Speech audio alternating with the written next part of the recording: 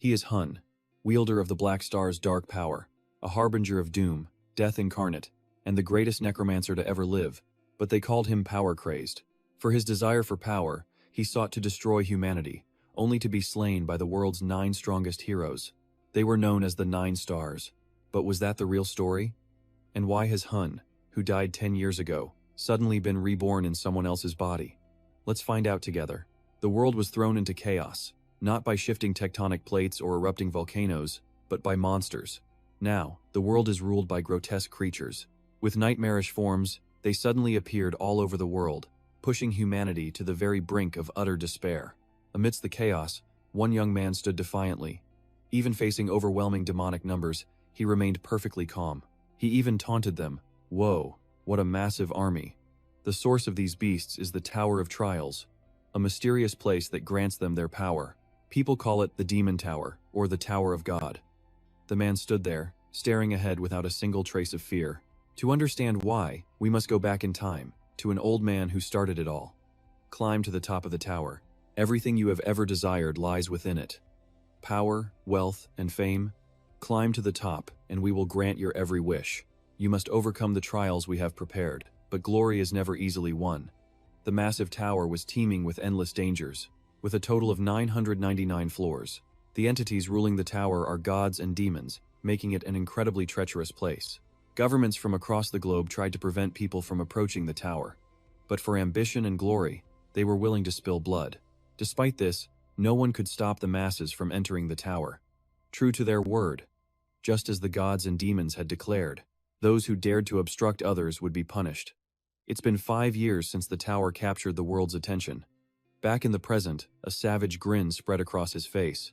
He was thrilled by what was about to happen. Let humanity's first trial of the 600th floor begin. But a sudden crimson flash cut through the air.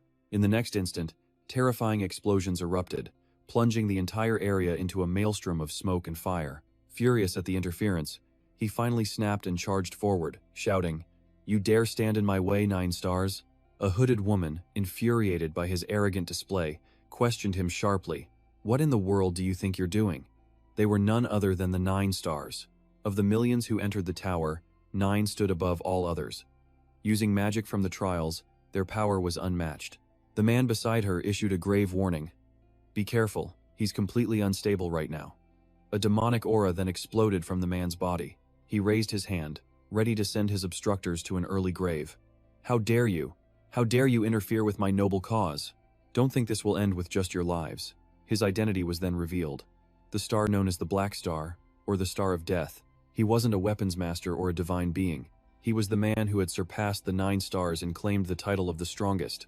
Hun, a twisted, demonic grin spread across his face as he commanded, "Awaken!" With his explosive temper, Hun used dark magic to raise the dead. The man who brings death. The very presence of death itself. His dark energy seeped into the corpses, animating them.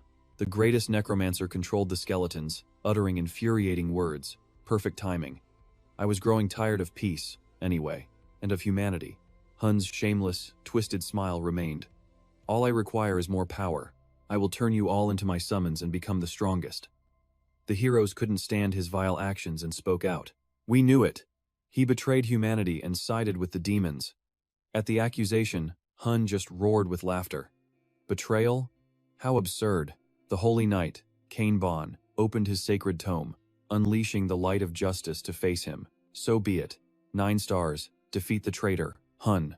The scene instantly descended into absolute chaos, as countless different attacks exploded across the battlefield. Though Hun had been manipulated by immense power, he had attacked the 9 Stars. The heroes gathered their strength to purge this evil from the world, but even he couldn't take on everyone at once. As they gained the upper hand, he grew furious. How dare you? He alone could not face all 9 of them. The heroes charged toward him at blinding speed, weapons ready. Die, Hun. Face your punishment for betraying all of humanity. Facing his imminent doom, Hun's expression turned grim. A spear pierced straight through his body, the price for his foolish actions. Thoughtless. Hun, the traitor who lusted for power. He was wounded, coughing up blood. But did he truly deserve this fate? Then, a mind-blowing truth was revealed. That was merely the story told to the world. Hun never betrayed humanity. He was betrayed by the 9 Stars. To be precise, He was betrayed by 8 of them. That truth was buried, and 10 years passed. Now, Hun's current home is an absolute mess. It's so filthy that even flies have gathered to swarm the room. He lay on a simple bed, with only the insects for company. Even after so many long years, Hun's grudge never faded. He muttered in his sleep, "I will return, 9 stars." Then he bolted upright, his eyes a ghostly white. He cursed endlessly, "You wretched bastards." The delirium passed, and he looked around. Huh? What is this? In his heart, he cheered. It worked. His expression did a complete 180, his face lighting up with joy. It really succeeded. His secret ability, Hun's ultimate skill, is soul transfer. It's an overpowered skill that allows him to cheat death. At the final moment, this skill lets him move his soul to another compatible body. So this was how Hun had managed to continue existing in this world. It seems it successfully found him a body with a similar constitution. It seems we're still in South Korea. Thinking about his situation, he couldn't forget their disgusting betrayal. Damn that wretched 9 stars. Hun never thought he'd be buried alive by them. He'd cleared the 600th floor by himself, only to be backstabbed after they offered help. The old memories played back like a haunting film. Hun recalled the bloody scene, his body pierced by their cold, sharp blades. Why did he just stand there watching? Then he asked, "Want to know why you were betrayed?" That man with platinum hair was the Holy Knight, Cain Bellin, and the woman beside him was the goddess Kenbon. Cain shamelessly said, "I'm sure he can't summon anything inside this holy circle." Damn it, she was just as vile, looking down on him. "Necromancer, you may be a one-man army, but alone, you're nothing against us, are you? There's a limit to one's strength." Hun could only gasp for air. "I was just trying to help you." But Cain just justified his evil deeds. "Don't take this personally, it's not that we dislike you." In the next second, a wicked smile spread across his face. A true villain's smile. I guess you could call this pulling the weed out by its roots. Stabbed so painfully in the back, Hun roared out a question. "Cho Young-hun, that bastard is one of you, isn't he?" My friend, and the combat specialist of the 9 stars, Cho Young-hun. He decided not to join the 600th floor conquest. You didn't tell him because you were afraid he'd help me. Before these sick bastards, Hun felt utterly powerless, his spirit fading. A cruel fate had struck him. His dark purple eyes began to fade. Damn it, my vision is blurring. I've lost too much blood. Facing their overwhelming force, Hun stopped resisting, letting them decide his fate. Fine, I lose this time. I'll die for you. Though his body may perish, his will was indestructible. But don't think this is the end. I will return stronger, you damn traitors. Hun's vision blurred, and his eyes nearly closed. But before his final breath, one thought was seared into his mind. I will have my revenge. And then, a stroke of luck in his misfortune. Thankfully, his corpse transfer skill was still active. Now, Hun's face was twisted in a scowl, burning with that memory. His rage had reached its peak, promising a bloody confrontation. Just you wait. I won't even turn you into my summons. I'll torture and crush your very souls, so that you can never be reincarnated. Suddenly, as Hun's anger boiled, his phone buzzed with a notification. Good morning. Only now did he notice the phone's presence. A smartphone? He never expected the body he transferred into would have one. It was a pretty nice phone, too. Having been isolated from technology for so long, he eagerly picked it up to explore it. It's been a while, but this thing is pretty slick. But as he scrolled, his eyes widened in absolute shock. 2023. The number glared at him, making Hun's world spin. 2023. 10 years have passed? Time had flown by so fast he couldn't believe it. It feels like it just happened, but it's been 10 years? What kind of skill is this? Speaking of which, Hun now realized something just as important. Wait, skills? Can I use magic with this body? A couple of flies buzzed leisurely, unaware of the danger. You think you're tough, huh? Die! In an instant, he crushed one. Hun opened his hand. The fly was already sent to the next world. He took a deep breath, then focused with all his might to use magic. Awaken. Standing on the bed, nothing happened. Hun gloomily recalled search results about awakening. He waited for what felt like an eternity, but nothing changed. He was losing patience and shouted, "Awaken!" But his words were like the wind, having no effect. Hun felt helpless. Damn it, this body doesn't have a single drop of mana. He flung the curtains open, looking out the window. Does that mean he saw the impossibly tall tower? Hun felt sick to his stomach. I need to climb that tower without using any skills? In the next moment, he frantically grabbed the phone and started typing.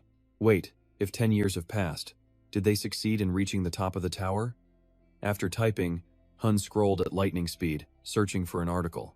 Finally, he found the post he was looking for. 9 stars. Choi Jung-hoon has reached the 800th floor. Posted at 7:13 p.m. on April 12, 2023. Edited at 7:27 p.m. on April 12, 2023. Star Cho Jung-hoon has also reached the 300th floor. After reading it, he sneered in contempt. Huh? Those bastards. In 10 years, they only managed to climb 200 floors? But after thinking it over, Hun realized this was the perfect time. No, this is my chance. While they're enjoying their time climbing the tower, I can catch up and settle this score. After deciding his course of action, he immediately got dressed to leave. Hiding in the house wasn't an option.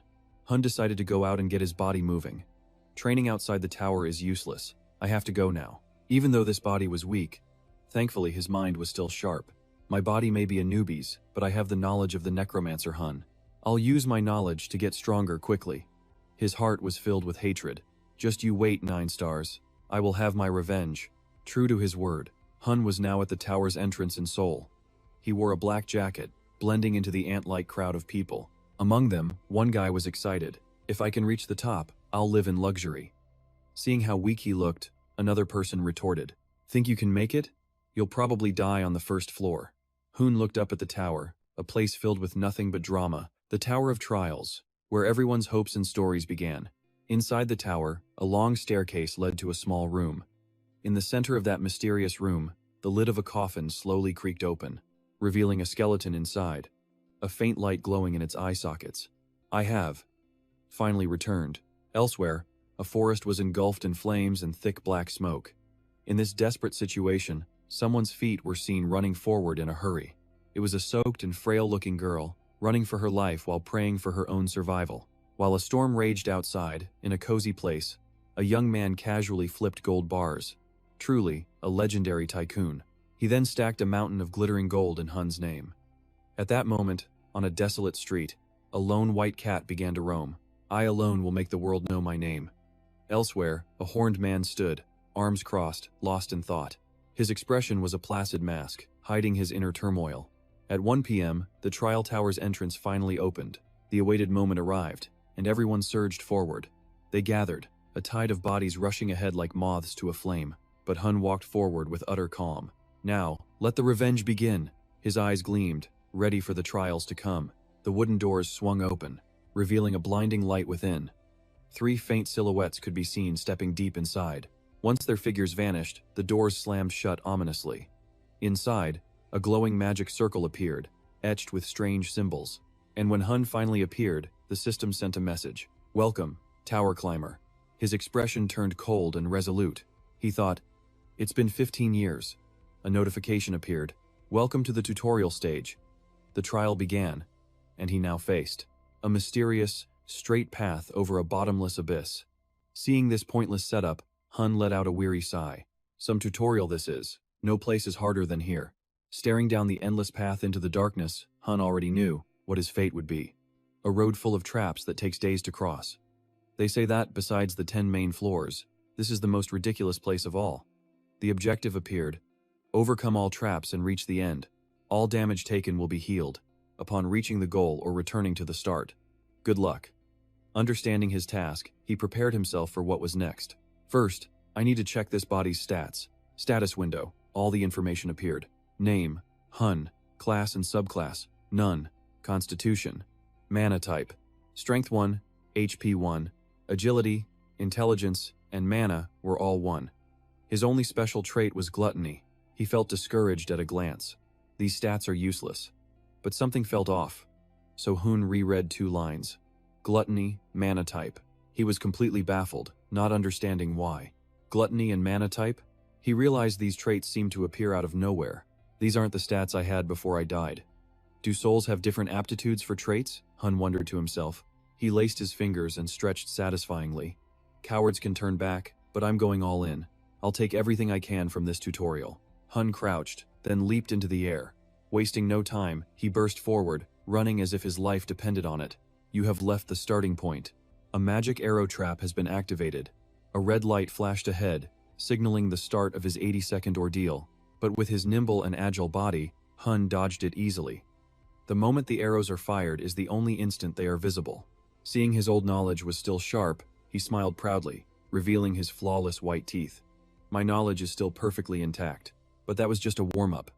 Now, dozens of glowing red lights appeared, marking the true start. Beads of sweat formed on Hun's face at the intensity of the challenge. Isn't this a bit much for the beginning? The red arrows fell like a meteor shower, following his every move. But surprise! The arrows didn't just attack from behind, they also rained down from the front. Faced with this sudden assault, his luck ran out. He was hit. Though 2 arrows pierced him, he refused to stop moving. Not yet. I have to keep going. Nothing in this world comes easy. Suddenly, the pitch-black sky filled with countless red arrows, which all shot down at once. And since Hun couldn't react in time, he took every single arrow. He looked like a human pincushion, utterly pathetic. But even so, Hun didn't care and just kept running for his life. No matter how much it hurts, I'll keep going. But as he said that, his vision began to blur. Then, his world faded to black as he slipped into unconsciousness. He was returned to the familiar long path, but with one difference. Fresh crimson blood now stained the ground from his recent struggle. But Hun, completely exhausted, collapsed as his wounds began to heal. You have returned to the starting point. All wounds have been restored. After experiencing that soul-crushing pain, Hun learned his lesson. First, I'll see how far I can go. He couldn't make the same mistake twice, but he also couldn't just run blindly ahead. Suddenly, he swiped a finger through the red blood on the floor. 2 traits that could make me the strongest tower climber on Earth. One of them was his own king-like ability to find a solution in any situation. Gluttony. This trait had a very interesting function. Gluttony lets me consume non-living things and make them my own. Hun could feel a powerful energy surging within him. My blood isn't a living creature. Its experience will become mine. Just then, a rather favorable notification popped up. Reward received. All stats +1. Endurance experience. After reading it, Hun found this reward to be very appetizing. Perfect. My endurance experience has increased. Even without focusing on stats or gear, I can resist basic abnormal statuses. And so, Hun started again, getting hit over and over. It'll only take a week to clear this tutorial and become a powerful tower climber. However, the situation didn't look good as he was constantly brutalized. But I'll keep taking every arrow, again and again, to raise my stats through gluttony. Right now, Hun looked like a porcupine with countless arrows in his back, until he reached the max. Endurance experience. Hun wasn't pessimistic at all. He'd keep at it until he broke through. And his endurance experience rose with each attempt. Model. 1 month later, Hun stared ahead, panting. His hard work finally paid off as he broke through. The end. A system window appeared. Congratulations, you've completed the tutorial. Hun healed his wounds, savoring this success. That took a lot of time since I had to go outside. About a month, huh? But then, something else appeared, catching his eye. Hun's incredible skills didn't go unnoticed. Some gods and demons grew interested in his methods. Seeing them in every game left him speechless. You guys are here too? I've had enough of you. Hun exploded with rage, cursing them out. Again, you sick and twisted bastards. Little did he know, his every word was being broadcast. Another notification appeared. A god is angered by your profane language. Realizing they knew everything, Hun grew warier. Gods and demons, they watch us, looking for someone compatible. Those despicable, cruel beings. Different notifications appeared. A god is angered by your profane language. A demon is amused by your profane language. Hun knew he was just entertainment to them. None of them revealed their titles or true names. They were just trying to trick me into becoming their disciple. I don't need your attention for clearing the tutorial. Suddenly, the notification window blurred. It seemed a certain demon was smiling. It then turned a bloody crimson. The sovereign of myriad demons sends you a greeting. How have you been lately? Hun knew exactly who this was. Ha, it's you again, you damn stalker. Even across lifetimes, their fated connection couldn't be severed. In his past life, the sovereign of myriad demons was a pest, always trying to recruit him. Has he already recognized me? He was the one who helped me transfer my soul. Hun had to admit he was useful once in a while. Right. That soul transfer art you gave me was useful, stalker. Other messages continued to pop up. A demon is showing interest in you. A god is showing interest in you. Suddenly being the center of attention was annoying him. Hey, they're all watching me now because of you. The red notification quickly returned. The sovereign of myriad demons is remorseful. But the other messages got nosy. A god asks about your relationship. A demon is comforting you. A god asks who you are.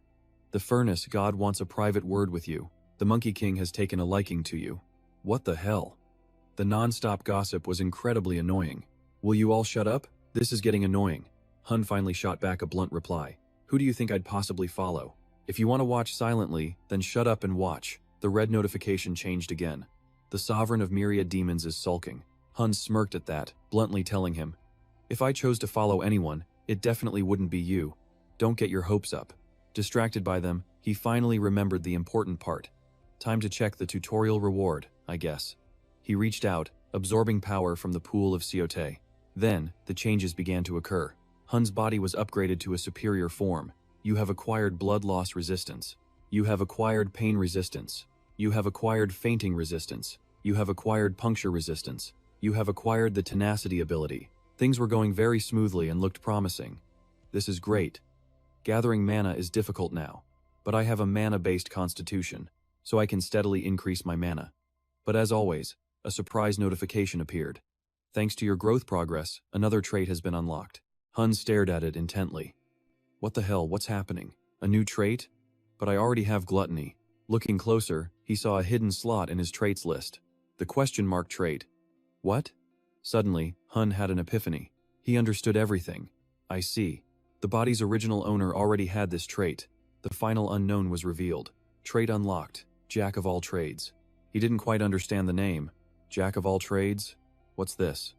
Seeing his confusion, the system quickly displayed an explanation. Jack of all trades is a talent that allows you to excel at everything. No matter the skill, proficiency is adjusted through training. In real combat, an extra adjustment will match your proficiency. After getting this insane new trait, he felt absolutely amazing. This is incredible. With this, that might finally be possible. A title he'd aimed for long ago, but could never obtain. Even after preparing for so long, the best at everything, the All-Master. The red notification window quickly popped up again. The Sovereign of Myriad Demons is curious about your status window. Hun's jaw dropped in shock. What? A system window appeared before him. The Sovereign of Myriad Demons is curious about your status window. He looked up, then coldly turned away. Forget it, and stop bothering me. Get lost. Then he chuckled softly. I'm off to the next floor. Follow me if you want. Hun stepped into the mysterious portal. The system asked again. The Sovereign of Myriad Demons asks if he may follow, and is now behind you. A deadly look crossed Hun's face as he thought, the next floor must be the choice and training room. A system message appeared. You have entered the choice and training room. He stepped through the gate onto the next floor, his expression suddenly surprised. Welcome to the choice and training room. Various weapons surround you. You may select one weapon and a class that best suits you. Once you choose, destroy the floor beneath you. You will be teleported to the tower's first floor. Hun heard this and thought to himself, in my previous life, after discovering my mana constitution, I immediately chose to be a mage. His face darkened, and then Hun grabbed a weapon. This time, however, he held a bow. He looked at it and said, Initialize training target. He thought to himself, Jack of all trades, huh? Let's give this a test. Just how impressive is this new trait? Targets instantly materialized before him. Hun raised his bow, his movements impossibly swift. With an icy gaze, he took aim. He loosed one shot, and 3 arrows flew true, striking 3 separate targets. They shattered on impact. Hun then commanded, more targets. This time, create ones that can actually attack me. A system window appeared. A warning flashed. You have not yet selected a class. Attacking targets are deemed too dangerous. Hun just grinned, a killer aura radiating from him. I don't care, he replied intensely. New targets were initialized. Robotic figures materialized, all advancing toward him. The settings have changed. Targets will now attack the player. In a flash, they charged at Hun with frenzied speed. Fast as the wind, Hun unleashed a volley of arrows at them. They found their marks instantly, staggering the advance. But the ones behind kept surging forward, trying to overwhelm him. Suddenly, a blur of motion sliced them in half. A sword was now in his hand. With a spear in the other, he roared, Not enough! Bring out the strong ones! The target difficulty increased. A giant target was summoned. A massive giant appeared, dwarfing the others. The colossal foe looked down at him, preparing to strike. Hun descended, plunging the spear straight into its head, felling it instantly. His eyes blazed with power, wielding 2 weapons. With immense force, he destroyed the remaining targets. In a heartbeat, they were all gone. Then, new enemies appeared from behind. Hun sensed the change and frowned. A long-range assault. The targets unleashed a volley of attacks aimed right at him. He quickly took cover. The system warned him, these are this floor's most dangerous targets. They charged him in unison. Hun took off running. A wide grin spread across his face. Really? This is the strongest you've got? He dashed for a staff. Time to use my specialty. After grabbing the staff, he turned to face the enemies, his expression lethal. The targets launched another coordinated assault. Hun sneered. I'm faster. He unleashed the staff's power, channeling immense energy. Magic arrow! The spell shot from the staff and struck the targets, causing them to detonate. Hun smiled, looking at his palm. Incredible. So this is the power of the all-rounder trait? It feels like I've used these weapons for years. The system pinged. Achievement unlocked. Hun stared at the window. A new achievement. Almighty Master. Use one of every weapon type in the room of choice and training. The reward was the Almighty Master class, now unlocked. Attack stat plus 5,000. Hun stared in shock. Almighty Master? Is that the name of a class? The system prompted him. Choose Almighty Master as your class? Warning. Once you leave the room of choice and training, this class will become unavailable. Hun thought, no, not even for the Almighty Master class. Can I abandon my primary strength? I need a main class first. So, he spoke to the system, I want to select Almighty Master as my subclass. The system's response was instant. I cannot process that request. He yelled, what? Why not? The subclass slot only unlocks after floor 100. Conquering the 100th floor is required. Hun cursed inwardly. Damn it, I forgot. If I don't pick a class now, I can't leave this room. It's a waste, but I can use achievement points, right? He asked. To unlock the subclass slot, can I use achievement points? The system paused. How could a rookie know about that? A special currency earned only by completing achievements. These points allow a user to alter the system. Hun pressed on. Don't ask me how. I'll use 5,000 points to unlock the subclass slot. That's not impossible, is it? After a brief silence, the system responded. It is possible, however. Cost to unlock the subclass slot, 50 achievement points. You currently have 0. Insufficient funds. Hun just sighed. Huh, I guess. I have no other choice. Hey Ban, I need you to do something. He pointed into the void. Overlord of 10,000 demons. Ban, reveal yourself. And speak with me. Isn't there an achievement for a first conversation with a god? The system window reappeared. Achievement. Overlord of 10,000 demons. Converse with the great demon, Ban. Plus 200 achievement points. The Overlord appeared. How was that? Hun grimaced. Stop. Just please, don't ever do that again. The system prompted again. Use achievement points to set Almighty Master as a subclass? The Overlord muttered. I thought sticking my tongue out was a nice touch. Hun replied to the system. Yes, I accept. Congratulations. Class. None. Sub. Class. Almighty Master. You have set Almighty Master as your subclass. You will be teleported to the tower's first floor upon destroying the room of choice and training. Hun raised his staff, gathering immense power. Now then, shall we begin my revenge? He said with a grin. He slammed the staff into the ground. Lightning crashed down with overwhelming force. You will now be teleported to the first floor, arriving in Koron Forest. He was surrounded by woods. Night had fallen completely. Monsters began to stir, their eyes gleaming with aggression. A group of lost players were cornered by a pack of monsters. Damn, the first floor is this hard. How are we supposed to climb this tower? The beasts charged, their tongues lolling, thirsting for blood. One man's face went pale as he screamed. Suddenly, a strange light pierced the sky. Hun descended from above, looking. Thrilled. Oh, he glanced down below. Spotting a monster, he thought. My first prey. A fierce killing intent blazed in his eyes as he smiled. He strikes. Hun descends like the wind, crushing the monster's head into the ground. He stands between the humans and the beasts, making a declaration. A kobold. It's been a while. The other monsters grind their teeth, sweating in fear as they watch him. Hun just keeps smiling. Hey kobolds. His killing intent flares as he glares at the monsters. I'm going to devour every last one of you. I wonder what I'll get. Hun stands coolly before them, eyeing the 2 surviving goblins.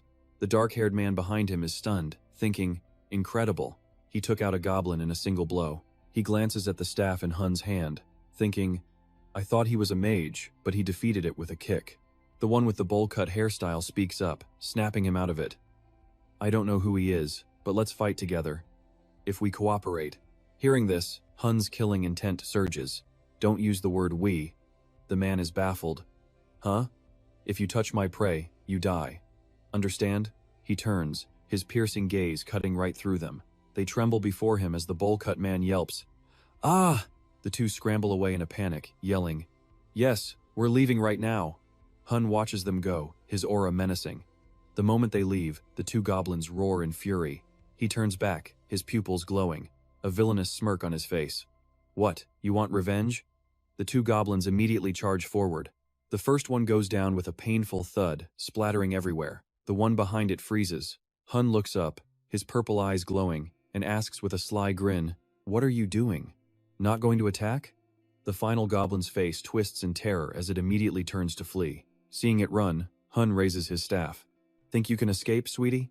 He unleashes a spell, and a beam of light pierces through the goblin. The last one falls. Just then, a system window appears. Welcome to the first floor. Hun glances at his loot with a bored expression. You're a little late. I'm already done fighting and have started looting. The system simply displays the mission. Complete the mission to proceed to the next floor. Mission description: defeat 10 goblins. Progress: 3 out of 10. Hun scoffs internally. This is a piece of cake. I could take down 100 right now. Ah, and once I complete this mission, I can try to get the Slayer title. He strokes his chin, lost in thought, as his mind begins to race. If you kill one type of monster 1,000 times, you earn the Slayer title for that creature. Back in the day, I ran around collecting all of them. He remembers his past self, then looks down at the goblin corpses. Now then, should I absorb this monster's power? With a sinister smile, Hun casts his gluttony magic. The goblin's power and soul begin to rise. He opens his mouth wide, looking ecstatic. He swallows. His eyes fly open, now blazing a brilliant crimson. In his mind he thinks, I see it. This goblin's memories. Its power is mine now. I can even understand its language. A pink aura envelops his body as both his eyes begin to glow. At that moment, the system status window appears. Name: Hun. Class: None. Sub: Class: All. Roundmaster. Attribute: Mana type. Strength: 21. Vitality: 19. Agility: 20. Intelligence: 25. Mana: 31. He stares at the system panel with a skeptical look. My stats jump this much? This is the level of a floor 10 climber. Wait. Class progression? Since I have the all-round master subclass, do I get bonus stats for every level up? Hun stares at the panel, deep in thought, when his eyes suddenly fly open. This memory! A goblin's memory flashes through his mind as it runs frantically into a cave. I have to hurry. His lordship is hungry. The goblin rushes to where captured humans are being held. It thinks in a panic, I have to prepare them quickly, or I'll be punished. A woman in the cell screams, My child, no! The goblin runs to another area, looking up at a figure above it. The preparations are complete, Goblin Lord. A huge goblin stands there, its face vicious, holding a staff topped with a skull. A grin spreads across Hun's face. A Goblin Lord. Perfect timing. A monster lord is the harbinger of a monster wave. I can get the Goblin Slayer title and farm tons of experience from this mission. He imagines a vast goblin army, controlled by their fearsome lord. Then, with a devilish look at the goblin corpses, he says, To face a monster wave, I need an army. Hun grins and uses his Arise magic. Power engulfs the corpses as 2 purple pillars of light erupt. When the light fades, they have become his skeleton soldiers. The system announces, Congratulations, you have completed your class change. Class change. Main class, Necromancer. He looks at the 2 skeletons kneeling before him. When you're an all-round master with memories of a past life, changing classes is a piece of cake. A smile plays on Hun's lips as he thinks, but I'm not satisfied with just this. Not while a hidden class still exists on this first floor. I must obtain it. Suddenly, a skeleton turns, breaking his train of thought. He looks at it. What is it? He turns to see a single goblin trembling on the ground, while 3 more behind it screech in fury. A smile spreads across his face as he commands his soldiers, All right, my skeletons. Destroy every goblin you see. At his command, the soldiers charge toward the 4 goblins. A loud crash echoes as more red splatters the ground. Hun casually tosses a mana stone in his hand. The system updates. Goblins defeated. 10 of 35. Still, toying with the mana stone, he says. The place I'm looking for should be right around here. Suddenly, his eyes lock onto something. Found it, he says. A lone cabin appears in the forest. With his bag slung over his shoulder, Hun pushes the door open. He scans the interior and thinks, "Thank goodness no hunter got here first." He steps inside, ordering his skeletons, "You wait here." With a powerful stomp, he shatters the floorboards, revealing a hidden staircase leading down. This is it, the hidden class of the first floor. As he descends, he thinks, tossing a mana stone behind him with every step. As he tosses the stones, his mind races. A necromancer is an advanced class, a mage who uses souls, a lich. He reaches the bottom, still deep in thought, and there, before him, lies a single coffin. Hyun tossed the bag of spirit stones aside and strode to the coffin. He was still contemplating. The necromancer, the first hidden class, was sealed in this very casket. He reached out and shoved the heavy lid aside. A skeleton rose up from within. Hyun frowned, recognizing him instantly. It was Vulcan, the god of fire, a name taken from ancient Roman myths, known in Greek myth as Hephaestus, the god of fire and forge. He eyed the boy and asked slowly, "Are you my descendant?" Vulcan stared at Hun, asking, "You are my heir?" Hun's lips curled into a smirk, a dangerous glint in his eyes. "Long time no see, fire god." Vulcan fell silent for a moment, then smiled to hide his embarrassment. "You see me, and show no surprise at all? I went to all that trouble for a dramatic entrance. How awkward." Hearing this, Hun just smiled teasingly. Why would a necromancer be surprised by a walking skeleton? He then looked him dead in the eye. "Besides, I only came here after reading your diary. I'm long past the point of being amazed." Hun recalled the fire god's journal from his past life. The hidden item, Diary of the Fire God. "Of course, I haven't read it in this life." He remembered in his past life, filled with regret after changing to a mage, he found that diary and returned to the first floor. Back then, he read it until he resolved to make the fire god his summon. He recalled, "But as a spirit master, I failed to summon him." Vulcan crossed his arms, a wry smile on his face, and nodded. "You've got a point. I'm starting to like you." Then he spread his arms, the air growing heavy as he spoke. "You're much better than that disrespectful fool from 10 years ago." It seemed he was trying to intimidate him. Hun tried to stay calm, but a shiver ran down his spine. "He's taking this too far." Sweat beaded on his brow as he cursed. "This damn skeleton. Should I teach him a lesson?" After a moment's thought, he suppressed his anger. Not yet. He took deep breaths to cool his rising temper. "No," he thought, "I have to finish my class change first." With that, he told Vulcan, "I want to change my class right now." Vulcan pointed a finger upward and replied, "But you must reach the 10th floor first." He then began to lecture him like a teacher. A necromancer is a higher ranked class than a necromancer. First, you need to change your class at the tower on the 10th floor. But before he could finish, Hun cut in. "I'm actually a necromancer already." He made a V sign with his fingers. "Look here," a status screen appeared before him. Class, Necromancer. Sub, Class, All, Powerful Master. Highest floor reached. 1. Vulcan's eyes shone like brilliant stars. His jaw dropped in shock. Or rather, his teeth clattered open as he yelled, "My God, you changed your class without even reaching the 10th floor?" This left Vulcan completely floored. He couldn't stop praising him. Excellent. Truly a rare talent. The first sentence lifted Hun to heaven, but the next slammed him down to hell. "I think you're far more brilliant than that last idiot." Seeing him get carried away, Hun brought him back to the main point. "Aren't you going to change my class?" If Hun hadn't mentioned it, Vulcan would have forgotten. He said sheepishly, "I got carried away talking." He hid his guilt behind a grin. Soon after, Vulcan prepared the ritual as Hun sat cross-legged. Vulcan stood, raising his hands in a V-shape towards the sky. A brilliant green light radiated from his palms, forming two beams that shot upwards. The green light spread, slowly gathering in front of Hun to form a white orb. Purple light then pulsed from the orb, making his entire body glow. "That's a necromancer, the fire god." Suddenly, he opened his eyes, remembering the past. Before the tower appeared, Vulcan was the strongest climber in the world. Even as the most powerful necromancer, he sought ways to become stronger and stronger, and he never stopped learning. A summon with only skin and bones is not enough. I need something more powerful. He believed that instead of 2 dark knights, he could summon something entirely different. Recalling an orb with eyes and a mouth, he surmised, "That's it, a soul." He then knew exactly what he had to do next. "I will call upon the spirits of the dead. That way I can create a summon far beyond what currently exists." And so, after a long time, he created the new Necromancer class. However, his frail body finally reached its limit, and with his death, the Necromancer class faced extinction. At that moment, he devised a plan. With no other choice, he used his final resort, applying the summoning command to himself. He He hoped a future descendant would restore his honor. This was the true reason he appeared as a walking skeleton. Looking at Vulcan, Hun thought. To find a climber to follow in his footsteps, he became a half NPC. The orb on his chest shone brighter, and suddenly Vulcan let out a cry. Hun stood up, slowly absorbing the purple light from the sphere. Vulcan yelled at him, "You fool, you are now a necromancer." Then he instructed him, "Use this soul goblet to capture spirits, and finally, you will be able to call forth your summons." Hearing this, Hun let out a wicked grin. "Now we're talking. Thanks for everything." With the soul goblet in hand, he decided, "Then I'll start by capturing you." The fire god Vulcan was oblivious to Hun's scheme and spoke with enthusiasm. "I've prepared everything perfectly.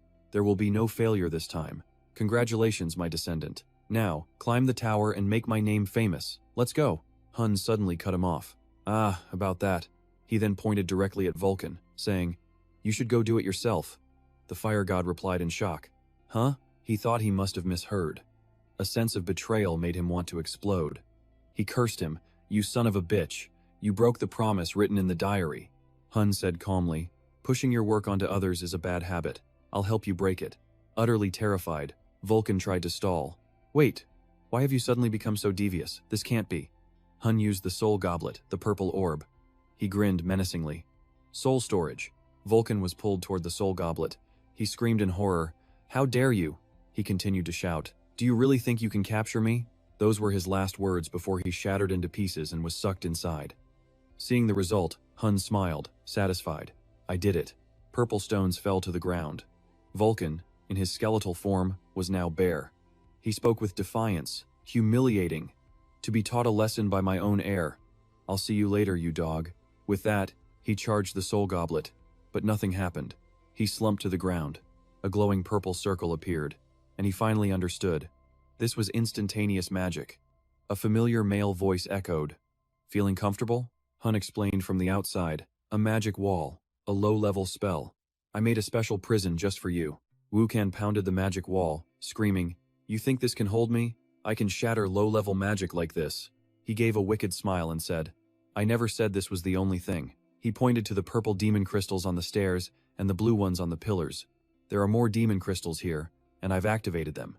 Hun didn't forget to explain, "You said you could break it easily, but that was before you were trapped." Knowing he was cornered, Wukan despaired. Who is he? How can a first-floor tower climber have such skills and strategies? Hearing his inner thoughts, the boy spoke. "I failed in my past life, but I finally caught you, fire god." Hearing his words, he was utterly stunned. A past life? Impossible. This was unbelievable. Hun lowered his hood and continued, "I was the second necromancer, and now I am the third." Wukan screamed helplessly. Hun raised his hand, using soul storage. Wukan was pulled in, roaring in despair. "No, don't," but his pleas went unheard. The soul goblet's pull was inescapable. Soon, only dark motes of dust floated in the air. Wukan collapsed to the ground. Hun told him, "Don't be mad, fire god. With you by my side, I can get whatever I want." In the pitch-black forest, he faced grotesquely shaped skeletons. Hun advanced without a shred of fear. Just then, the system window appeared with new information. "The sovereign of all demons is watching you. The Death Spectre is quite curious about your profession." This made Hun smirk. Gods and demons can't enter the profession change room. A look of pure arrogance spread across his face as he continued, "Even if you hadn't bothered me, I would have put on a show for you soon, so just wait." But they had no intention of attacking him. How awkward. Hun froze stiff. The skeletons tilted their heads, looking at the man before them, likely thinking, "I guess I don't need bone soldiers anymore." Hun casually waved his hand toward the sky. Instantly, a powerful stream of magic shot towards the enemies before him. In a merciless tone, he commanded, "Vanish!" He put his hands out, and a large purple orb appeared. Hun focused all his energy on it and awakened. Immediately, purple light flooded a vast stretch of the sky. Faces with different shapes and expressions began to emerge from the orb. They growled with menacing intent. In an instant, the goblins became floating purple shadows, but they just stood still. "I guess they can't speak." Suddenly, a voice echoed in his ear, grabbing his attention. "Cha Jin Hook, you bastard." When Hun turned, he realized the voice was all too familiar. It was Wukan. "How dare you?" He looked up after a dizzy spell, his eyes blazing with hatred toward him. "How dare you use me, the fire god, as your soul soldier?" But faced with his threatening rage, Hun wasn't scared at all. Instead, he smiled smugly. "This is the first time I've seen you in this form. You must have been handsome when you were young." He was still so young, with an innocent face, yet somehow acted so insolently, successfully enraging Wu Kan. He roared, "I won't let you get away with this, Cha Jin Hook, if you underestimate me, the #1 fire mage." But his bravado didn't last long, and his face froze. Wu Kan knelt, clutching his throat in agony under Hun's gaze. "Don't overdo it. You're only alive because of my mana. If I stop supplying mana to you, you'll vanish instantly." Even in such a grim situation, he refused to swallow his pride. "You think I'll obey you like a dog?" Hun didn't back down, leaning in eye to eye with him, his voice full of challenge. "Do you have another choice?" His words made Wu Kan fall silent. "What did you do to your own people when they didn't listen to you? You turned them into soul orbs and absorbed them." The more he spoke, the more smug Hun's expression became. "Besides, I hope you haven't forgotten my special trait." His words now terrified Wu Kan. Beads of sweat formed on his forehead. Gluttony. He still has that skill? If I don't obey him, he'll devour me whole. And so, although unwilling, Wu Kan had no choice but to surrender. "All right, what do you want to do now?" Hun stood up straight, pointing in one direction. "Humph. You can't feel that?" He gestured toward the top of the hill. Under the bright moonlight, a majestic castle appeared. "We're going to take down that bastard." Still maintaining his confident attitude, he smirked with a hidden meaning, the Goblin Lord. At the same time, at the majestic castle, 2 goblins stood guard on either side of the gate, watching diligently. Hun casually walked over from a distance, completely fearless as always, immediately drawing the attention of the 2 guards. They raised their weapons, taking a defensive stance and growling warnings. His eyes lit up, and that familiar, devilish smile appeared on his face once more. Hun once again brought out the orb to summon the goblins he had captured earlier. Instantly, under his control, they rushed forward to attack without hesitation. Just like that, the 2 guards were tackled to the ground. Soldiers on the high walls also noticed the intruder's presence and fiercely raised their weapons. They charged down from the high walls, but Hun showed no signs of fear, standing majestically. "Goblins are no match for me." He bent down slightly to pick up the spear they had just thrown beside him. "I won't sit back and do nothing in this life." With a savage, smug smile, Hun looked up. "Take me to your lord, you scum." The ceiling above began to shake violently, and some rubble fell down. A giant was busy working on something. He paused for a moment, sensing something. An intruder. His eyes lit up, and he told the dwarf waiting behind him, "Prepare the offering quickly." Meanwhile, on this side, Hun had successfully wreaked havoc in another area. Looking at the corpses scattered around, he said coldly, "Hidden professions are pretty nice." Suddenly, Hun froze, his expression turning to surprise. This aura. Then he immediately smiled as if he had found what he was looking for. "It's nearby. The Goblin Lord's room." Right at that moment, the system announced, "The sovereign of all demons is supporting you with a light stick." But faced with this apparent loyalty, the boy just sighed in boredom. "I don't need some hairy old man cheering me on." He casually put his hands in his pockets. "I'm going to win no matter what." His longsword was plunged into the ground. Blood sprayed everywhere as the massive goblin's face darkened. "More, I need more." He roared like a madman. "It's not enough until they are satisfied." Glory to the vengeful specter. The other goblin finally returned, dragging something with it. The voice instantly caught the Lord's attention. "Let go, let me go." "Well now, is this the next offering?" Held by 2 goblins was a young girl. "Humph, it's her." With bright red eyes and sharp horns. "A Dakabi." A vile laugh escaped his lips. He lifted her with one hand. "What have we here? You'll be a much better sacrifice than those humans." But a moment later, he was suddenly ambushed. He instantly dropped her. The attack came from the heroic figure perched high on the wall. "It's you, the intruder." Hyun gave a wide grin. "Now, what do we have here? A sacrifice? A summoning?" Violet flames erupted around him. "It doesn't matter what you're planning, because you're going to fail." Seeing the intruder standing so arrogantly before him, the Goblin Lord was filled with rage. He ground his teeth, spitting out, You damn intruder." Hyun just gave him a sinister smile. "You must be the Goblin Lord. You really look like the head scumbag here." Hearing that, the goblin's face flushed with anger as he let out a furious roar. "I am Kalam, the king of goblins. Show some respect, human." Hyun flashed a roguish grin, looking down on him from above. His attitude was utterly condescending. "Just a first-floor boss. And you're this arrogant? Go on, try and scare me." Hayu watched from the side as he argued with the Goblin Lord.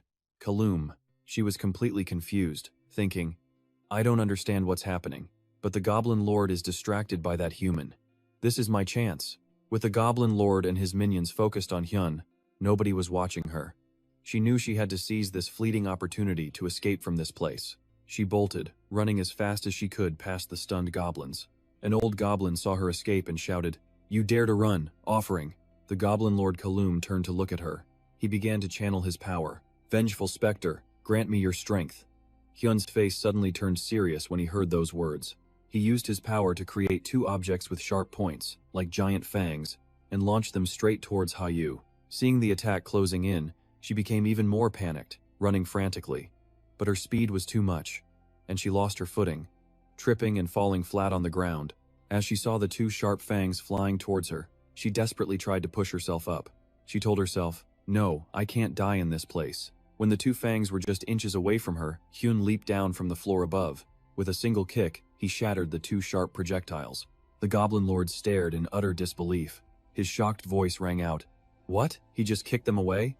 Hyun just smirked triumphantly, looking at him with pure contempt. With her life saved, Hyu stammered out her thanks. Glancing back at her, Hyun said curtly, "It was nothing. Now go." But then his eyes suddenly caught sight of the two small horns on her head. He quickly told her to wait and asked, "Hold on. Those horns. Are you a Dokebi?" His mind immediately raced. Dokebi were powerful creatures that lived on the 100th floor. There was no reason for one to be down on this floor, especially an individual who wasn't even an adult yet. Did something happen on the 100th floor? I should save her to get some information. The Goblin Lord Callum glared at the meddlesome boy with terrifying eyes. A murderous aura erupted from him, his voice seething with rage. "How dare you interfere while I am making my offering to them?" Before the fight between them could break out, Hyun warned Hyu, "If you want to live, go hide somewhere. I'm not saving you again." Hearing his words, she simply replied, "Okay." She scrambled to find a safe hiding place. Faced with Hyun's brazen and arrogant attitude, the Goblin Lord felt deeply insulted, and his mood grew even worse. In a fit of rage, he used his power to control the goblin corpses, making them stand up and shamble forward. His deep, angry voice rang out again. "Let's see you try and block this attack. If the corpse is fresh, its power is doubled." After that, the goblin corpses began to glow with a strange red light. The moment he finished speaking, boom, the two bodies suddenly exploded. But Hyun had already appeared right in front of him. He smiled as if victory was already certain and didn't forget to taunt. Too slow, his speed was unbelievably fast and dangerous. Before the Goblin Lord could even clearly see his movements, Hyun slammed a fist into his face. As he struck, he added a verbal jab. "Your mana control is pathetic." With no chance to resist, the goblin was sent flying several meters, crashing hard onto the ground. Though numb with pain, he still had time to think, how is this possible? How can a tower climber from the first floor be this strong? Seeing him writhing in agony, Hyun charged forward again. "What's wrong? I was just getting started." Kaloum's eyes darkened as the fist grew closer and closer. Before the punch could connect with his face again, he suddenly screamed, "Vengeful Spectre, take this!" As his scream ended, the surface of the blood lake began to stir. Then, before Hyun's astonished eyes, the lake's surface surged up and shot towards him. It wrapped tightly around the arm that was about to punch the goblin. The lake of blood had formed a giant monster. Its arm gripped his right arm tightly, leaving him suspended in mid-air. Looking at this creature, he thought with some shock, "Is that a blood golem? This guy can summon a high-level monster like this?" Its hand squeezed his shoulder, and Hyun cried out in pain. Then, it ruthlessly slammed him down into the ground. Seeing Hyun being so brutally tormented, Kaloum laughed with immense satisfaction. "Ha ha ha, how do you like that?" Seeing him lying motionless on the destroyed ground from the impact, he gloated even more. "You see? This is my strongest necromancy skill." Reacting to his words, Hyun muttered to himself, "Necromancy?" A dark purple power began to radiate from his body. His eyes snapped open, blazing with a murderous aura. His cold voice echoed, "Do you have any idea who you're talking to? Let me show you what real necromancy is." At his command, the goblin corpses rose. Their eerie shrieks echoed without end. They immediately swarmed the blood golem. A blood-curdling shriek tore from the golem. The goblin corpses crawled inside it, causing its stomach to swell grotesquely. The golem's form erupted from within, pierced from every direction. The blood golem shattered into fragments, collapsing back to liquid. Witnessing this impossible sight, the Goblin Lord froze solid. His face twisted in shock as he stammered, "He destroyed my golem!" In an instant, Hyun advanced on him, his expression like ice. Even for a lord, he stated, a blood golem is beyond the power of a mere goblin. This was your doing, wasn't it, Necromancer? A system window appeared. The Necromancer has begun. The spectral figure simply nodded. Hyun shot the entity a look of annoyance. Every time his foe used the Necromancer, a message would pop up. The Necromancer is curious about your class. His chilling voice spoke again. Your curiosity about my power as a soul master, or led you to summon a blood golem while I fought your follower. But you're just a toy to me. Out of mana, aren't you? A forced summon is useless. His words struck their mark. The Lord flinched, then roared in desperation. Impossible, my master will hunt you down. He'll avenge me if I die. Hyun commanded the corpses to swarm forward. Before the end, he added, good. Make sure he does. I have things to discuss with him. The corpses clung tightly to Kum. He struggled, screaming, release me. I am your king. Have you forgotten? When his authority failed, he tried to use his old trick. Hyun watched the terror bloom on his face. Before finishing him, he spoke, his voice devoid of warmth. This is the end for a wretch like you. This is what you get for challenging me. Don't complain. As he spoke, his eyes turned terrifying, his voice dropping to a sinister tone. Above all, you will pay for daring to challenge my authority. A system notification appeared. The Necromancer laughs, stating his approval. As Hyun's hand clenched into a fist, the life of the Goblin Lord, Kum, was snuffed out. His body dangled in midair, blood dripping down in a horrific display. As Kum shrieked, Hyun slowly approached and asked, hey, are you dead yet? A blue, spectral head suddenly burst from Kum's corpse. Before it could flee, Hyun snatched it from the air. Hold on, he said. Where do you think you're going? Hyun held the soul between his hands like a ball, ignoring its desperate screams. A dangerous smile crept onto his face. Sorry, but you still have a use. Holding Kum's soul aloft, he thought, create soul orb. It was a basic necromancer skill, allowing one to harvest souls and create consumables. Hyun raised Kum's soul high. With a wide, eager grin, he declared, well then, thanks for the meal. After consuming it, he let out a curious hum. Hyun's body was enveloped in a blue light. System windows flooded his vision. Strength +1, defense +1, intelligence +1. Still, Hyun scoffed. Not as good as I'd hoped. These stats are meaningless once I clear the 50th floor. Suddenly, a new sound cut through the silence, catching his attention. It was the voice of a beautiful, short-haired girl. She spoke up. Thank you for saving me. She then introduced herself. My name is Hadu. Hyun replied. Don't worry, I was only here for the Goblin Lord. Hadu quickly replied. Still, thank you for saving me. A smirk played on Hyun's lips as he teased her. And what would you do if I were one of the bad guys? I could just as easily kill or sell a Dakibi like you. At his words, Hadu's fragile demeanor vanished, replaced by pure fury. A potent killing intent radiated from her as she growled, if you tried, I would dispose of you. Hyun just smiled, sighing. Heh, a true Dakibi, he thought to himself. When it comes to repaying debts or getting revenge, they always follow through. Dropping the act, he asked seriously. Now, answer a question for me. Why is someone who belongs on floor 1 all the way up here? Hadu hesitated. Well, someone attacked the Dakibi village on the 100th floor. Her words struck Hyun like lightning. He studied Hadu intently, his mind racing. Dakibi, incredibly powerful beings in this tower. Even the climbers wouldn't dare to provoke them. Stroking his chin, his face grew grim. Don't tell me it was one of the 4 great lineages? Images of the 4 powers flashed through his mind. He pondered. The brute strength of the giant clan, the magical essence of the dragons, the demonic mastery of the demon clan, and the purifying wings of the celestial clan. These 4 great lineages control this tower. Only one of them would dare to disregard the Dakibi so openly, or someone they're backing. The faces of 2 individuals came to his mind, Kainban and Chenbalan. Or perhaps, the 9 stars. It could be someone connected to that guild. At the thought, he furiously gritted his teeth. Those bastards. His reaction startled Hadu, who asked cautiously, Are you all right? Hyun replied, No, I'm leaving. Hadu pressed on. Where are you going? Instead of answering, Hyun retorted, Do you plan on staying here, surrounded by this stench of blood? Hadu was speechless, only managing a timid sound. Then, she puffed out her chest and declared with resolve, If it's all right, I want to go with you. Hyun glanced at Hadu, considering. A Dokebi. She's young, but having her on the team isn't bad. He agreed but added a warning. But I won't have time to babysit you. Overjoyed, Hadu clasped her hands together.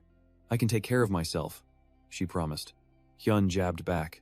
You were just about to be killed by goblins. Provoked, Hadu's cheeks puffed out in anger. She stomped her foot and retorted, That's only because my guard was down. Hyun sighed in defeat. Fine, you can come with me. He then frowned at his own blood-soaked clothes, thinking, I need a change of clothes. Walking around like this is a problem. Then his eyes caught a purple armor icon hovering over Kum's corpse. He wondered, an equipment drop. Here, outside the ruined mansion? Moments later, Hyun and Hadu emerged, with Hyun now wearing a brand new set of clothes looted from Kum.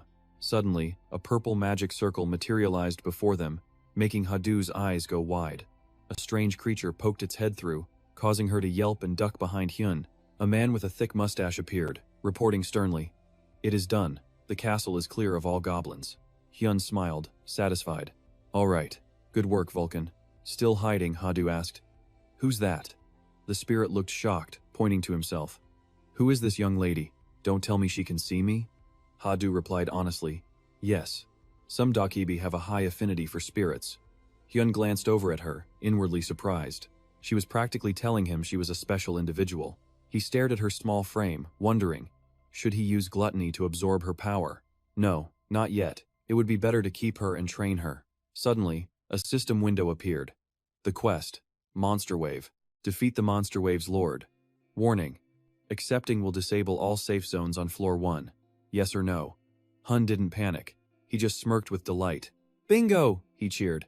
But contrary to his excitement, Vu and Hadu peeked out. Vu was horrified. Vu cried out, A monster wave? Hadu asked, just as terrified. Don't tell me you're going to accept? He replied confidently. If I don't, there's no way to kill the Overlord here. Blue screens continuously appeared in the air. One god, one demon. A god worried about his recklessness, but the red screen was the one that truly stood out. It read, The Sovereign of all demons believes this is too reckless. A final blue panel added, The Spectre Demon will grant you a gift if your contribution rank is the highest. Hun eyed the panel with interest. Is he trying to call it even with this? The system voice confirmed. That is the Spectre Demon's message. Hun just replied, Fine, I'll decide after I see the reward. Vu, who was floating nearby, questioned him doubtfully. I can't trust you. Are you trying to get yourself killed? Hun shot back. You just want me to die so you can be free. But he stated the harsh truth. No. You're still my servant, even after I'm dead. Vu complained. Stop joking, that's twisted. Hun then immediately pressed accept on the quest panel. A crimson warning flared to life. The monster wave has appeared. Someone has accepted the monster wave quest. Goblins will begin their assault on the village entrance. Shortly, all safe zones on floor 1 will be disabled. Inside the village safe zone, panic erupted. A scream tore through the crowd. Damn it, what is this? A monster wave. Every single tower climber saw the notification. They were furious, cursing whoever was responsible. What kind of bastard accepted that? Damn it, if that wave gets here, we're all dead. One of them yelled. If you've finished your quests, get to the second floor now. Once the wave starts, you won't be able to leave. A desperate woman grabbed his arm, begging, I still have 3 quests left. Help me. The man yelled angrily. Let go. At that moment, strange lightning cracked the sky.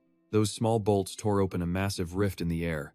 A single monster crawled out, followed by thousands upon thousands more pouring forth. It was a tidal wave of flesh. The crowd screamed in absolute chaos. It's too late. It's starting. There's so many of them, damn it. Suddenly, a powerful voice echoed. Move. A pillar of light slammed down. Hun's voice was a threat. If any of you touch a single one, I will slaughter you. The 3 of them stood defiantly before the monster horde. The horde rushed forward madly. The other climbers shouted from behind, trying to warn them. Who are you people? It's dangerous. Don't you see the goblins? A purple orb of magic formed in Hun's palm. He chanted, Arise, my demon souls. They surged from the sphere, ready for battle. A climber saw this and stammered, A necromancer? But this is only the first floor. How can he have an A-rank class? Hun's demon souls crashed into the goblin horde. The sound of tearing flesh filled the air. Hadu glanced at Hun, timidly asking for permission. I can kill them too, right? He said, You'd better be quick. I doubt my soul soldiers will leave any for you. Hadu wasn't worried, replying with confidence. Don't worry, I have my own methods. Then, she activated her own mana, tearing a long rift in the air. Hun saw it and thought, a spatial pocket. Hadu pulled a massive sword from the void. Just then, a goblin used its allies as a springboard to attack. It shrieked as it lunged for Hadu. She drew her sword, and with a single strike, ended the monster's life. She cleanly sliced its body into two halves as blood sprayed everywhere. Hun mused, that sword, it's definitely no ordinary weapon. And a young Dakebi was able to control it so easily. He finally understood the goal of her village's invaders. They were likely after her. Suddenly, a voice cut through his thoughts. Hey, you? An arrogant, black-haired man yelled, Who do you think you are? Trying to control this monster wave. Hun gave him a contemptuous look, asking back, And who are you? The man pointed to himself proudly. I'm Kim Sung-tae. Have you heard of the White Swallow Guild? Hun wondered. White Swallow? Kim Sung-tae was stunned. You don't know? It's the sub-guild of the Nine-Star Brothers' Holy Sanctuary Guild. Hearing that, rage instantly flared in Hun. His eyes widened, veins popping on his face as he snarled. What the hell did you just say? The Balon brothers? Kim Sung-tae still didn't sense the danger and boasted proudly. My older brother is in White Swallow, so we joined too.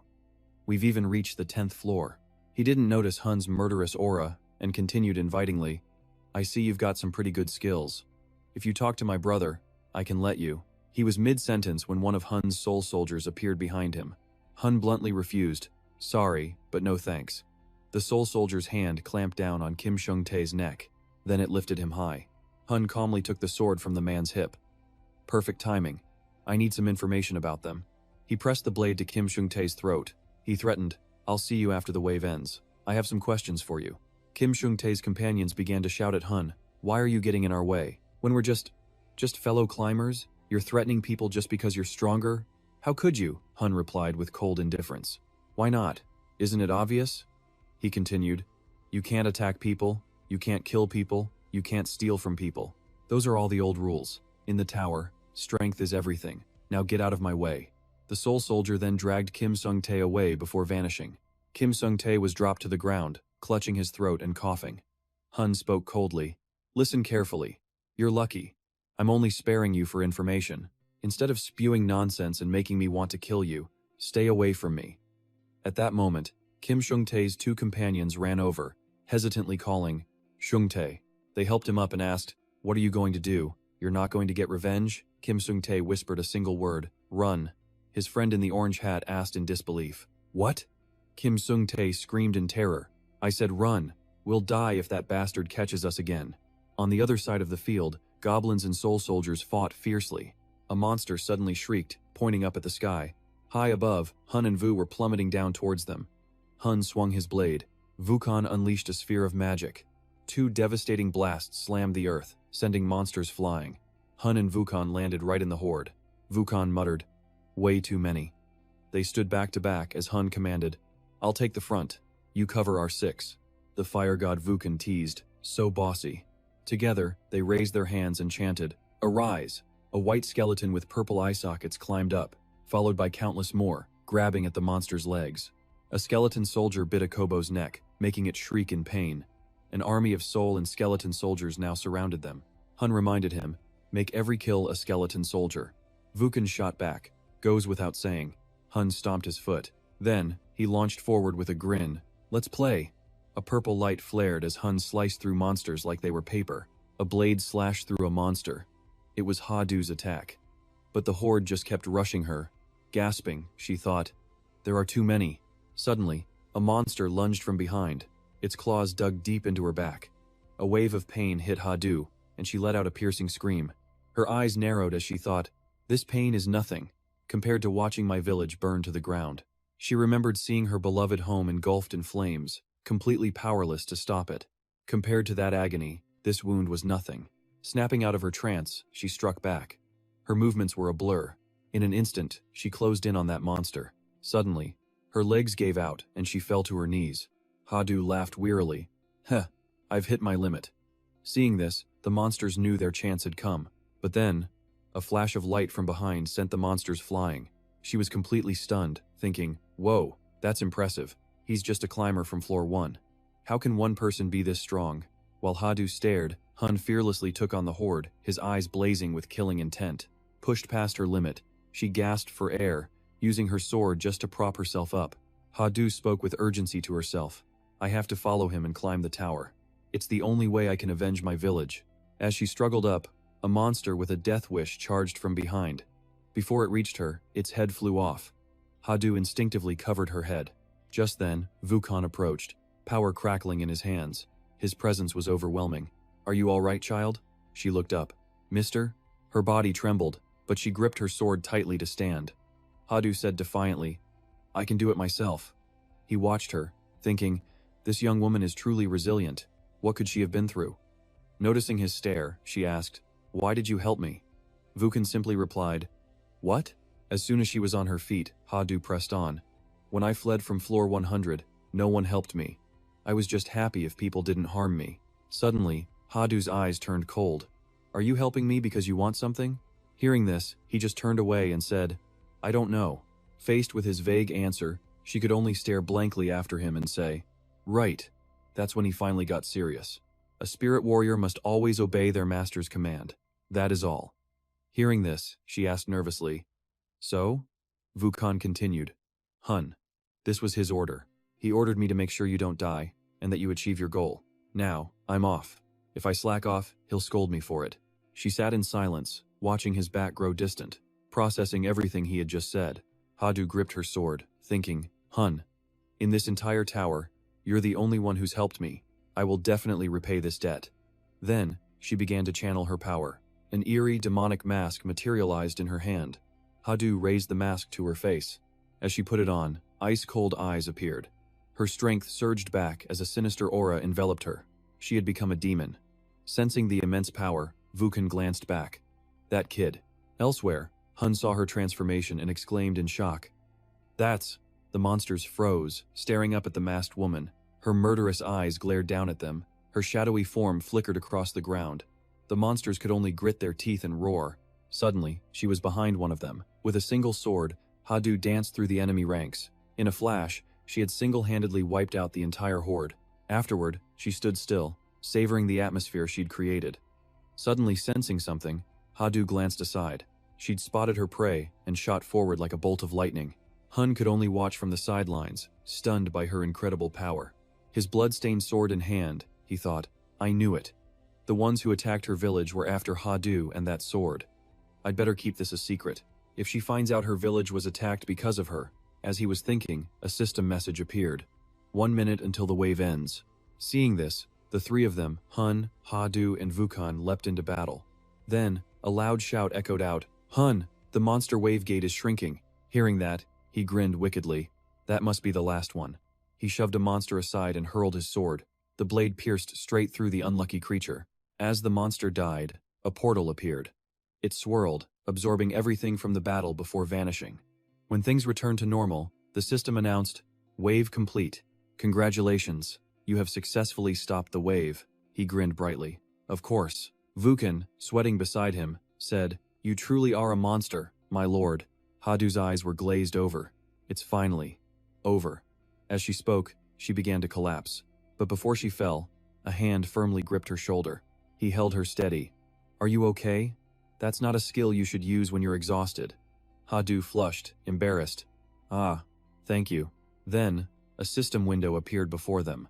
Wave conquered. Rewards have been given to the top 3 contributors. Seeing this, he said excitedly, "Perfect. Time to cash in." Another notification appeared. Wave complete. Defeat bonus, plus 2,500 points. Goblin Slayer reward. All stats plus 5. 500 bonus points. Hun stroked his chin, studying the screen. All stats increased by 5, huh? It doesn't seem like much, but the bonus points will also be added to my stats. A wicked grin spread across his face. If I use Almighty Master and Gluttony to learn skills, this number will skyrocket. This will be interesting. The notification board appeared again. You are the top contributor. First place, Hun. Next, second place, Hadu. She held the cube excitedly. In third place, the fire god. He pointed at himself asking, "Me? Why me?" Hun held out his hand and said, "You too? Perfect, hand it over." The old god hesitated, but agreed. It's not like he could make a soul weapon with it. Suddenly, their attention was drawn by a sound. Hadu held out her cube to him. "Please take mine as well. Think of it as a symbol of our future together." Hun narrowed his eyes at her. "Yours too?" He replied, "Sorry, but I've been betrayed before. Letting you tag along doesn't mean I trust you." He leaned in close, his voice full of menace. and the second place reward is too valuable for me to accept without suspicion. Her eyes widened as she broke into a cold sweat. I don't want to be betrayed again. Prove that I can trust you. Otherwise, you can't follow me anymore. Hadu fell silent, deep in thought. Then she closed her eyes to focus. The cube floated, glowing with a brilliant pink light. Vulcan asked Hun, "Is that a..." A moment later, she offered him the cube and a mask. She said, "Take this as well. You can have my Dokebi mask." Suddenly, Vulcan cried out, trying to stop her. "You want to give a Dokebi mask to an outsider? That's impossible." He gritted his teeth as Hadu handed the mask to the young man. The Dokebi mask is essentially a Dokebi's life force. They only give it to their true love when proposing marriage. Hun picked up the mask, asking, "Why are you giving this to me?" She spoke clearly. "To thank you for saving my life twice, and to prove I won't betray you." But Hun still didn't trust her. "This mask is worth far more than that. I feel you have another motive." Without looking up, she uttered one word. "Revenge." Hun questioned it. "Revenge?" Hadu recalled her village engulfed in flames. "I won't go into detail, but my home was burned to the ground. I searched for survivors but found no one." She continued, "I might be the last remaining Dokebi." She held the cube before him with both hands. Her voice trembled. "And for that, I must avenge my race. So please, I'm begging you, let me climb the tower with you." Hun repeated, "Revenge." He looked at the woman bowing before him and thought, "She's just like me." He reached out his hand. "You will die if you dare betray me." She seemed surprised by his decision. He held up the mask. "I don't care about this thing, so don't think I'll spare you because of it." Overcome with joy, she couldn't hold back her tears as she looked at him. "Okay, I look forward to traveling with you, Oppa." He flinched when she called him Oppa. He tossed the 3 cubes into the air. "Whatever. Call me what you want." The 3 cubes suddenly began to glow. Each cube transformed into an item. The mana ring, plus 5 mana, reduces mana consumption by 10%. Next, the mana earring, plus 5 mana, reduces mana consumption by 15%. And finally, the mana necklace, also plus 5 mana, reducing consumption by a whole 20%. Vulcan whistled, "Now those are good items." Hadu was confused. "Huh? Are they really that good?" "It's only mana." He watched Hun equip the items and explained, "They're perfect for a necromancer who needs mana to maintain an army. He can increase the quality and quantity of his summons by 45%. Hun looked up and asked, "Hey, how long are you going to stay quiet?" He yelled at the system window. "You think I forgot your promise to reward me?" Immediately, a message appeared. "The ghost judge tells you to go play somewhere else." Later, in a town, the 3 of them were in a guest room. Vulcan spoke up. "This town is completely empty." Hun guessed. They probably evacuated to the 2nd floor or the forest to avoid the monster wave. He turned back to the notification window. "Had enough? Spit out my reward." It replied, "The ghost judge says not to rush him." Suddenly, a pink light shot down, striking the table before him. It was a ring shaped like a skull. He wondered, "A ring?" He picked it up, smiling. "My luck is pretty good today. Now let's see." But as he inspected it, his expression turned to shock. "Wait, this is..." Vulcan slammed the table impatiently. "What is it, you punk?" Hadu also jumped up. "What's wrong, Oppa?" Looking at the ring on his finger, he answered, "This ring has demonic power." The old god was horrified. "Demonic power? For real?" "Hun, the Ring of Darkness has an unknown rank. Wearing it allows the use of demonic power, though limited. Demonic power is increased by 10, and it can be upgraded with titles or items. Demonic power, the essence of demons, an energy source considered a higher tier of mana." They pictured a shackled, demonized man. Normally, to obtain demonic power, one must become a slave to a demon. You only get a tiny bit of it, but the difference between a little and none is immense. He stared at the ring on his hand. At that moment, his status window appeared. Name, Hun. Class, Necromancer. Subclass, Almighty Master. His constitution, mana, and strength were at 26. HP was 24. His agility was 25. Mana was 51. Defense was 21, and his demonic power was now 10. A blue notification popped up. "The ghost judge wants to form a contract with you." Satisfied, Hun raised a hand. "All right, you're forgiven." "This item is quite good," Vulcan grinned.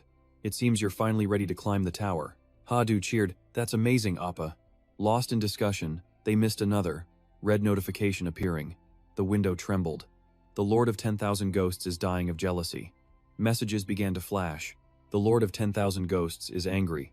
The Lord of 10,000 Ghosts wants to form a contract with you."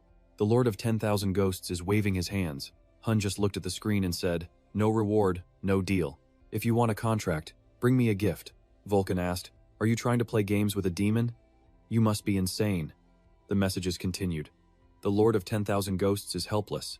The Lord of 10,000 Ghosts is searching his closet, his drawers, under his bed. Hun sighed, tired. That's enough. The window glitched. The Lord of 10,000 Ghosts is thinking. Suddenly, an idea sparked. The Lord of 10,000 Ghosts says he will create a quest. Hun's eyes shot open. Huh? A quest?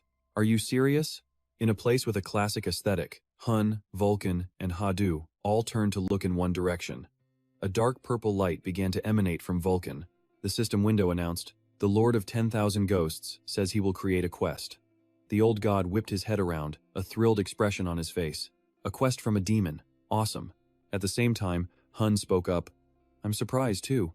A moment later, he crossed his arms and sighed. "All right, fine. I'll accept your offer." But just then, the Lord of 10,000 Ghosts seemed to disagree. It grumbled, "That wasn't my intention."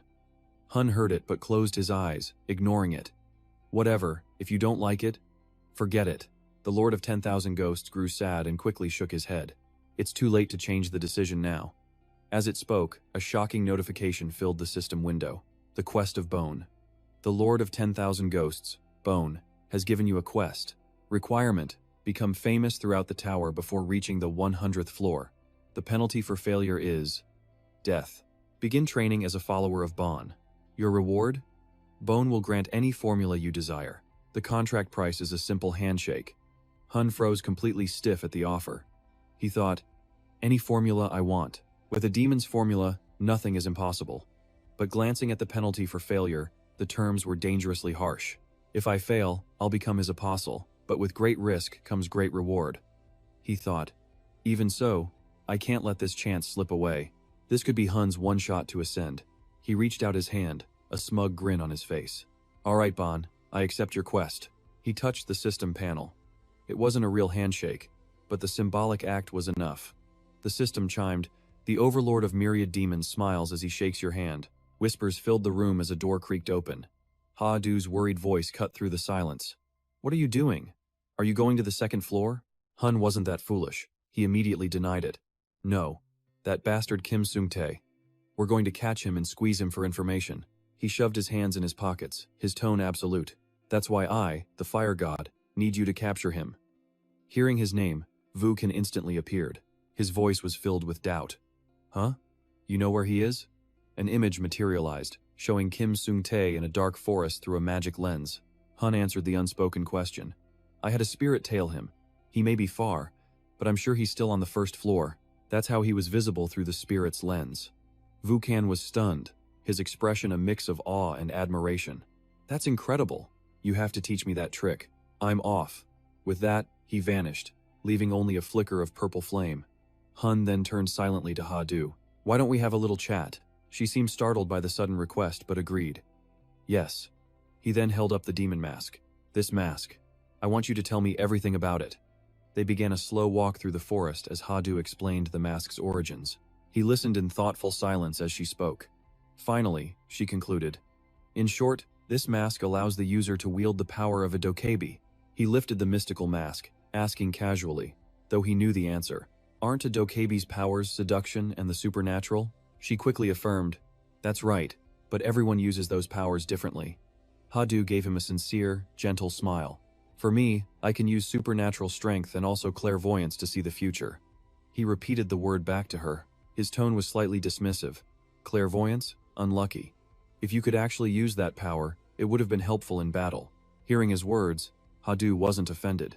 Instead, she tilted her head and peeked at him with a curious expression. The gesture was unbelievably cute. But the clueless Hun didn't notice. Asking coldly, why are you looking at me like that? She gave a slight, forced smile. It's nothing. I just think you're a little strange. The memory of her past surfaced. The outsiders tried everything to force us to use this power. They all begged the elders for a glimpse into their future. At the time, she could only stand back, worrying for her comrades while being paralyzed by her own fear.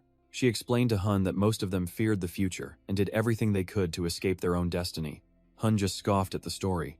He found the entire idea completely absurd. He huffed dismissively. Why would anyone need to run from it?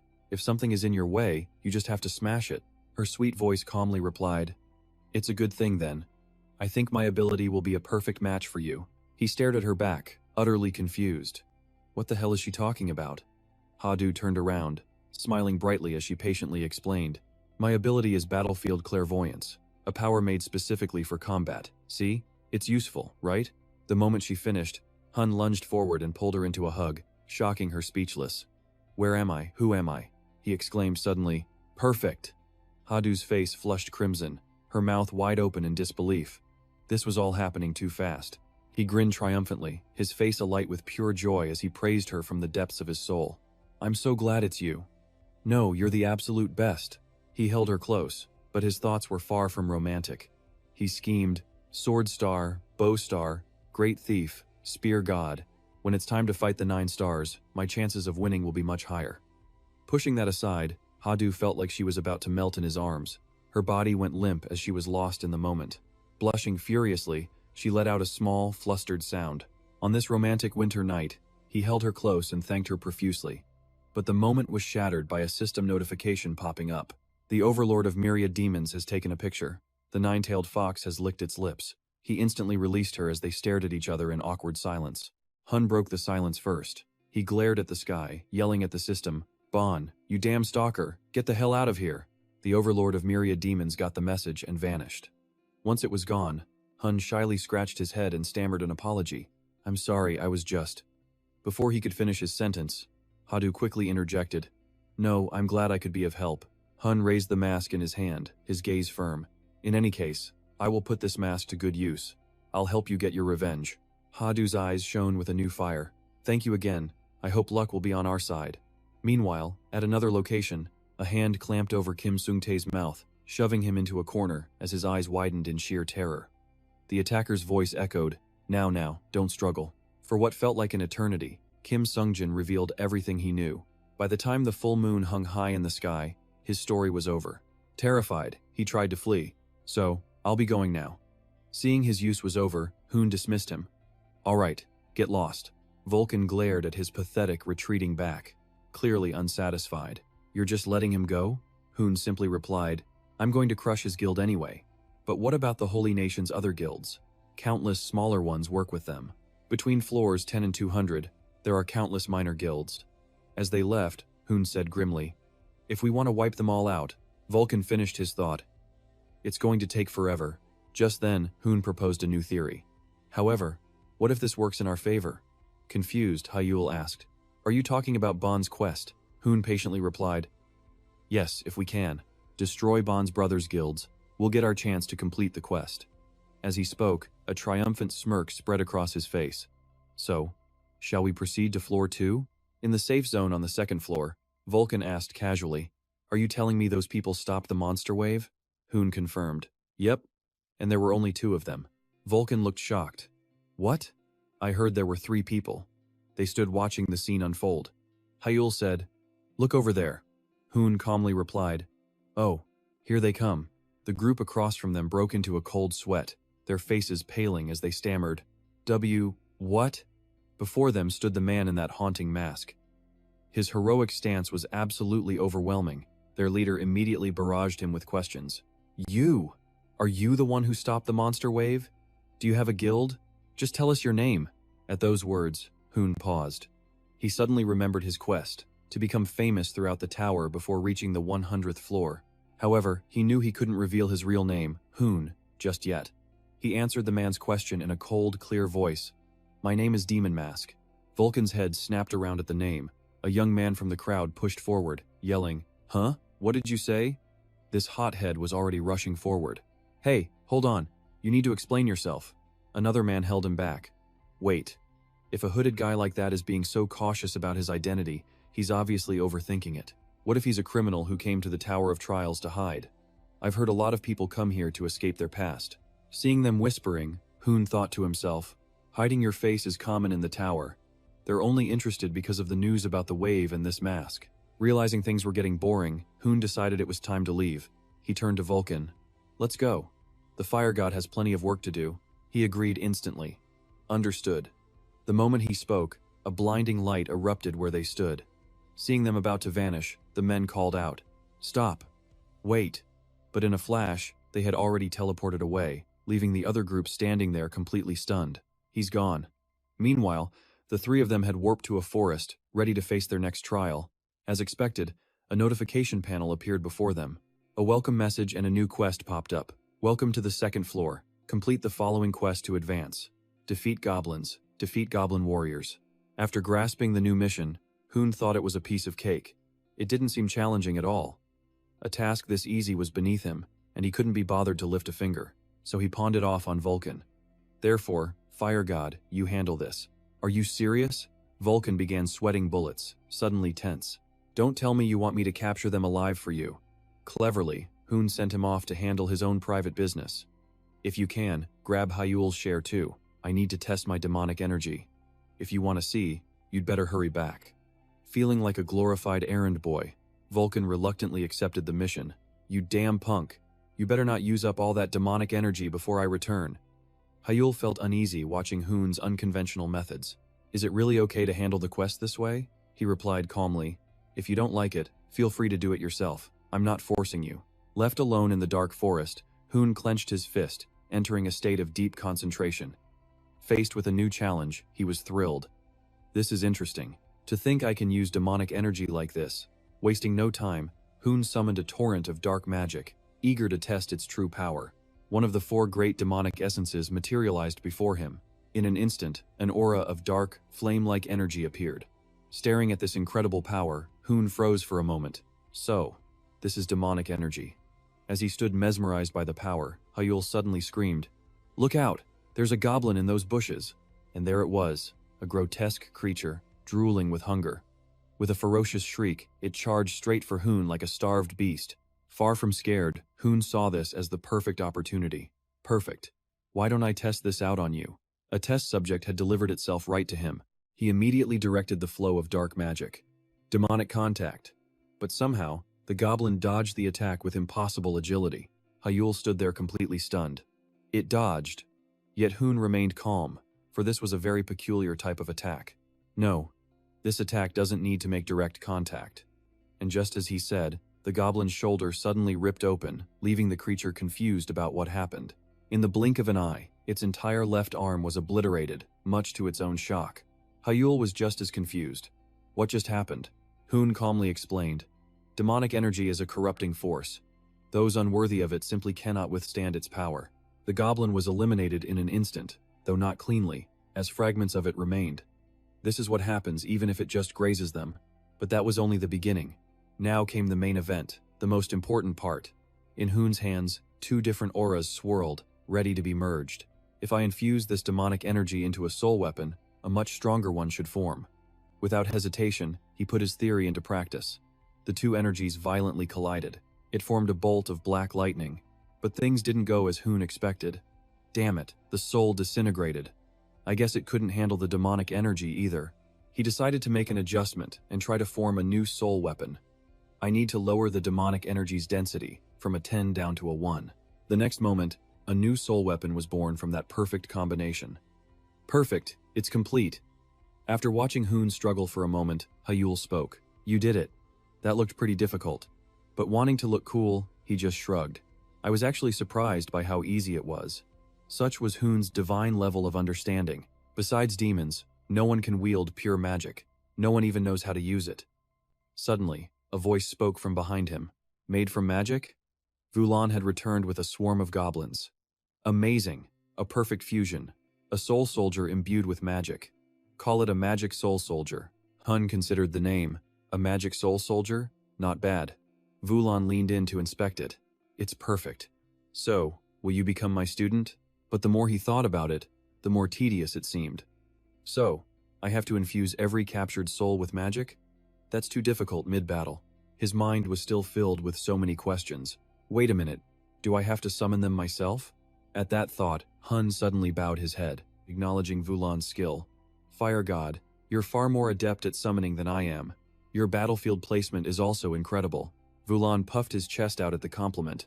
So you finally learned to respect your teacher. But just then, Vulan froze solid. He saw a magical aura enveloping him. As it invaded his body, he roared in agony. Hun, what in the world are you doing?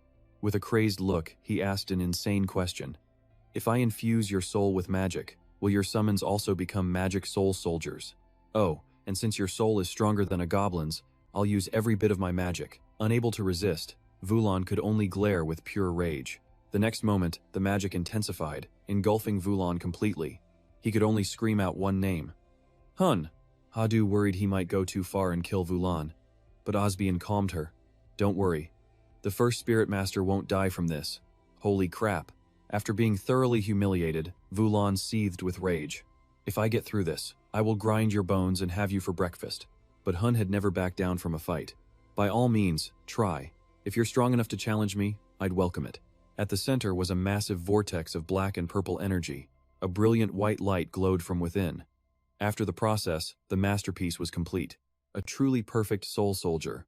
Hun looked up, admiring his creation. You are my greatest magic soul soldier. Fire god. Vulan stood like a soulless, empty husk. But then, to everyone's shock, the old man spoke calmly. You've made a grave mistake. Just then, countless goblins appeared from behind Vulan. By summoning something stronger than yourself, you've made a summoner's greatest mistake. He snatched the mask from Hadu's hands. You're angry? Good. With that, he placed it on his face. So this was Hun's true intention. No matter, I needed a worthy opponent anyway. Hun, I will humor you. I will show you the demon soul soldiers I can summon. Vulan then summoned a swarm of wriggling demons. I've tolerated you long enough. He commanded his soldiers to end Hun's life. Attack. The demon soul warriors charged. But Hun simply stared forward, unmoving. Hadu only needed a single glance to understand his plan. He's using the mask's power. Suddenly, to Hun, the demons froze in place. Through the mask, these creatures moved as slow as snails.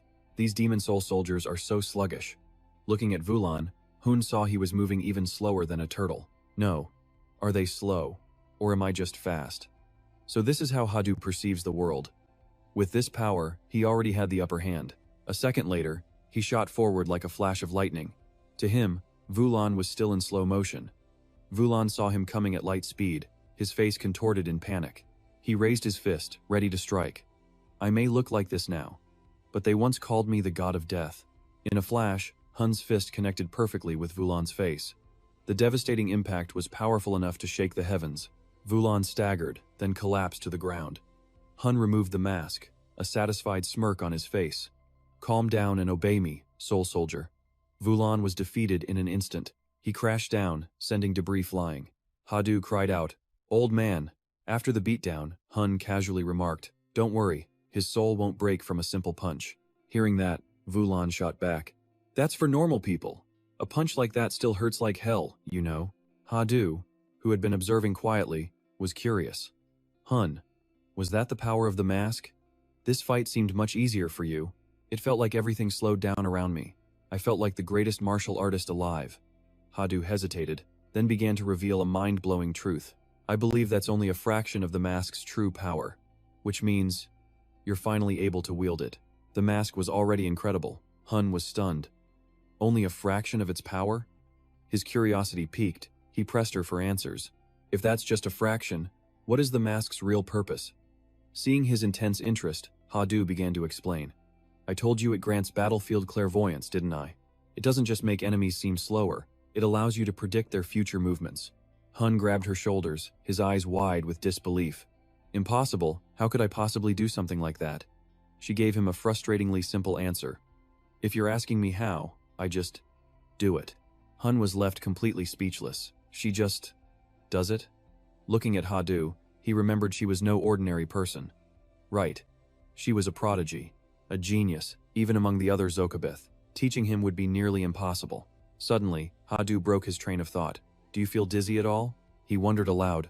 No, why do you ask? She began to explain. When an untrained Sorkabeth uses their special abilities, they usually get severe headaches. What? That happens to me too. I can't use my powers all the time.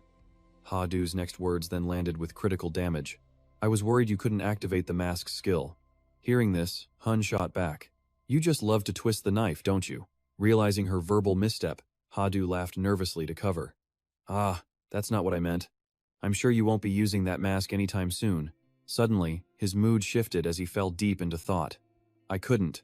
I couldn't have predicted this. It felt like everything was going as planned, but I got overconfident with my new power on the second floor. Touched by her concern, Hun patted her head. I think I'm fine now. Thank you. She blushed, replying, It's nothing. But while they were having a moment, Vukan was sulking all alone in a corner. He felt a profound sense of self-pity. I'm the strongest spirit. How did I end up in this situation? With sorrowful eyes, he glanced over at Hadu. Noticing Vukan seemed troubled, she slowly approached. He looked as if he'd seen the sun itself, grabbing Hadu in an emotional hug. Hadu, thank you. Unlike that jerk, you make me feel so much better. However, she completely ignored him and simply pointed ahead. Hadu eyed the goblins and said, It seems we need you to farm some more cores. A dark aura flared around Hun as he threatened Vukan with an ice-cold voice. We need one more. He'd better hurry, before I turn him into a soul orb and absorb it. To Hadu, he looked just like a devil. Why are you being so cruel to him? Facing this miserable fate at Hun's hands, Vukan's eyes started to well up with tears. Why is this happening to me? Just then, a system window appeared. Quest complete. Goblins defeated, 10 out of 10. Goblin fighters defeated, 10 out of 10. And just like that, they kept clearing each floor's trials. They conquered floor 3, and soon after, floor 4. Hadu proved she was no damsel, fighting fiercely by their side. A confident smile played on her lips, a testament to her genius-level power. At last, they advanced to the 5th floor. The soldiers in the forest were gossiping amongst themselves. Hey, you hear the news? About that guy who calls himself the Demon Face? It's been 3 days since he arrived. I heard he can control all the goblins, and the difficulty is about to spike. From floor 5 on, goblins with deadly poison needles will appear. The scene shifts to Hun. With his palm pressed to the ground, he entered a state of deep focus as a blinding light radiated from his hand. However, he wasn't alone out there. A single goblin was lurking in the branches above him. It held some kind of blowgun, a clear sign of trouble, and as expected, it blew a sharp projectile right at him. The strange dart shot straight for Hun, but it never had a chance to connect. In a flash, Hadu's blade sliced it out of the air. Picking a fight with Hun was a fatal mistake. You dare attack Hun? The goblin's face turned pale with fear, realizing its grave error. You asked for it. Die. A soul soldier now hovered over the goblin's head. Vukan then unleashed his magic, creating a massive explosion that sent it to the afterlife. The soul soldier thrust its hand forward, lunging at the enemy. Impressed by her decisive action, Vukan praised her. Well done, Hadu, she replied bashfully. It was attacking him. But a moment later, she added with terrifying intensity, I should have torn it in half. He was stunned to hear such words from her. Suddenly feeling a strange sense of unease, Vukan paused for a moment. Wait a second. Something isn't right here. What the hell? He suddenly recalled Hadu's eerie, Joker-like smile from before, that terrifying grin. What was that? Vukan cautiously reached out to her. Hadu, are you all right? Startled, Hadu stammered. I'm fine. Inside, she was shocked. What's happening? Why was I smiling like that? But Hun just walked past them. Took you long enough. My preparations are complete. Still reeling from her strange mood, Hadu was surprised by his announcement. He smirked with confidence and declared, Tonight, a monster wave is coming. Both of them stared, jaws agape. A monster wave? On floor 4, the night before, their campfire burned brightly. The 3 of them sat around the flames. Hun began to explain. From the 5th floor onward, we'll face goblins instead of imps. Are you going to hunt the Goblin Lord again? Hadu repeated the question, her voice filled with concern. You're going to hunt the Lord? Vukan answered with a worried look. It's impossible. We don't even know when it appears. Hun spoke cautiously. I'm not going to hunt the Goblin Lord. There's no need for that. A confident smirk played on his lips. I know how to create a wave myself. Vukan and Hadu were stunned, their jaws dropping in disbelief. Create your own wave? After a moment, Vukan asked. If that was possible, wouldn't everyone in the tower know? He answered honestly. I just happened to stumble upon it. He then recounted what he had discovered on the boundary of the 4th floor. As I was climbing the tower, a fissure appeared. That's when I found it. Hun explained with absolute confidence. Every floor has a central spawn point for monsters. If you find that spot and infuse it with mana, the monsters will swarm out in a wave. The realization dawned on Vukan. You must have been secretly using this method. Hun shook his head. No, this is my first time. Monsters from floor 300 and up are on a different level. Not even the 4 great ones could face a monster wave head-on up there. Hearing this, Vukan sat up straight, his expression serious. When you needed it, you couldn't use it. Hun nodded. Exactly. But now, things are different. We'll trigger wave after wave to level up as fast as possible. The scene shifts to a bustling, well-lit street on a lower floor. The bright lights illuminated the path, leaving no room for shadows. Suddenly, a lone figure stopped in their tracks. A low rumble began to build. What was that? An earthquake? But we're inside the tower.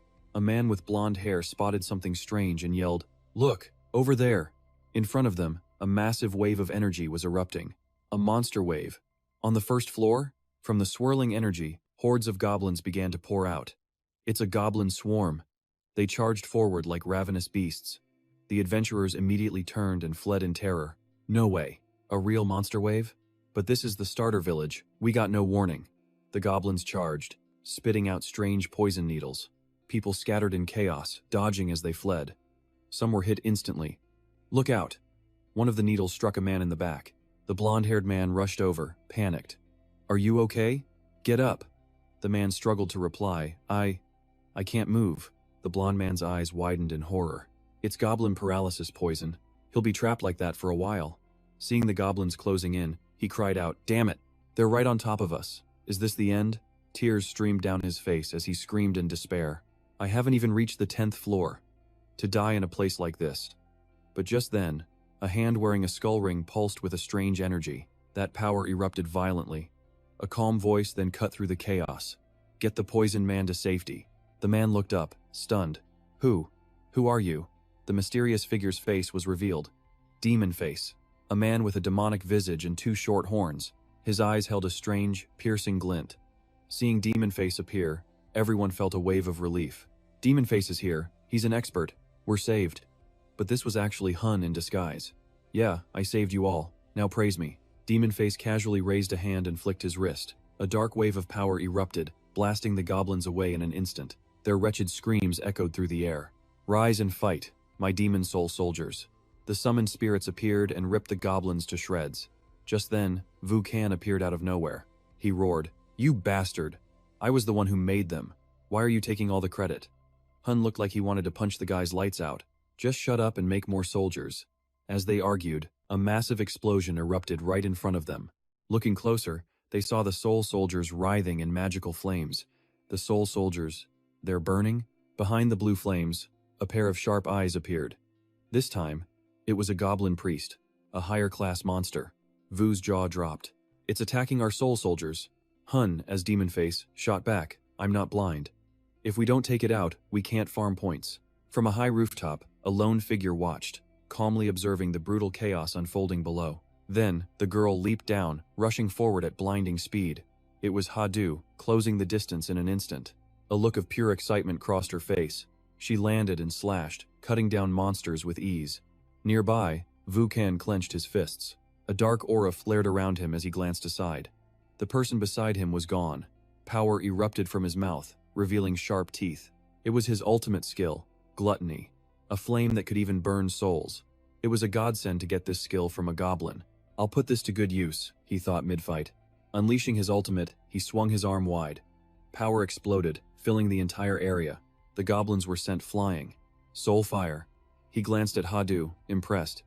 Good job, Hadu. Keep it up. But he had no idea. Hadu didn't answer. A sinister smile just played on her lips. Hun noticed the strange look and called out, Hadu? The sword in her hand began to glow with an immense power. It grew larger, forming a swirling vortex of energy. Hun instinctively raised an arm to shield his eyes. Her sword is glowing. I knew it wasn't normal, but what is this? His eyes widened as he saw a completely different Hadu. Her innocent expression was gone, replaced by the cold face of a villain. Hun was in utter shock. Her only reply was a twisted, charming smile. Without a word, she swung her sword in a massive arc. He gritted his teeth in terror. The slash left a long, glowing red gash on a nearby building. Just like that, the entire row of buildings was sliced cleanly in half. The goblins all looked up, their eyes glowing a ferocious red. With a terrible groan, the severed buildings crashed to the ground. Smoke billowed from the clean-cut surfaces. The cuts glowed like fresh lava. Hun fell to his knees in disbelief. She destroyed the entire village in an instant. What in the world is that sword? Hadu held it and let out a laugh full of twisted pleasure, savoring the destruction she'd caused. Hadu swung her arm again, her lips curling into a smirk. This wasn't a normal smile, but the grin of a vile demon. Her eyes flashed with a sinister light. A strange, unsettling sound escaped her lips. She slashed directly at Hun, who barely dodged aside. The blow only grazed his shoulder, but it was enough to make him cry out in pain. The energy blast created an explosion right behind him. Realizing how dire things were, Hun ripped off his mask. He screamed desperately, "It's me, Hun. Don't you recognize me?" Her only response was a lightning-fast lunge. His words had no effect. As her blade came crashing down, he barely blocked it with his own weapon. Hun gritted his teeth, struggling to withstand the ferocious assault. "Wait, she's too strong." A blinding flash of light erupted from the impact, and the explosion rocked the entire area, sending debris flying. Vukan stumbled through the smoke, calling out, "Hun? Hadu?" Hearing the familiar voice, Hun pushed himself up from the rubble. "Hey, you bastard, are you alive? What about Hadu?" Hearing that, Hun paused, suspicious. "Is that voice Hua Thun?" The voice continued. "Sounds like you're okay. So, what about Hadu?" Hun replied through his thoughts. "Sorry. I just got sent flying by her sword." Looking ahead, a familiar silhouette emerged from the smoke. It was none other than Hadu, her eyes dark as she slowly walked toward them. Seeing Hadu's triumphant smile, he continued, "The way she is now, it feels like I'm facing the last elite warrior of the Dokibi clan." The voice asked, "And the monster wave?" Hun replied, "Most of them are wiped out. You handle what's left." He grabbed his weapon, sliding his mask back into place. Time to deal with Hadu. With that thought, Hun bolted forward in a straight line. He charged toward the figure standing tall before him. A glint of light flashed in his eyes. This was his ultimate skill, Battle Eye, altering his vision.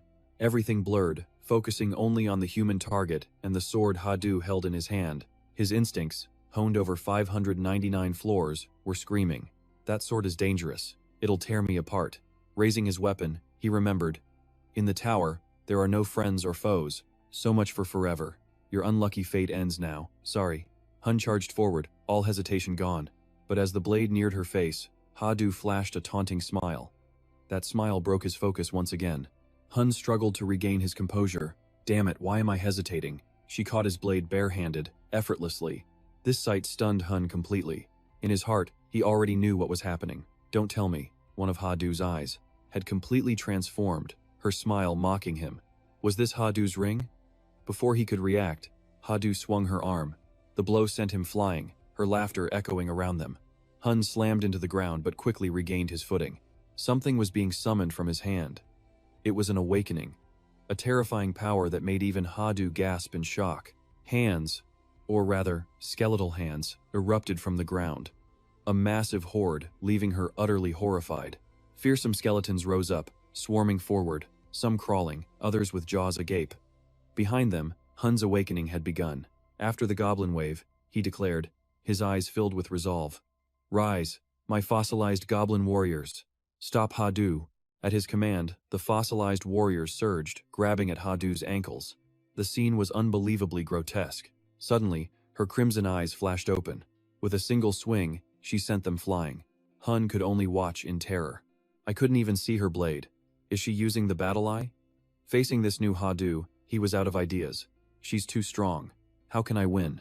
Before he could move, an explosion from Hadu sent him flying again. He managed to leap onto a nearby building. He steadied himself, watching the building before him collapse. Hun was now panicked, wary, and on high alert. Observing Hadu's state, he noticed something strange. Is she tired? Looking closer, he saw blood dripping from her eye. Something's not right, Hun thought again. Is this the cooldown she mentioned? If so, this is my chance. I just have to stop her from using the battle eye. He crouched, ready to spring. Hadu flew towards him, just as he smashed through a window, dropping below. Hadu landed with a frustrated grunt, glaring down at him. Hun, now on solid ground, gestured tauntingly. What's wrong? Aren't you coming? As he predicted, Hadu dove straight down, her sword aimed right at him. Hun's plan was in motion. As she descended, two monsters with horns appeared, stunning Hadu completely. Goblin zombies. The beasts blew their horns louder and harder. Hun smirked. Not even a Dokubi can escape the goblin's paralysis poison. Without your battle eye, how will you dodge this? Hadu's eyes widened, her face a mask of pure terror. She gritted her teeth and screamed. In her eyes, everything slowed down. Her expression twisted with rage as she swung her sword, on her hand. The two poison darts and the two goblin zombies were sliced in half. Seeing this, Hun's face soured as he clicked his tongue. After dealing with the goblins, Ha-Du charged. She swung her sword down, but he dodged to the side just in time. After landing, Ha-Du leaped again, lunging at him, her blade aimed straight for his heart. As it neared, she let out a wild laugh. Her face was a mask of insanity. Suddenly, an attack came from behind, giving Ha-Du no time to defend. A poisoned dart struck her. She froze in stunned disbelief. Her eyes widened, staring at the dart in her side as she gasped, "Ugh!" A grin spread across his face as he proudly explained, "Without your battlefield clairvoyance on cooldown, this would have been impossible." From the broken window behind him, another goblin zombie appeared. Ha-Du's body began to tremble as Hun continued, staring at the hole in his cloak. "The plan was to shoot you with a poisoned dart through me, from your blind spot." The paralysis poison took effect, making her body sway and spin. Then, she began to fall. Her armor and hair faded away, returning her to normal. He reached out, catching her as she collapsed into his arms. He let out a sigh of relief. Whew, that was a close one. He gently laid her down before checking his own hand. He felt a creeping suspicion. "I'm losing feeling in my hand. The poison is spreading." "Ah." He glared at the goblin zombie. "Hey you, give me that." When the zombie didn't understand, he pointed to the two darts on the ground. The poison darts. The goblin zombie handed them over. He immediately used Devour. A system message appeared. "You have absorbed paralysis poison resistance." With the poison neutralized, he turned back. He looked down coldly at the unconscious girl. "Ha-Du, your power is a real pain." As he spoke, she slept, completely exhausted. Ha-Du's spirit was now in another space with her sword. She looked around, confused. "Where is my sword?" Suddenly, a hand grabbed the sword. "So, you're the master this time? The master of this dragon cleaver?" the figure asked, floating above her. He gave her a wicked grin. "What? You're just a kid."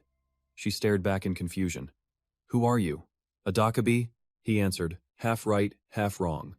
Hearing that, her confusion only grew as she asked, "What does that mean?" In an instant, the blade was at her neck. He was now behind her, a sinister smile on his face. "Kid, let me give you a warning," he continued. "Next time you draw me unprepared, I will devour you."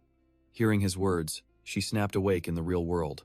Vulcan, walking behind, noticed. "That bastard looks like she's awake." Hun, carrying her on his back, glanced over his shoulder. "Oh, you're awake?" she asked dazedly. "Where are we?" he immediately replied. "Model, the village on the 6th floor. We just arrived from the 5th. Realization hit her, her face flushing bright red. "Why are you carrying me?" she asked. His expression was helpless. "You don't remember anything? That's a shame." Back in their room, he finally said, "I'll explain." Looking at Ha-Du on the bed, he began. "We'll check our gear on this floor, then head straight to the 10th. The tower has a city every 10 floors, but you must beat a boss to enter." As he spoke, the tower's layout flashed in his mind. Ha-Du simply replied, "I know." The great orc warrior Vu Kan added, "In terms of power, it's a monster-class boss." Hearing this, Ha-Du said, "Then let's recover quickly." Before she could finish, he cut her off. He and Vu Kan stood apart. Crossing his arms, he looked at her gravely and said, "From now on, you'll be on your own." She panicked and shouted, What? What do you mean, Oroboni? Are you abandoning me?" He calmly replied, "No. Don't you remember the wave on the 5th floor?" "Yes. My memory of it is hazy," she answered, her face falling. An image flashed in his mind. Her, possessed by the sword spirit. "Your blade is a demon sword, with skills rivaling the arrogant sword. It grants immense power by eroding the user's mind. You lost control, and you attacked me." At this, Ha-Du's eyes widened in shock. He walked over, sitting on the edge of the bed. "If you keep depending on that unstable power, you'll fail before we reach floor 100. So, here's your assignment. Reach the 10th floor on your own, without the sword's power." Her face grew grim. "He wants me to get stronger, not depend on this unstable power?" Her resolve solidified. She looked at him with determination. "All right. I will become strong enough to be a worthy comrade." He smiled at her response. "Good." The scene changed, and the three now stood on the street. Wearing his cloak, she smiled. "Thank you for the cloak, Oroboni." He replied, "No need to advertise that you're a Dakibi while you're alone. Don't rush," he continued. "I have things to handle on the 10th floor, so I'll be there for a while."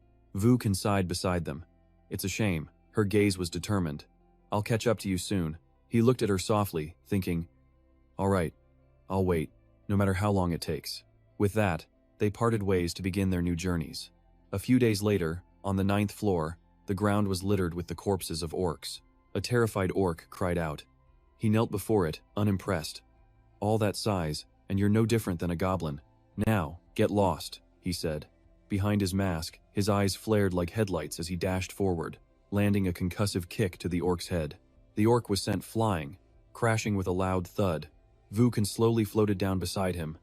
It seems you're getting the hang of this. He looked over. Don't forget to extract the souls. We need more orcs for the undead army. Vukan responded. Creating monster waves on my own has become a habit. He glanced back. What?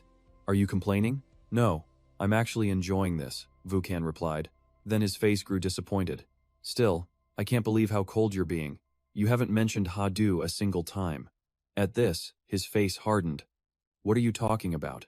If I thought she would fail, I wouldn't have made her my ally. She's strong, and she's determined to get her revenge. He spoke with pride, a brief warmth in his purple eyes.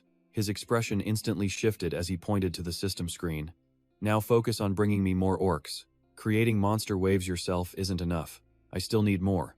Vukan erupted in anger. Unbelievable. Have you no respect for your elders? Don't you have parents? He yelled. The younger man's face was impassive. Correct. I don't. So what? Vukan was stunned. What? He crossed his arms, eyes closed in recollection. I grew up in an orphanage. Cha Jung-hoon was from the same one. Hearing this, the old orc grew pensive. Oh. He placed a hand on his shoulder, his face pained and his eyes wet with tears. It's okay. Now I understand what you've been through. Seeing this, he recoiled. What is with that face?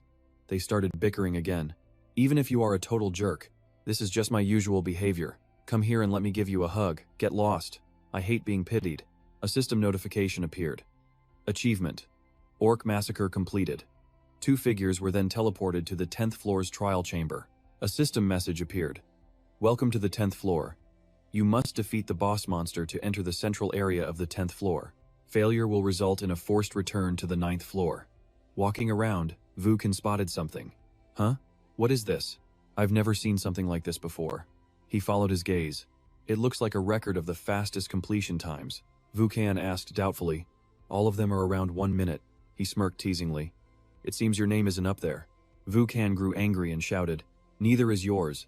Most of these records are from the 4 great races. They're born with unbelievable skills. He then looked at Vukan with a serious expression. Then how about this? Why don't we break the record right now? Ha ha ha, I like the sound of that. Vukan replied cheerfully. A system message appeared. The trial is being prepared. He looked at the system panel. So, do we have time to prepare? A notification appeared, and a countdown began. After 1 minute, defeat the boss. Seeing the message, he said, looks like that's doable. He casually stretched his arms while explaining the strategy. Use your demon soul soldiers to immobilize it the moment it spawns. Vukan calmly replied, Got it, I'm ready, let's begin, shall we? As he finished, Vukan summoned his demon soul soldiers. The main character knelt with a grin, a magic circle glowing beneath him. A long, dazzling white spear materialized behind his back. His expression hardened.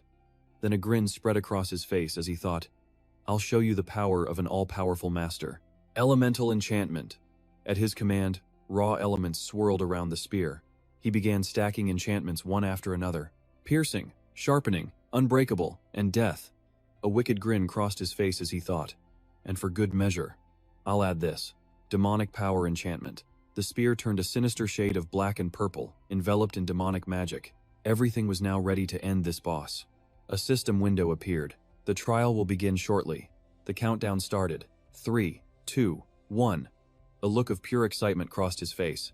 But unlike him, Vulcan looked incredibly nervous. The system declared, Trial start. The great orc warrior has been summoned. A massive figure teleported in with a deafening crash, shattering the ground. A single, glaring eye emerged from the dust as the boss's form was revealed. With the dust settled, it raised a massive axe, ready to strike him down. Vulcan immediately commanded his spirits. Spirit soldiers, advance. From his soul chalice, he summoned spectral chains that shot towards the boss. They shackled its legs as more spirits manifested around it. Seeing his opening, he declared with a grin, Fire! The enchanted spear shot forward. The boss raised its hand to block the incoming attack. But it was completely useless. In a single flash, its hand and head were severed. The massive body staggered for a moment, then collapsed. The system timer screeched to a halt. A new window appeared. Record shattered. You have broken the fastest clear time for the 10th floor trial. Time: 0.96 seconds. Would you like to register a name? A smile spread across his face. Just register it as Ma Dian. The system immediately updated. 10th floor conquest record has been refreshed. New high score: 0.96 seconds. Climber: Ma Dian. In a tavern on the 8th floor, the announcement stunned every climber. Look, the 10th floor record. It's less than a second. The entire tavern erupted into chaos. Murmurs spread through the crowd. Ma Dian. Could that be the same Ma Dian who slaughtered the monster wave? In the back, Hadu saw the announcement as well. She raised her glass, her expression firm with resolve. I'll have to work even harder now. Oroboni. Meanwhile, Vulcan was roaring with laughter, boasting proudly, "Haha! I can't believe we actually broke the record set by the 4 Imperial clans." He threw an arm over the main character's shoulder and continued, "Not even the greatest spirit masters have ever done this, disciple." Seeing him so ecstatic, he could only reply helplessly, "Does that mean we're the only ones to ever do this?" They both headed towards the gate. "Let's go. We've got work to do on the 10th floor." Vulcan heard him and quickly agreed. "All right, we need to hurry and wait for Hadu." A new system notification appeared. "You have arrived on the 10th floor. Achievement: reached the 10th floor. All stats +5. The auction house is now unlocked." A system animation showed a gold coin being flipped and caught by a hand. Somewhere else in the tower, a man sat at his desk, staring at the system announcement. He rested his chin on his hand, a strange, sinister smile forming on his lips. "Ma Dian, you say?" The 10th floor is the first major city climbers encounter, and it also holds the only gate that leads back to Earth. Because of this, climbers who've given up their ascent were granted commercial rights, building the largest city within the tower's first 100 floors. Hun and Vulcan strolled through the streets, a mysterious black bag slung over Hun's shoulder. Looking at his system window, he said, "I'll sell our remaining items and buy some potions." Vulcan, meanwhile, was gazing around in awe at the bustling city. He remarked, "They're lifting the auction ban, but this city's economy is already booming." Hun seemed preoccupied, replying after a moment. Once he finished registering for the auction, he finally said, "Some people just live ordinary lives here. You can't buy everything you need at the auction house." They walked past a stall where a vendor was loudly advertising his food. "God League goods here." At another stall filled with unique weapons, the owner gave a friendly smile. "Gentlemen, care to buy a weapon from the God League workshop?" The streets were filled with stalls, and they all had one thing in common. Everyone mentioned the God League. Even an inn-greeter kept her pitch short. "Rest your heads at the God League Inn." Vulcan was completely baffled, hesitantly asking Hun, "What the hell is this God League?" Hun replied, "Ah, that's right, you wouldn't know." Hun calmly explained, "The God League is a company. They're the leading corporation in this tower, established just a few years ago." Vulcan pressed, "But what is it?" Hun answered, "It's the name of a man. God League is the single wealthiest person in this entire tower. No one knows his real name, and his fortune is unimaginable. They say almost everything traded in the tower has passed through his hands at some point." Vulcan asked, "But didn't you say we had business here?" Hun smirked, "I'm looking for a sponsor." Vulcan was stunned. "A sponsor? Who?" Hun replied with a mysterious air. "You're looking right at it." He pointed up at the massive sign hanging above them, and he said, "Every one of those logos belongs to our sponsor." Vulcan was absolutely floored, stammering in disbelief. "You mean, he's going to be our sponsor?" Vulcan was completely speechless. Hun didn't hide it any longer, declaring with a confident smile, "That's right, God League is going to be our sponsor." A receptionist greeted them with a perfect, practiced smile. "Welcome to the God League Company," she continued. "Anything with monetary value can be bought and sold here. Weapons, items, potions, even information. Everything is for sale at the God League." The receptionist said, "Please take a number and wait to be called." But when Hun looked down at the ticket, his expression soured. The number 18. Seeing it, Vulcan started to snicker. "Now that's a fitting number for you." In Korean, the number 18 sounds dangerously close to a curse word. A voice called out, "Now serving number 18. A handsome, red-haired clerk smiled warmly. "My name is An, from Counter 3. What can I do for you today?" Hun lifted the heavy-looking black bag onto the counter. "I'm here to buy something." Han replied professionally, "Of course. And may I have your name, sir?" He held up a familiar mask. "No." Faced with the gruesome demon mask, His voice turned chillingly deep. He asked slowly, "Will this suffice?" On looked absolutely terrified. The clerk stammered, That mask. It radiates demonic energy." A dangerous glint appeared in Hun's eyes. "You don't think I carry this around for no reason, do you?" An just mumbled. "Right." Hun then prompted, "Count the gold first." As the bag was opened, a brilliant light exploded from within, spilling out from a mountain of gold coins. Stepping out of the cramped black pouch, Hyun entered a vast space.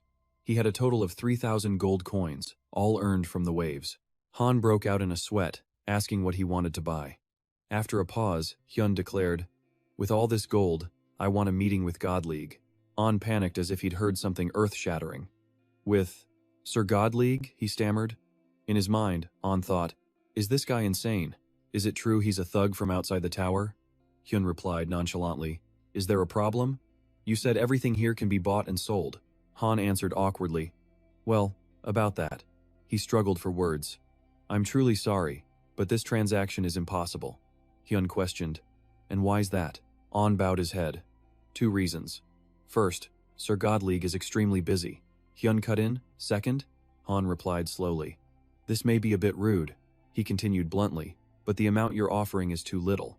3,000 gold is a lot, but it's nothing compared to the value of Sir God League's time." Hearing this, Hyun thought to himself, "I guess it really is impossible." He stroked his chin, deep in thought. Han looked apologetic. "I'm sorry, but please." Then, Hyun cut him off. "How much to meet with the manager here?" Vulcan, who had been listening to the whole exchange, finally spoke up. He didn't hold back his scorn. "You bastard. You're a real piece of work." Vulcan continued, "Asking a regular employee to meet the company president. What did Han ever do to you?" Hyun just smiled brightly. "So, do you have another way for me to meet God League? If so, I'll gladly take your insults." Arriving at a door, he asked, "Is this the place?" He knocked politely. "Ma Deern is here." A voice from within echoed, "Enter." A man sat majestically on a chair inside. "I am Conroy," he introduced himself, "the 10th floor branch manager for God League." "A pleasure to meet you, Super Rookie," Conroy asked. "You wish to meet Sir God League?" Hyun replied, "That's right, but it seems he isn't here." Conroy closed his eyes. "I'm afraid, with the amount you offered." Before he could finish, Hyun held out his hand. "Then how about this?" He spoke with arrogant confidence. "First, call him here. He'll definitely become our sponsor, the moment we meet." Conroy scoffed. "You're betting on your own arrogance." He stood up, walking toward Hyun. "I've heard a lot about you, but it's unpleasant hearing you speak of him so casually."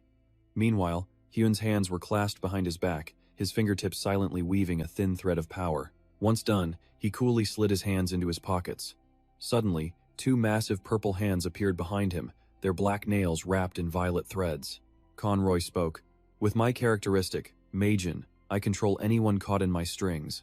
Apologies, but you must leave." Hyun smirked back, clenching his fist. "Then I'll bet on your arrogance too," he declared, swinging his arm. "Is this still not enough?" Conroy was stunned, his jaw dropping in disbelief. "He just nullified my skill?" he thought. "It even works on a rank 180 climber? How?" In an instant, he regained his composure. Purple energy, like a flickering flame, danced on his hand. Conroy said, "All right, then how about this?" After speaking, he clasped his hands together. The space around them suddenly warped. The two reappeared in a different dimension. Conroy spoke, "This must be your first time seeing this. This is the mental world." Hyun cut in, an infinite realm made by separating soul and mind from the body. Conroy's face froze. "How does a 10th floor climber know of this?" He continued, "Then you must know that the laws of reality don't apply here. This is a dimension where you fight using experience and spiritual power." He became ferocious, his body engulfed in immense power, his eyes turning pure black. "If you defeat me in battle, I will arrange a meeting with Sir God League." Hyun was no less imposing, unleashing his own power. A bloody battle was about to begin. He gave a dangerous smile. "Experience and spiritual power, you say? Then you're no match for me." Conroy watched him with a cryptic smile. "All right. How about this?" He clapped his hands, and the space began to shift. Moments later, Hyun and Conroy stood on water, facing each other in silence. Conroy broke the silence first. "I'm sure this is your first time seeing this place, isn't it?" "This is..." Before he could sound smug, Hyun spoke first. "The mental world." Without pausing, Hyun continued, "An infinite world created by separating the soul from the body. Cut off." Conroy was visibly hesitant. How does a 10th floor rookie know about the mental world? Finally collecting himself, his expression darkened. He continued the topic. Then you must know that natural laws don't exist here. This is where you fight with experience and spiritual power. After speaking, Conroy activated his power, purple lightning spreading everywhere. If you defeat me in this fight, I will help you meet Sir God League. When he finished, thin purple threads wrapped around Hyun's body, immobilizing him. Despite being bound, Hyun remained perfectly calm. He stated a simple truth: experience and spiritual power? Then you're no match for me.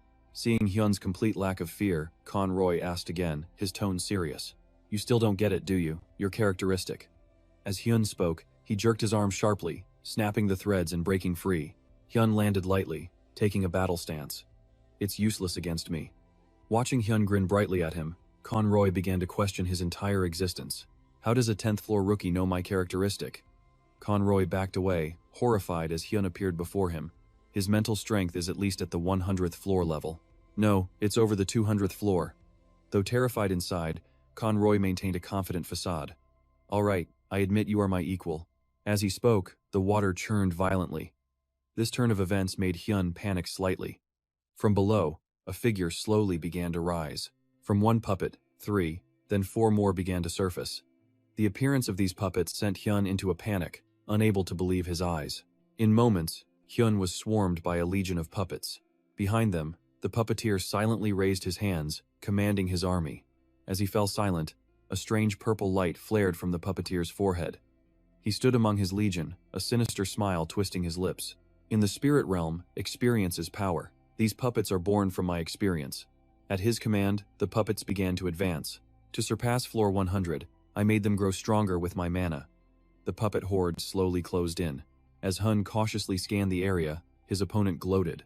These puppets are as strong as climbers from the 50th floor. With that, he let out a crazed laugh. Your fate was sealed the moment you entered my mental world. After his long-winded speech, he finally gave the order to attack. The puppets surged forward as one. A single puppet aimed a punch straight at him. As its fist closed in, Hun's eyes widened in utter shock. Then, the entire horde piled on top of him. One after another, they relentlessly pressed down. The puppet master simply crossed his arms. It's over. Seeing no further movement, he turned to leave. Don't worry, injuries in here aren't real. But fate had other plans. The moment he turned his back, a massive explosion erupted from behind. The blast froze him in his tracks. He whipped his head around in disbelief. What was that? Magic? After the explosion, the water's surface turned jet black. A monster slowly began to rise from the depths. It was a skeleton, wielding a massive trident. The water churned violently around the new arrival.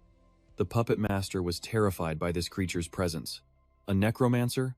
The boss of floor 100 is here? The blackened water spread even wider. This isn't as easy as I thought.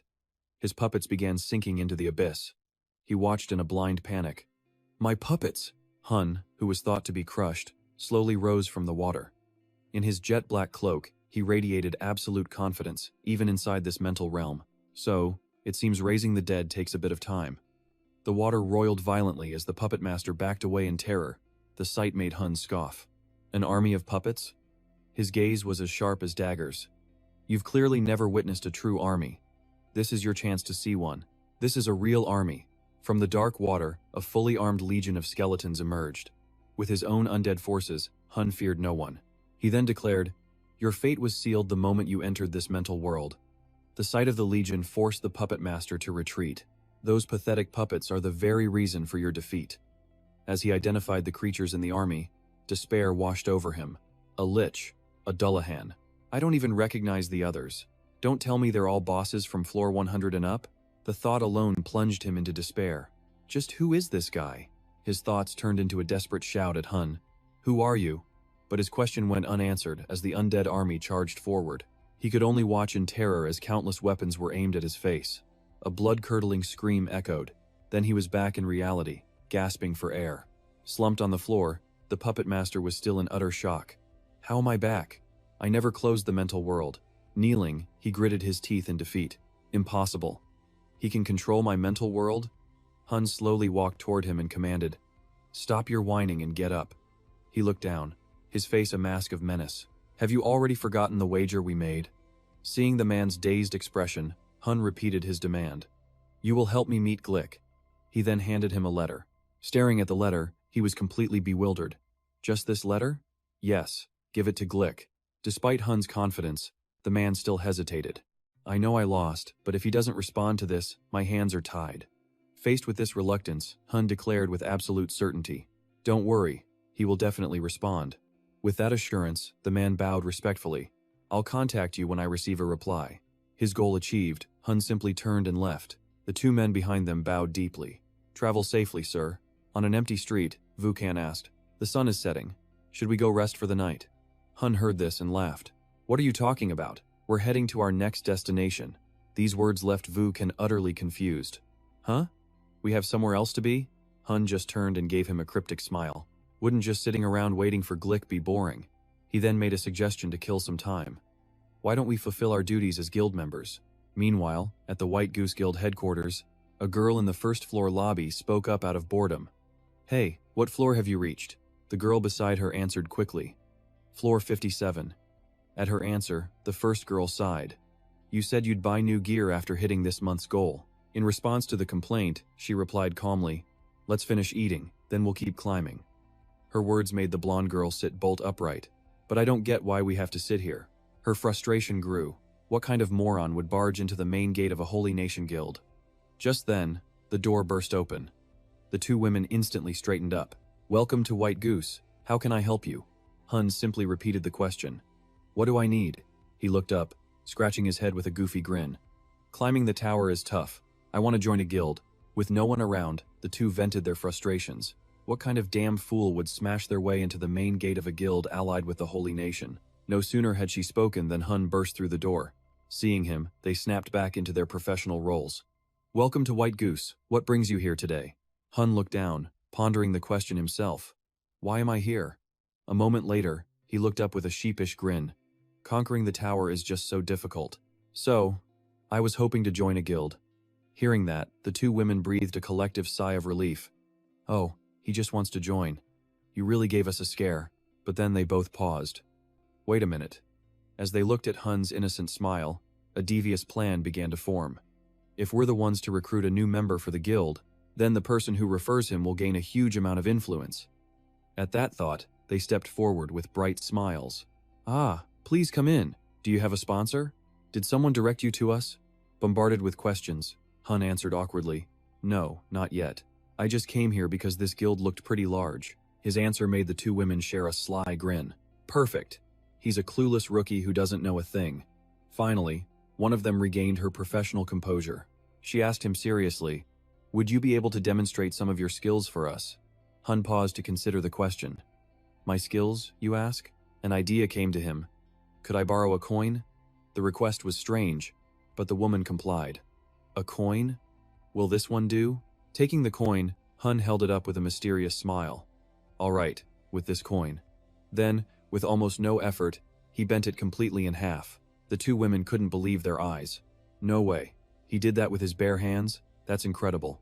Seeing their shocked expressions, Hun thoughtfully added, and I can also perform a few basic spells. At those words, the two girls were stunned.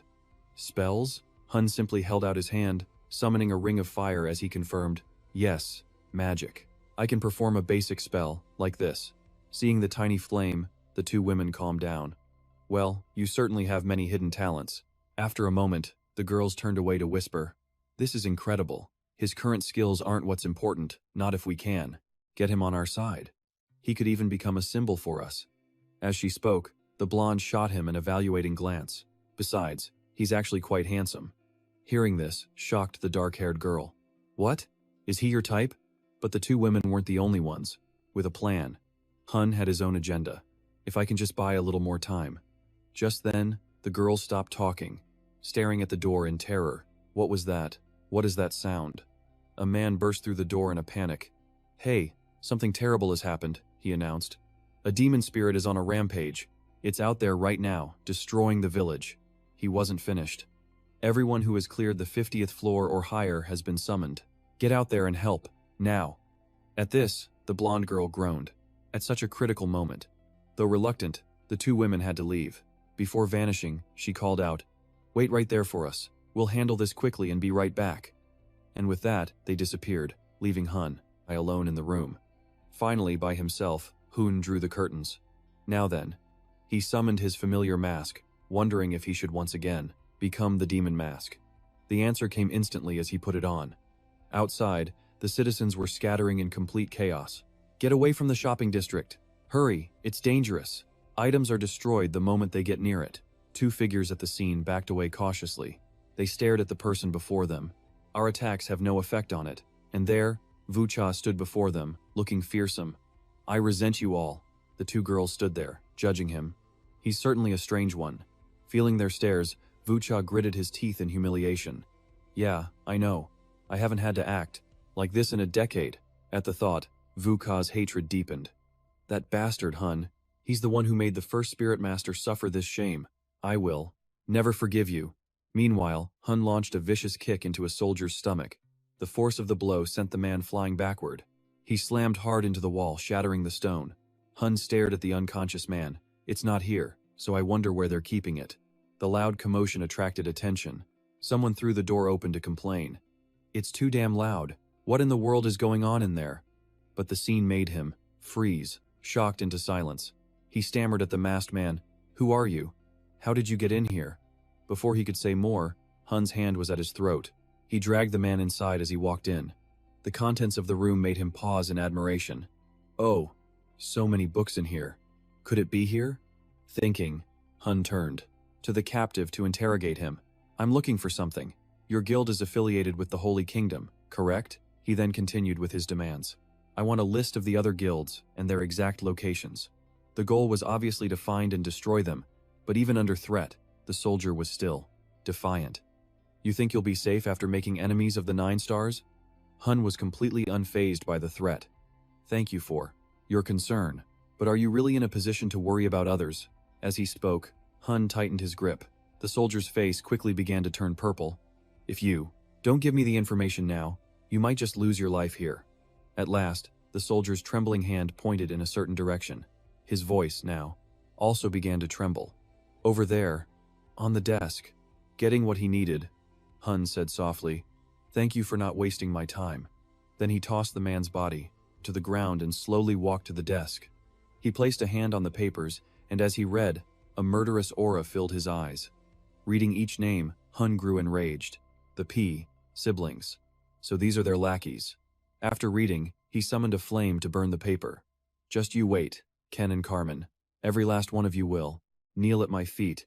He let the ashes fall to the ground and left. I will destroy you all, slowly. From that one burning page, the entire room was engulfed in fire. He walked on, leaving the room to burn to the ground. In another chamber, Glick sat silently in the flickering candlelight as he picked up the letter. He gave it a quick look. A report from the 10th floor branch. A puppet? Just then, a letter fell from the air, and this movement caught Glick's attention. He picked it up, confused. A letter? Is there a reason to send this separately from the main report? As Glick finished, the room fell into a terrifying silence. The more he read, the more horrified Glick became. Demon mask. When he finished the letter, he angrily crushed the paper.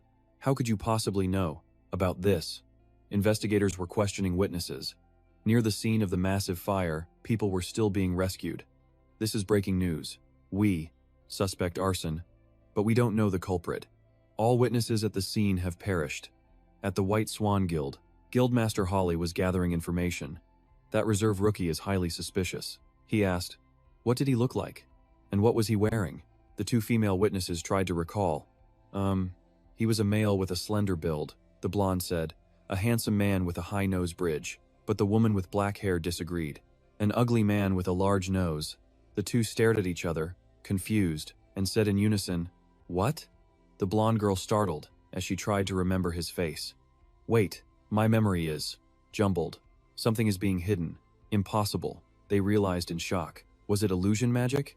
Hun calmly gazed out his window as Vucha appeared. From out of nowhere, I have returned, Hun said coolly. You did well, fire god. He gave a wicked smile, taunting him. People are buzzing about a certain, terrifying spirit that appeared. Vucha scowled. Are you making fun of me? He asked. So what about you? Did you succeed without getting caught? Hun was smug. Of course, it was only low-level magic, but it was effective for this situation. Everyone who met me will remember me with a slight difference in appearance. Vuka grew worried. Then why did you return empty-handed? What about the intel on the other guilds? Hun tapped his head. It's all in here. Vuka was exasperated. Fine, you're the best. As they argued, the doorbell rang. Vuka became alert. Did you order room service? Hun tensed up. Of course not. He touched the doorknob, his mask already on. I'll count to 3, then open the door. Fire God, you capture them. Hun counted. 1, 2, 3 seconds in, Vukan unleashed black chains toward the door, instantly capturing the intruder. The man collapsed. Jin Hyun's eyes narrowed. He recognized him. You're the one from Glick's shop. The poor servant introduced himself from the floor. Yes, I'm Hyon. No, wait. Esteemed customer, he said. Sir Papes sent me. Jin Hyun was then guided to another room. Sir Glick had reached the 10th floor branch, where soldiers stood waiting. Jin Hyun asked Hyon, You look confused. What is it? Where's Glick? A voice echoed. I don't know how you learned what was in that letter. Glick emerged from behind his soldiers. But I must commend your arrogance, and the guts you have to show your face. He stepped forward, radiating killing intent. But that knowledge comes at a steep price. People like you cannot exist in this tower. Jin Hyun smirked behind his mask. Long time no see, Glick. Glick turned and ordered, Bring him to my room. I don't care if he's barely breathing. The soldiers roared. Yes, Sir Glick. Haeon flinched in terror. Jin Hyun prepared for battle. So, you want to fight? Their leader ordered. Formation, prepare for battle. He'll attack to break through. Follow me. But the loudest mouth draws the most attention. Jin Hyun's fist caved in his armor. Are you stupid enough to announce your strategy to me? The shattered armor revealed a foolish, bald old man. A soldier stared in shock. See, Captain? With a glance, Jin Hyun swiftly took them all down. Next target, Glick. Jin Hyun leaped, ready to cleave him in two. You're next, Glick. With a glance from his foe, a massive wave of gold coins surged forward. Jin Hyon froze. The power of gold? He struggled to defend. The immense destructive force sent him flying. He had to admit it. Glick's ability to manipulate gold with mana was impressive. Jin Hyun faced the relentless golden tide. He deflected it with his shield. Is that all you've got, Glick? Glick extended a hand. Of course not. Countless coins erupted into sharp pillars. I'll gather all the gold in this branch into a tidal wave. If this hits you, even you will perish. A massive impact followed, sending gold coins scattering like rain. Glick relaxed. That's the end of him. Suddenly, a spear point was at his throat. Not yet. Jin Hyun stood unscathed. In a battle of speed, I am the only winner. Haeon screamed. Lord Glick. Glick calmly pushed the spear aside. Do you think that scares me? If I wanted you dead, you would be. Jin Hyun stated firmly. No, you can't kill me. Glick's eyes widened. You haven't heard where my intel came from. And they want me alive. Jin Hyun offered. I'll tell you my source. Tense, Glick replied. Follow me. They entered a luxurious private room. Glick locked the door. Quite a magnificent room, Jin Hyun noted. Money is great, isn't it? Glick then unleashed his power, encasing the entire room in gold. Golden spikes from Glick's ability aimed at Jin Hyun. My power of gold, he warned, has sealed us off from the outside world. Not even a god or a demon can get in here. Glick raged. Now, tell me, he demanded. Who told you I was the master of the auction house? The auction, a massive system where players freely trade items inside the tower. But this system didn't just appear naturally in the tower. It was created by a single person, and that person is me, Glick. He grew tense. If this truth got out, the Glick company would collapse. He gritted his teeth. Tell me, Glick screamed. Which bastard told you I was the auction's master? Jin Hyun laughed. I was just kidding. Nobody told me anything. Glick channeled his power, forming a massive golden axe. Then I guess you won't mind losing an arm and a leg. Glick swung the weapon wildly. Jin Hyun calmly watched the attack approach.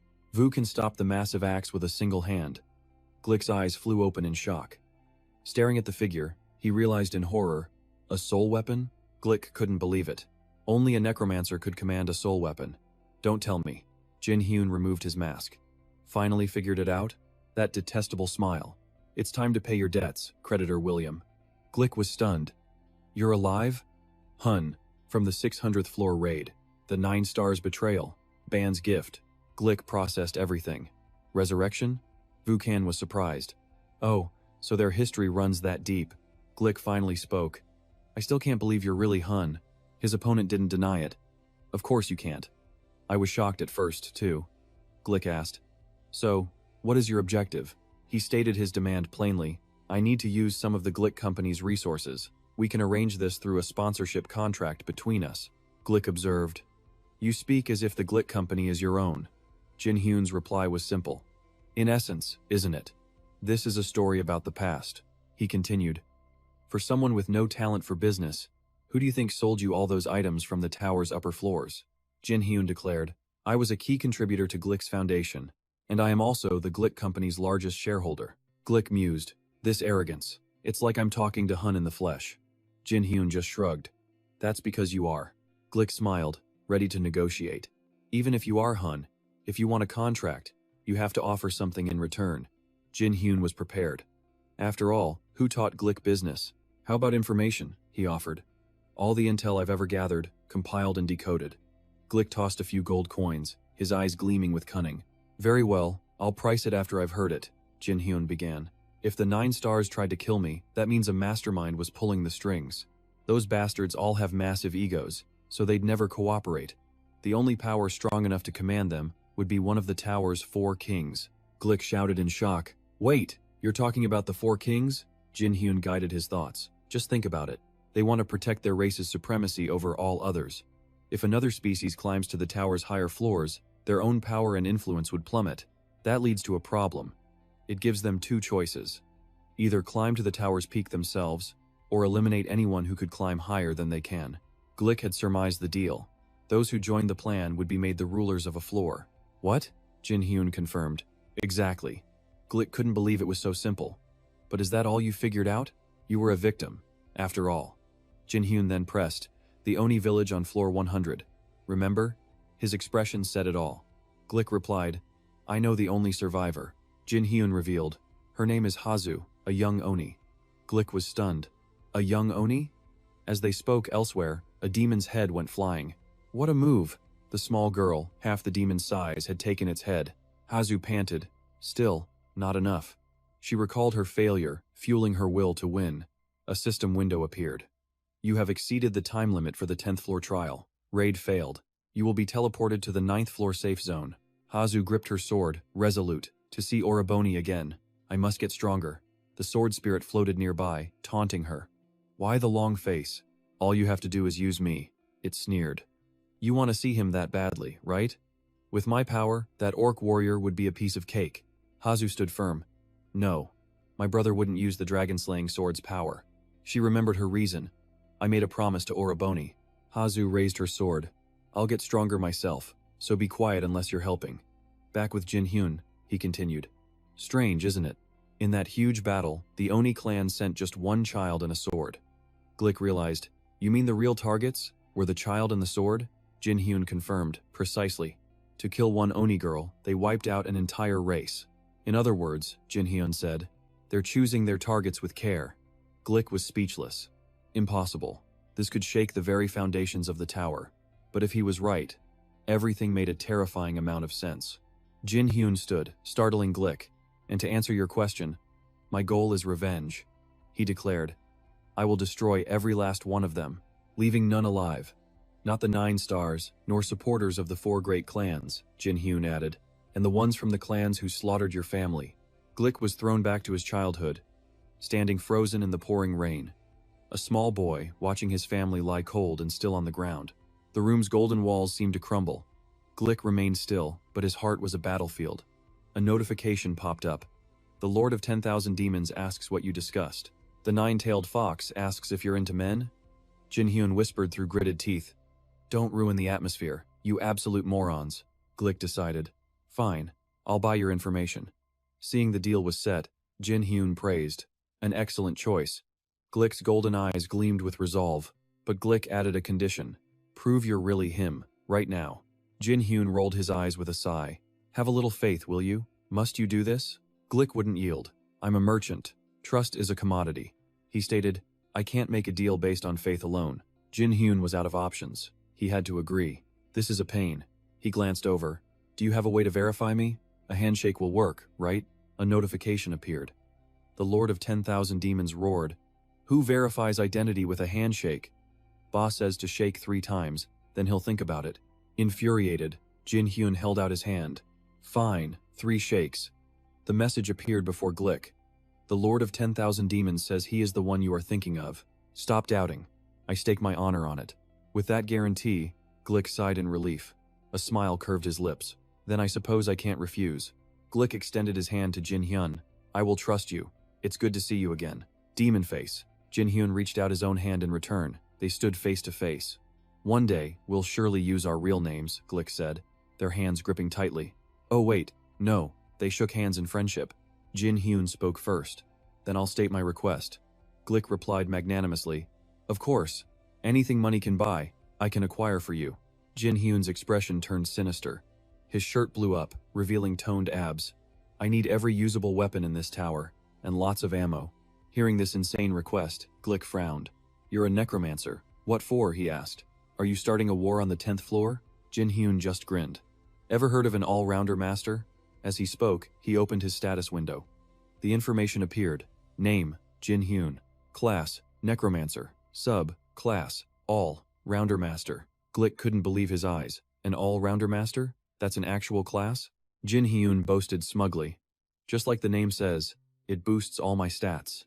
Even weapons I've never touched feel like I've used them for years. Hearing this, Glick's mind raced. If that was true, Jin Hyun was stronger than before. He was still weak now, but his potential was limitless. Then my job is to maximize his potential. Decided, Glick turned and yelled, Puppet, are you out there? The man peeked in, responding respectfully. Yes, sir. Are you finished? Glick immediately commanded. Buy every single weapon on the 10th floor for me. Use another company's name to be discreet. Also, he pulled out a golden card, ordering a VIP package with absolute authority.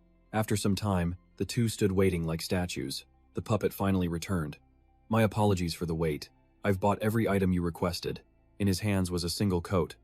This left Jin Hyun confused. This is everything? It's just a cloak. I needed more than just weapons. The puppet offered the robe, its voice laced with mystery.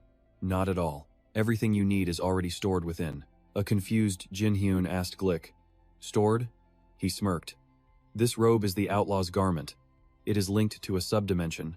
It can hold countless inanimate objects, just like a vast warehouse. Its temperature, size, and color are also user customizable. The cloak is also protected by a magic enchantment. If you put an accessory inside, the effect transfers to your gear. It is an extremely rare item in this tower. Take good care of it. Hearing the warning, Jin Hyun joked. You're the one who should be careful. I might just go on a spending spree. The scene changes. Heavy footsteps emerge from a portal. Kim Sung-tae gasped for breath, telling his companions, We're still alive. I thought we were all goners. A man in blue spoke up. Because we took the challenge as a group, none of us gained any achievements. Luckily, we survived thanks to Sung-tae's support gear. The last man on the ground lifted his head, but we're broke before even reaching the 10th floor. How can we keep climbing the tower? Sung-tae turned back. Don't worry. The White Goose Guild has someone on the 10th floor. We can continue if we meet him, and get even more money. But Sung-tae couldn't forget that face from the first floor, the one who became a superhuman trainee, known as Demon Face. He dared to threaten and humiliate me. I will make him pay. As his rage grew, he grinned. All right, let's go. Time for some bloody revenge. But upon returning, the three of them stood aghast. Their building had been burned to the ground. Sung-tae stammered. What happened here? The sky grew dark. The other guild members had evacuated to the 30th floor, and he'd lost contact with his connection. What's the plan, Sung-tae?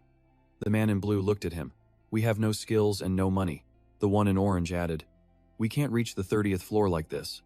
When Sung-tae was silent, they pressed him. Hey, say something. We trusted you.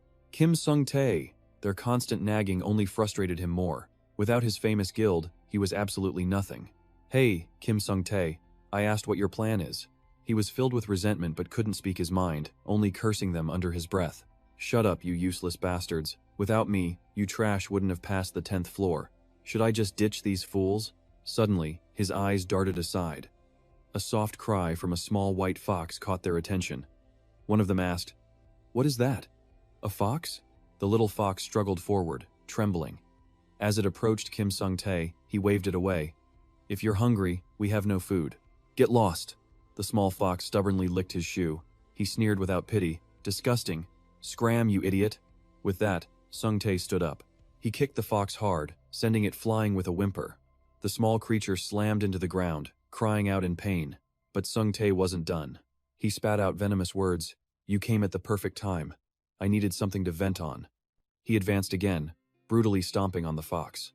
He cursed, damn it, why me? Why is everything so hard? My life is a complete failure. The little fox beneath his foot was now exhausted. It was too weak to resist. Sung Tae's curses grew fiercer, his stomps harder. Surrounded by idiots. My luck is rotten. A light suddenly appeared in the dark alley. A sharp blade pierced through Sung Tae's foot, severing it. He froze for a moment, watching blood gush like a fountain.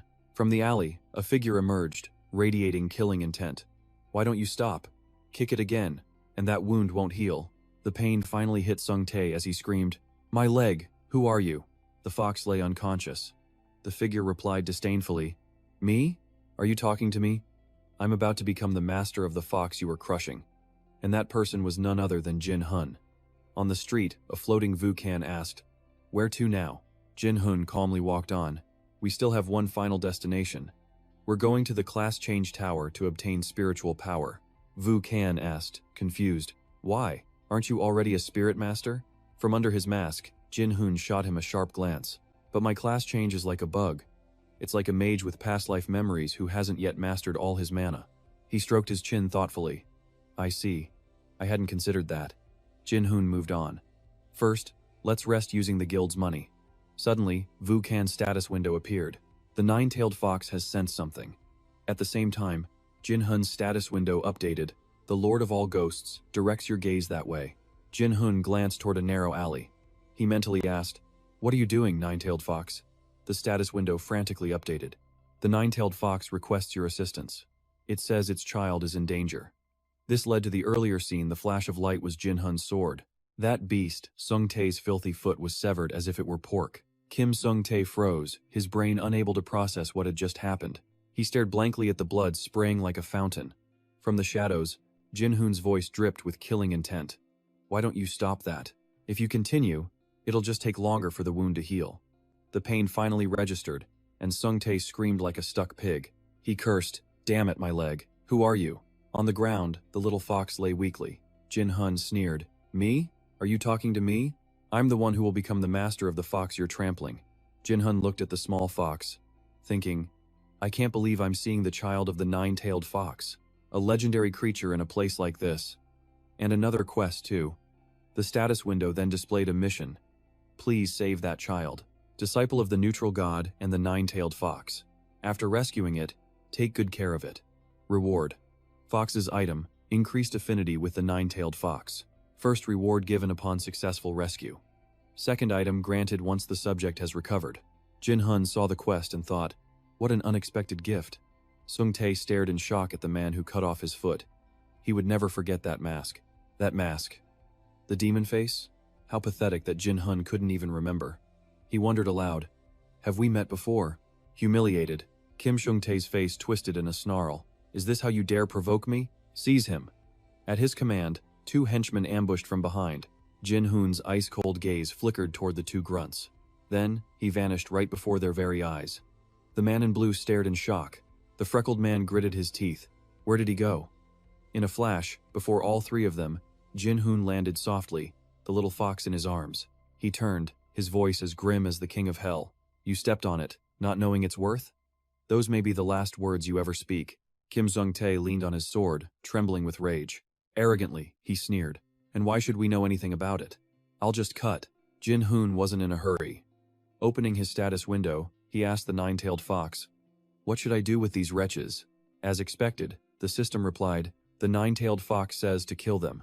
Fearless, Kim Sung Tae's men closed in, surrounding him. This sealed his only escape route. Jin Hun leaned over, holding something, and called out, Hey, grab the item to your left. While he was still stunned, Jin Hun kindly tossed the man's own severed leg over. Sung Tae's eyes blazed with fury. Did he just throw my own leg at me? But Jin Hun didn't just throw it, he weaponized it. The severed limb began to crack apart. Holding the small fox, Jin Hun declared, Corpse explosion! He looked down at the tiny creature. So, you're the child of the nine-tailed fox? The cub yelped joyfully in response. The two then brought the little fox home. The immediate problem was what to do with it. Staring at the small fox, one of them asked, So what now? First, it needs a name. We can't just keep calling it the nine-tailed fox's child. Jin-hoon thought with a serious expression, if we shorten Little Fox, does that make it Licks? Hearing this, the little fox froze on the spot. Vu-kan couldn't hold back. I think that cub is going to maul you when it gets bigger. The status window chimed in perfectly. The nine-tailed fox is nodding vigorously. Jin-hoon shot back. Got a better idea? Vu-kan boasted. Witness my naming sense, honed over countless years. With the meaning shining brightly, ho for fox and rang for radiant. We'll call it Harang. After hearing the name, Jin-hoon fell completely silent. Annoyed, Vu-kan yelled, if you don't like it, just say something. That's when Jin-hoon spoke up. An idea. Since it's a two-tailed fox, let's just call it Miho. That's best, right? Vu-kan smirked, and you think that picky cub will accept that name? But as expected, Vu-kan was immediately proven wrong. The little fox adored its new name. Jin-hoon grinned. See? It likes it. Defeated, Vu-kan just cleared his throat. A notification appeared in the status window. Side quest. Complete. You have successfully rescued Miho, child of the nine-tailed fox. The reward has been granted. A small orb of light materialized above Miho's head. It held a fox seal and flew towards a stunned Jin-hoon. This was a fox mask. When worn, you can use the abilities of the Fox clan. The mask's power also grows with the owner's own base strength. Jin-hoon held the mask, examining it closely. It looked like an Oni mask. If this holds Fox clan abilities, there must be several, but charm is the best of them all. There's no better skill for incapacitating an enemy. Just then, a new message from the nine-tailed fox appeared. It said the quest was still ongoing. The nine-tailed fox reminds you to strengthen the cub's vitality. Seeing the update, Jin-hoon couldn't help but ask, vitality? So what do I have to do? Quest Part 2. To restore Miho's power, you must feed it 999 fresh livers. The reward is increased affinity with the nine-tailed fox. Vu-kan muttered, 999 livers. Jin-hoon's face twitched, and fresh, meaning I have to hunt them myself, right? But then his eyes fell on the mask on the table. Well, considering this mask's value, I guess it's a fair trade. He shot a friendly smile toward the nine-tailed fox. Gaining your favor has its perks, right? I'm looking forward to it. The nine-tailed fox was terrified of this madman and immediately looked away. The nine-tailed fox said, your current priority is the quest. Vu-kan quickly made to leave. All right, since that's settled, I'm heading out on patrol. As he watched him go, Jin-hoon added a reminder. At sunrise, we're heading to the class change tower. If you think you'll be late, just meet us there. And with that, Vu-kan vanished right through the ceiling. Following Vu-kan on patrol, he gazed down below, thinking, just as I thought. It's so different from when I last climbed the tower.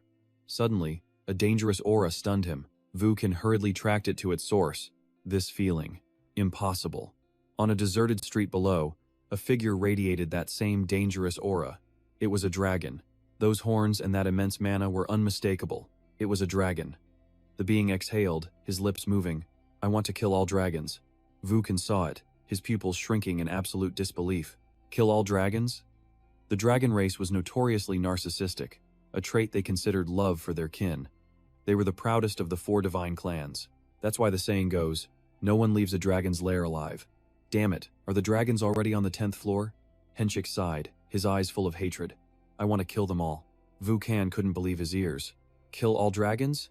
He knew them to be a self-loving race. Their deep familial bonds were legendary. They held the most pride among the 4 kingly clans. For a dragon to say such a thing meant he wouldn't spare a single one of his own brethren. Vu-kan broke into a cold sweat. Witnessing this, he could only curse to himself, damn it, the dragons are about to reach the 10th floor.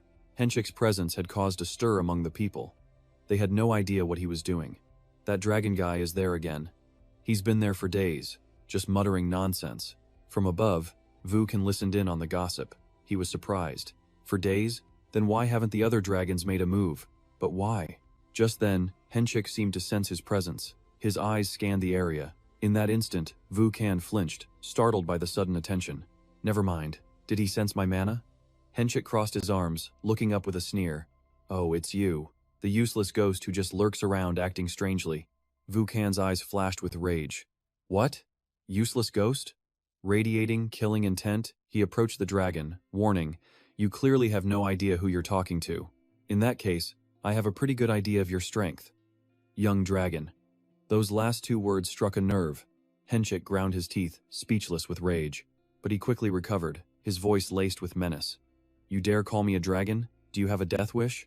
On the outskirts of the 10th floor, Jin-hun headed toward the class change tower alone. He wondered, that fire god bastard isn't back? Why isn't he responding? Shaking it off, he pushed the door open and shouted, Is anyone here? Just then, a man appeared and greeted him, offering an introduction. I'm Ken, the climber currently managing the class change tower. Jin-hun looked around and bluntly remarked, This place is completely dead, huh?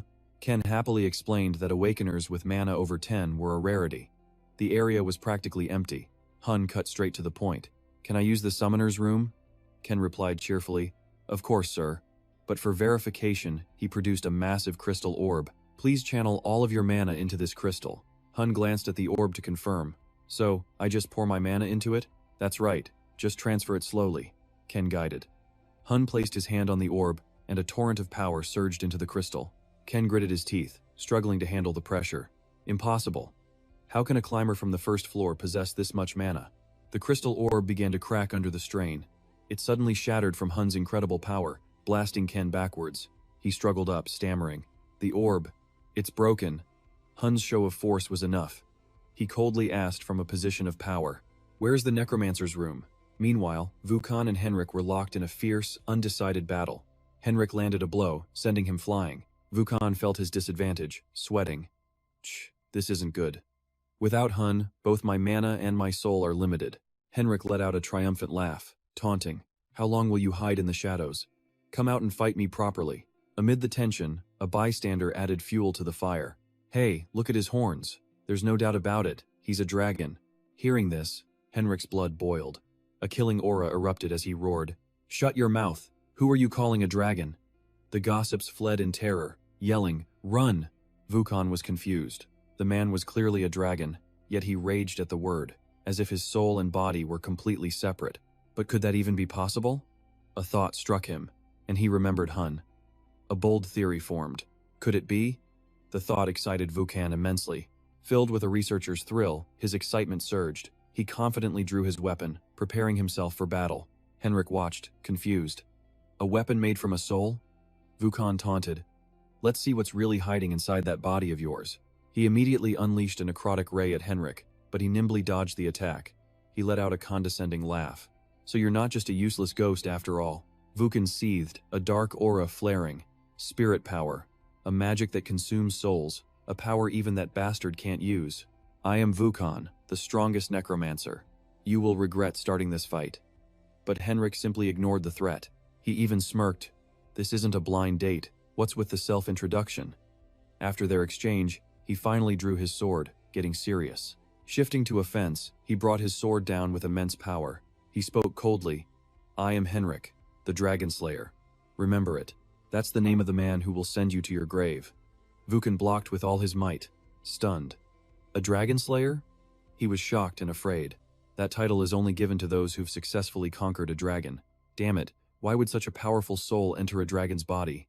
Vukan cursed his foolishness as dread washed over him. Damn it, I underestimated him because he looked so young. But if a Dragon Slayer's soul from the 7,800th floor is in that body, then even with Hun, our victory is not guaranteed. Vukan's heart pounded as he considered this. So that means? But he held his ground. Henrik scoffed. You think I'll fall for that again? But Vukan unleashed a new skill, Soul Shackles, freezing Henrik for 5 seconds in spectral chains. Enraged, he countered with 1,000 heavenly cuts. The smaller phantom claws were easily destroyed, but the real threat was coming.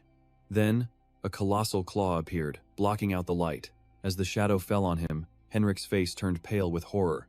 Vukan roared, Titanic Soul Shackles. The terrified girl in his arms screamed. He held her close, whispering, Don't worry, it'll be okay. As he knew, spirit power was the very essence of a necromancer. Necromancers can use souls instead of mana. The thought chilled him. The quickest way to awaken spirit power is in a spirit state. In other words, one has to be near death.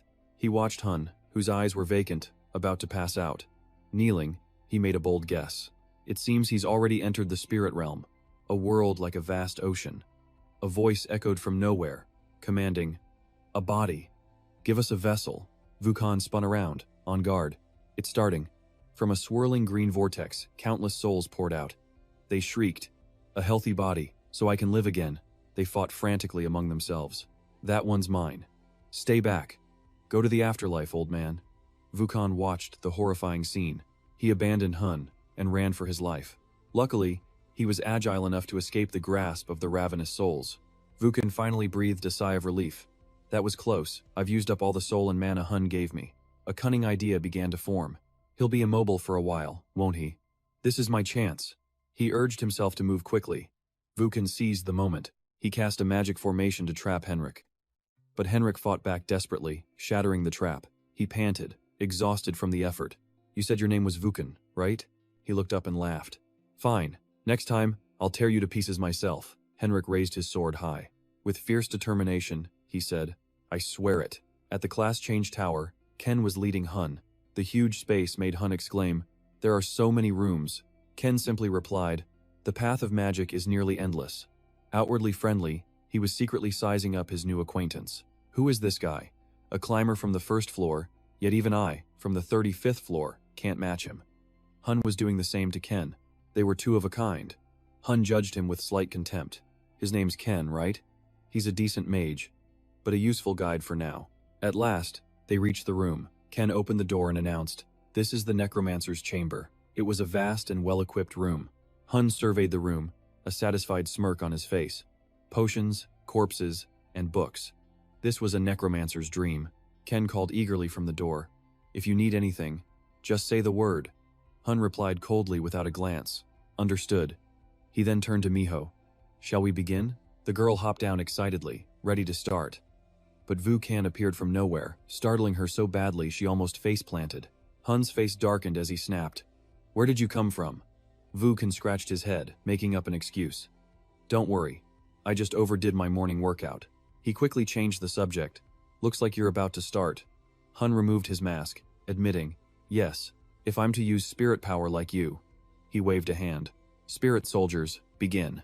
The spirit soldiers obeyed, bringing stacks of books, drawing a summoning circle, and lighting candles, serving Hun diligently. They hovered protectively behind him.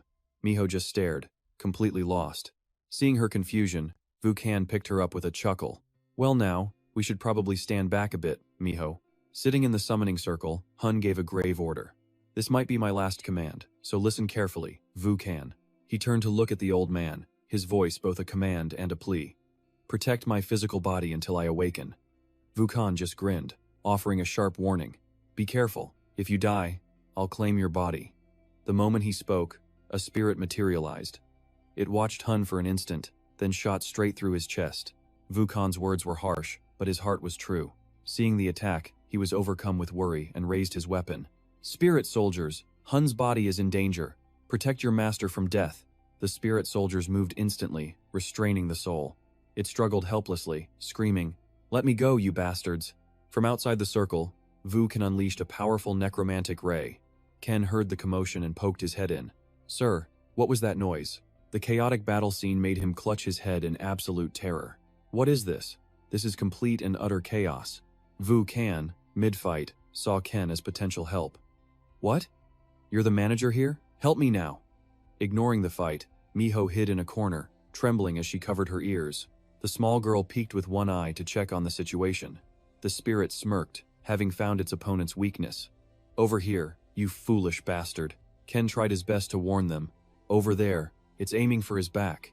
In the tense chaos, Vukan could only curse under his breath. Damn it. The spirit closed in behind Hun, whispering insidiously, Wake up, you fool. Your body is about to be stolen. Just then, Miho bravely leaped forward, blocking the spirit's wicked attempt. You idiots only defend from one direction? Another spirit taunted, as it attacked from the rear. Seeing this, both Ken and Vukan started to panic. Ken screamed, This way! Behind him! Damn it! Vukan roared, his face twisted with rage. By then, the spirit was right on top of him. Vukan glared at him and roared, Wake up, you damn fool! Your body's about to be stolen! Suddenly, Miho dashed forward, leaping to block the spirit. She cried out as a brilliant pink aura enveloped her body. Miho squeezed her eyes shut, pouring all her strength into unleashing her technique. Vukan and Ken could only stare in astonishment. Vukan watched with concern, crying out, Miho! Ken, meanwhile, gasped in shock. That light is... The attacking spirits stopped dead, questioning one another. What is that? Where did it come from? I don't know. Then, the light in their eyes slowly turned a soft pink. Their eyes morphed into hearts, like devoted fans seeing their idol. They all cried out at once, "So cute! And look at that little tail!" One by one, the spirits fell to the ground, looking blissful. So adorable. Lovely. Haha, so very cute. Exhausted, Vukan collapsed to his knees. Seeing his own spirits mesmerized, he cursed, "Damn it, you guys too?" Even Ken was entranced, asking dreamily, "What is that adorable creature?" Seeing this, he turned and yelled at the boy, "Hey, snap out of it!" He then looked to Miho, his mind racing. This is charm magic, but it should only work on physical beings, a power that can turn souls into puppets. A creature blessed with the blood of gods is truly on another level. As he was lost in thought, Miho stood guard behind Hun. Suddenly, a massive skull materialized in the room, roaring in anger. How noisy! This is far too chaotic. Its colossal body emerged, a giant skeleton in iron armor, wielding a massive weapon. It continued to speak slowly. Seeing it, Vukan felt a chill run down his spine. In life, he was a powerful tower climber. If he takes Hun's body, we're in serious trouble. Just as he thought that, the great skeleton noticed Hun. Oh, a new vessel. Vukan scrambled to his feet, his mind racing. I have to stop him.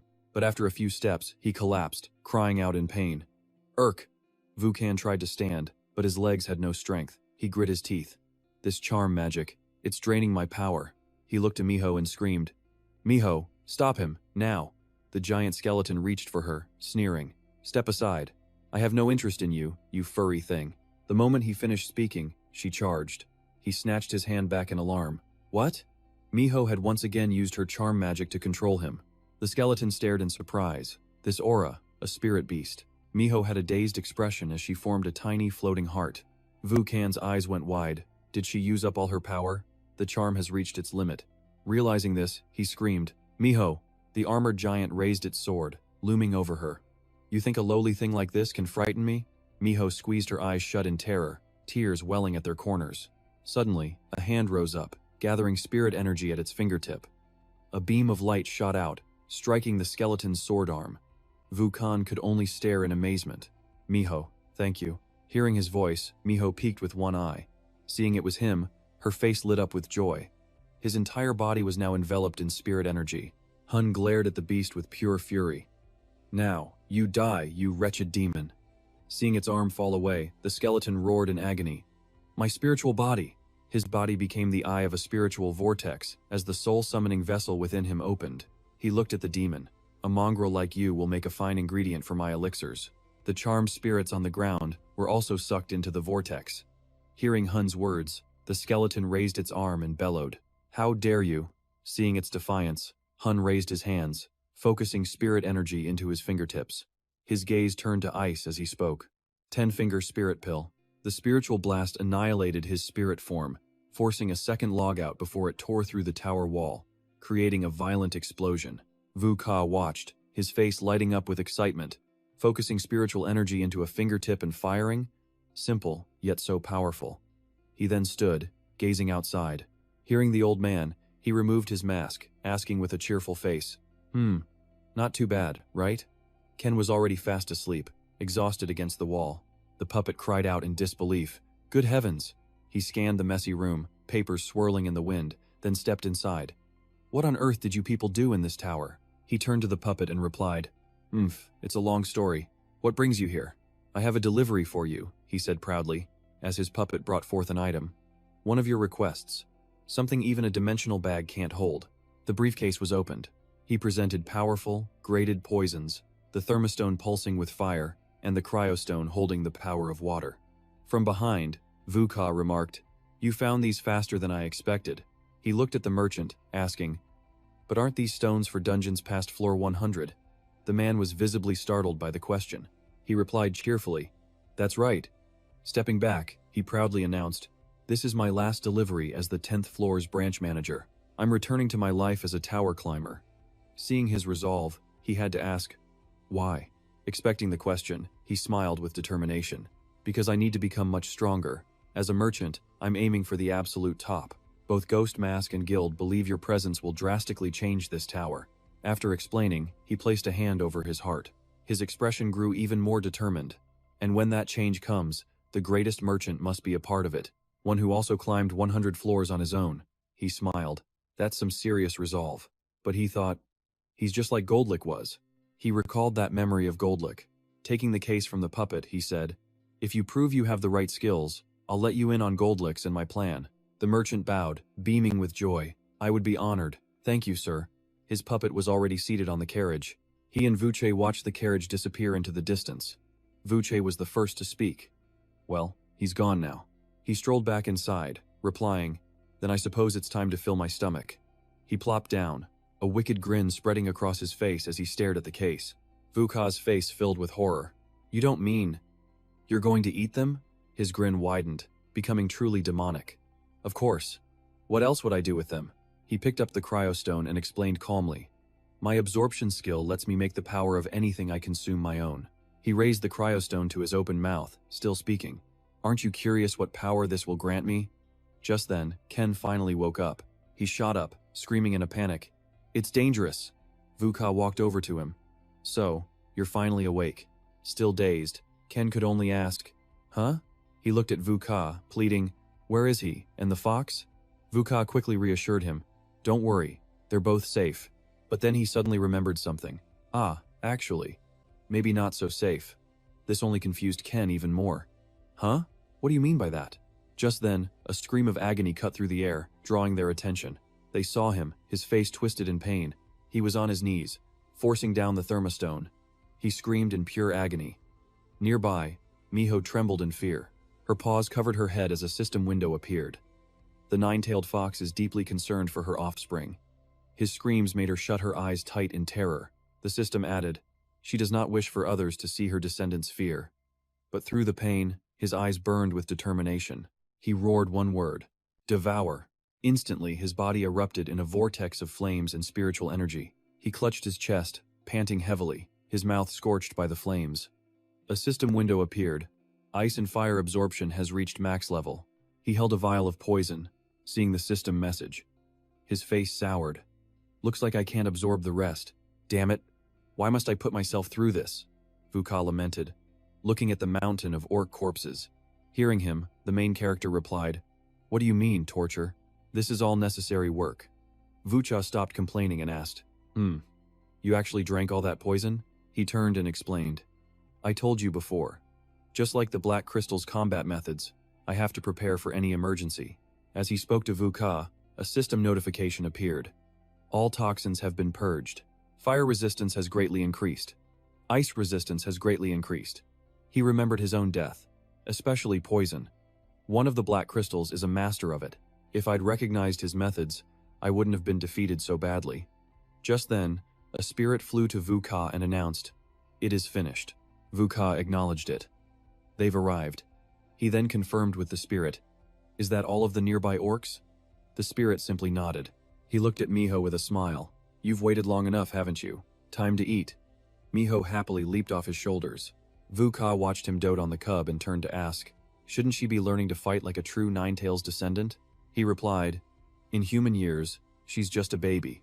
Just then, Miho bared her sharp fangs and began to tear into the orcs. Vuka and he watched, stunned.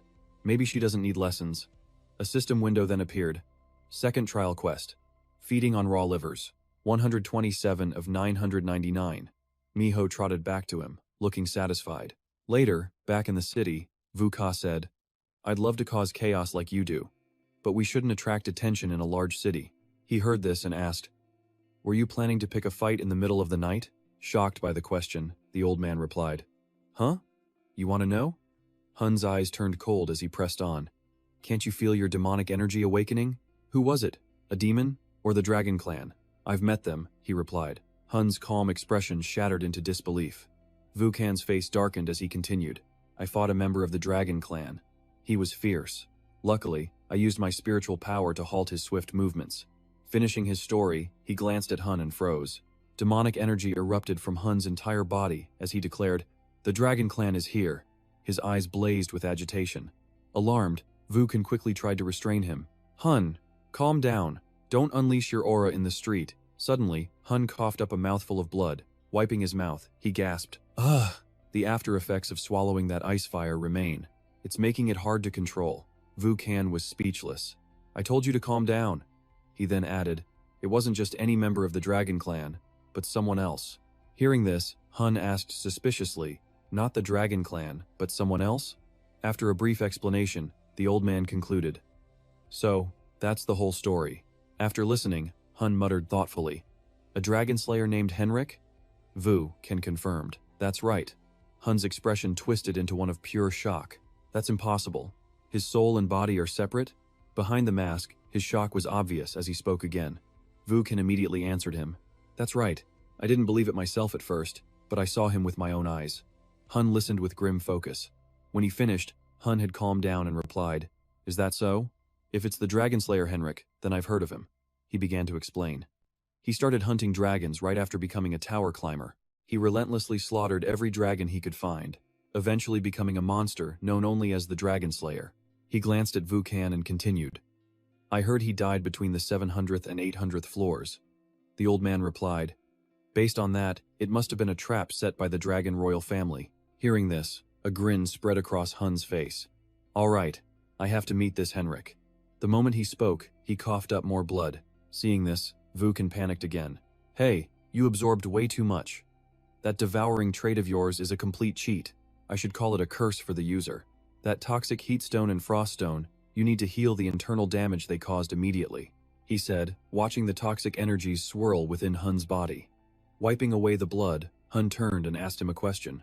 "Heal? See a priest or something? Are you crazy? You want me to be purified by holy power like some lost soul?" Vu Can instantly shot back.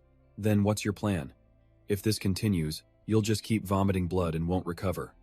Hun replied, "The best way is to obtain holy power to heal myself." Vu Can scoffed, "Humph, have you lost your mind? How is that even possible?" Suddenly, Miho, resting on his back, sensed something and cried out. "What is it, Miho?" he asked, glancing over at her. Her cries grew louder and more frantic. Hun grew alarmed and pressed her again. "What's wrong? My ears! Be quiet!" he snapped. Just then, Vu Can also sensed a presence and shouted, "Hun!" A massive question mark appeared in Hun's mind. The old man looked past him and said, "Something strange about those people." The crowd on the street had suddenly frozen like statues.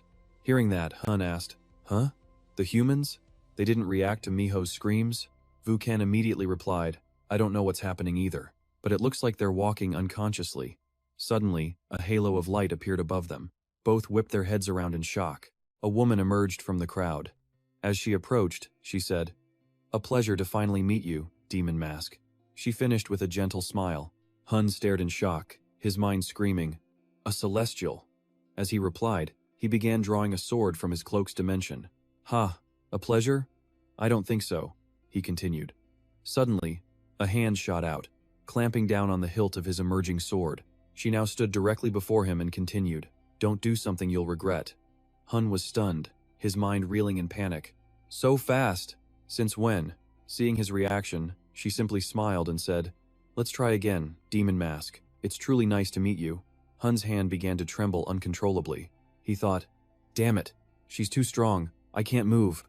Suddenly, Ju gently touched his mask and whispered, "Your throat is injured." Her hand moved to his chest. "Your stomach, liver, all your internal organs are damaged." Hun wondered, "What are you doing?" Suddenly, the halo above Ju's head glowed brilliantly. A powerful light radiated from her body.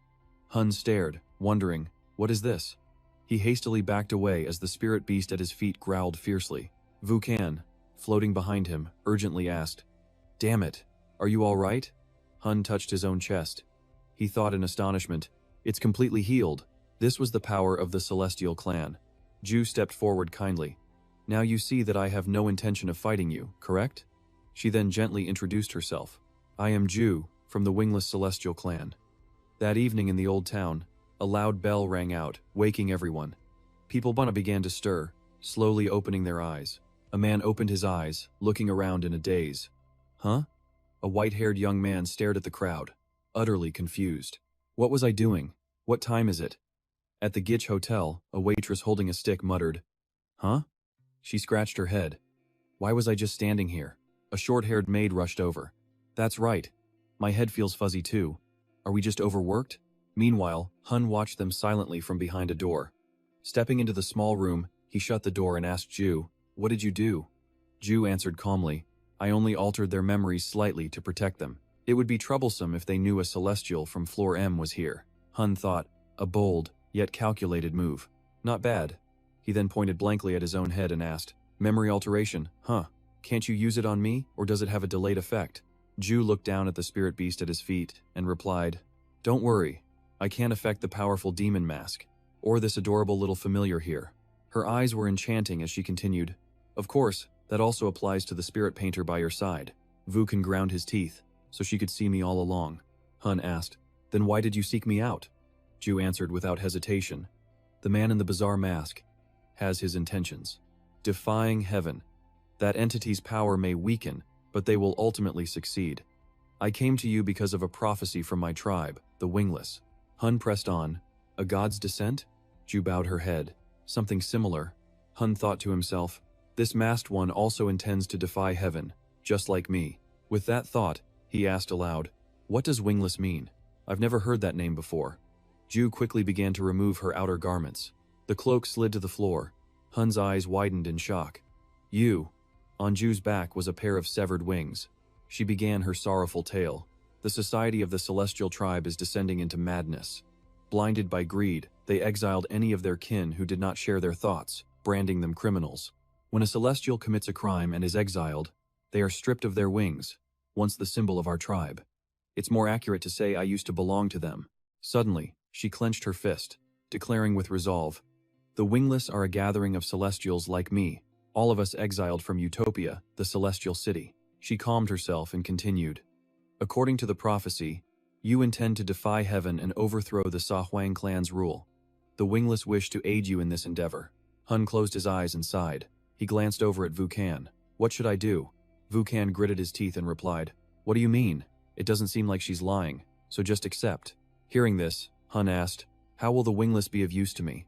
Ju closed her eyes sadly. We won't. Hun was stunned. What? Ju explained. The Wingless tribe's power is immense, but Utopia has marked us as enemies. We are constantly under their surveillance. As our numbers grow, so does the hostility from celestial society. Hun thought to himself, what a pain. It's a waste to pass up an army of former celestials, but the risk of accepting them is far too great. After a long moment of thought, Hun gave his answer. He asked, even if you must endure their oppression, when the crucial moment comes and I need your strength, will the Wingless help me? Ju replied with conviction, we are ready. Hun praised her, excellent. Let us form an alliance, Wingless clan. Ju bowed deeply, overjoyed. Thank you, Lord Demon Mask. Hun thought, it seems our faction's identity hasn't been revealed yet. He then held out a hand. Can you blind the eyes of gods and demons? After a moment of confusion, Ju replied, yes, for a short while. She then plucked a feather from her back and blew a stream of light into it. Instantly, countless feathers appeared, forming a barrier around them. Hun mused, the same structure Golditch used. He then wondered, will they be unable to hear us? Ju confirmed, yes, they won't hear a thing, even if you curse them. Hearing that, Hun quickly took off his mask. He yelled, so, are you damn eavesdroppers listening now? Ju gasped in shock. Ah. Hun sighed in relief. He said cheerfully, so it's true. Ju replied, yes. Why did you need this space, my lord? Hun turned back. Now that we're on the same side, I'll take off my mask. The moment she heard his name, Ju froze as if turned to stone. She stammered, Hun? Then she immediately dropped to her knees. He rushed toward her. Hey. Ju bowed her head. Forgive my ignorance, my lord. Hun stared in pure disbelief. He exclaimed, wait, you know who I am? Hun, you died 10 years ago. Ju confessed, her voice laced with deep remorse. 10 years ago, I was one of those who passed judgment on your death. Hearing this, Hun froze, and his expression darkened completely. Ju remained prostrate before him. A foot slammed down, wreathed in violet smoke. His voice was ice. Continue. His expression was utterly murderous, overwhelming her with its pressure. You should choose your next words very carefully. Ju kept her head down, answering in a near whisper. If one climbs all 999 floors of the tower, do you know what happens?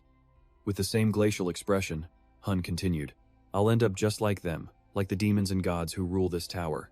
Hearing this, Ju replied, the celestial tribe, no, the Sahuang clan, is drowning in their own superiority, and they want to monopolize that position. Ultimately, They wished to eliminate anyone besides themselves who could conquer the tower. She imagined a giant foot about to crush a newly sprouted seedling.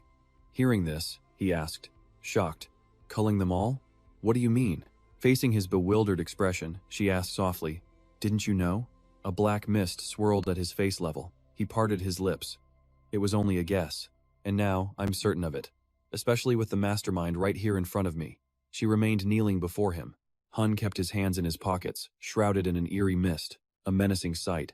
Then suddenly, his expression twisted into something terrifying. His eyes blazed as he roared, "I will send your head to the celestial tribe." At his words, dark tendrils of smoke coiled around Ju's throat. She began to stammer. That is why I became useless to the Celestials." Seeing this, he asked with some curiosity, "What does that mean?" Though his power enveloped her completely, she struggled to explain. "I was rendered useless 10 years ago, because I opposed the Celestial Tribe's decision to cull a certain tower climber." At that moment, Ju's shimmering eyes suddenly flew open. Stammering, she revealed, "That person is the Black Necromancer. Hun, it is you." At her words, his cold, indifferent face instantly twisted in shock. He stood there, staring at her in silence. Suddenly, Hun turned away with a pout. "So mean. You owe me an apology, don't you think?" Ju simply replied, "No. This is a problem I must face." His anger then subsided, and he waved his hand.